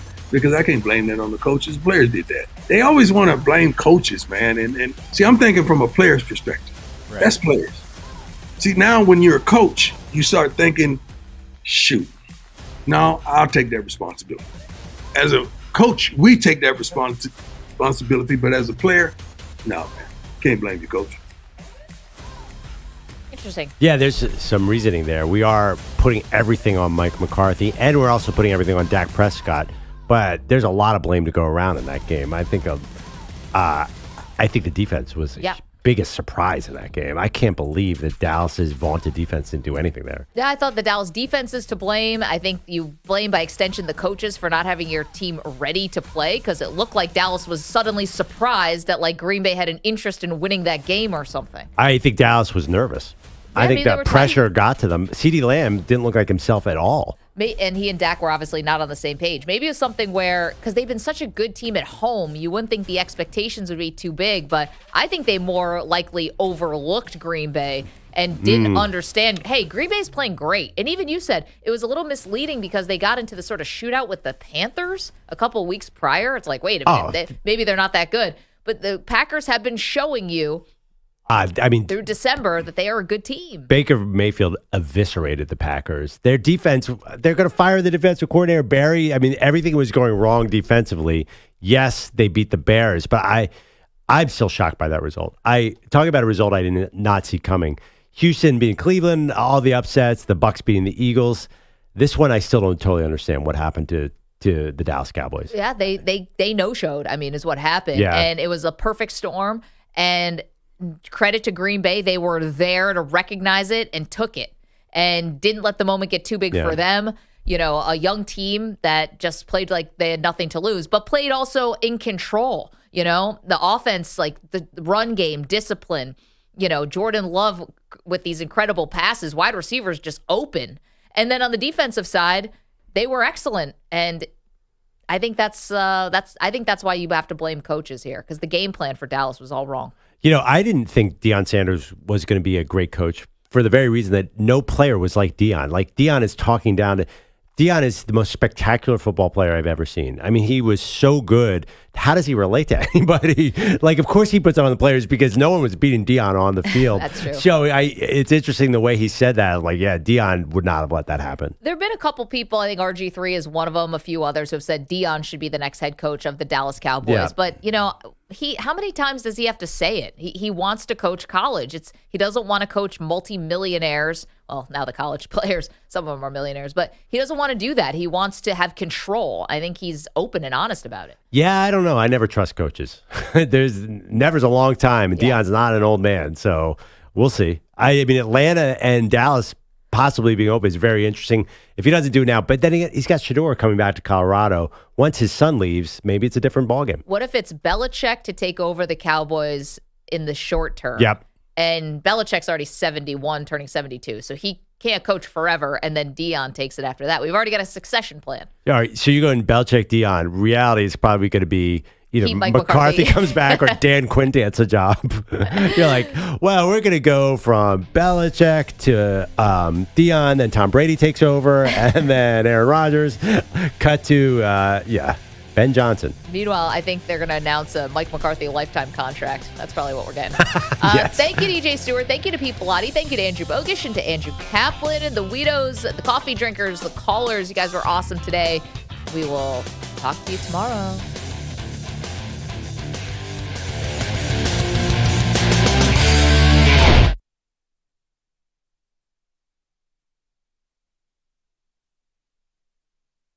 You're in a 5-minute break.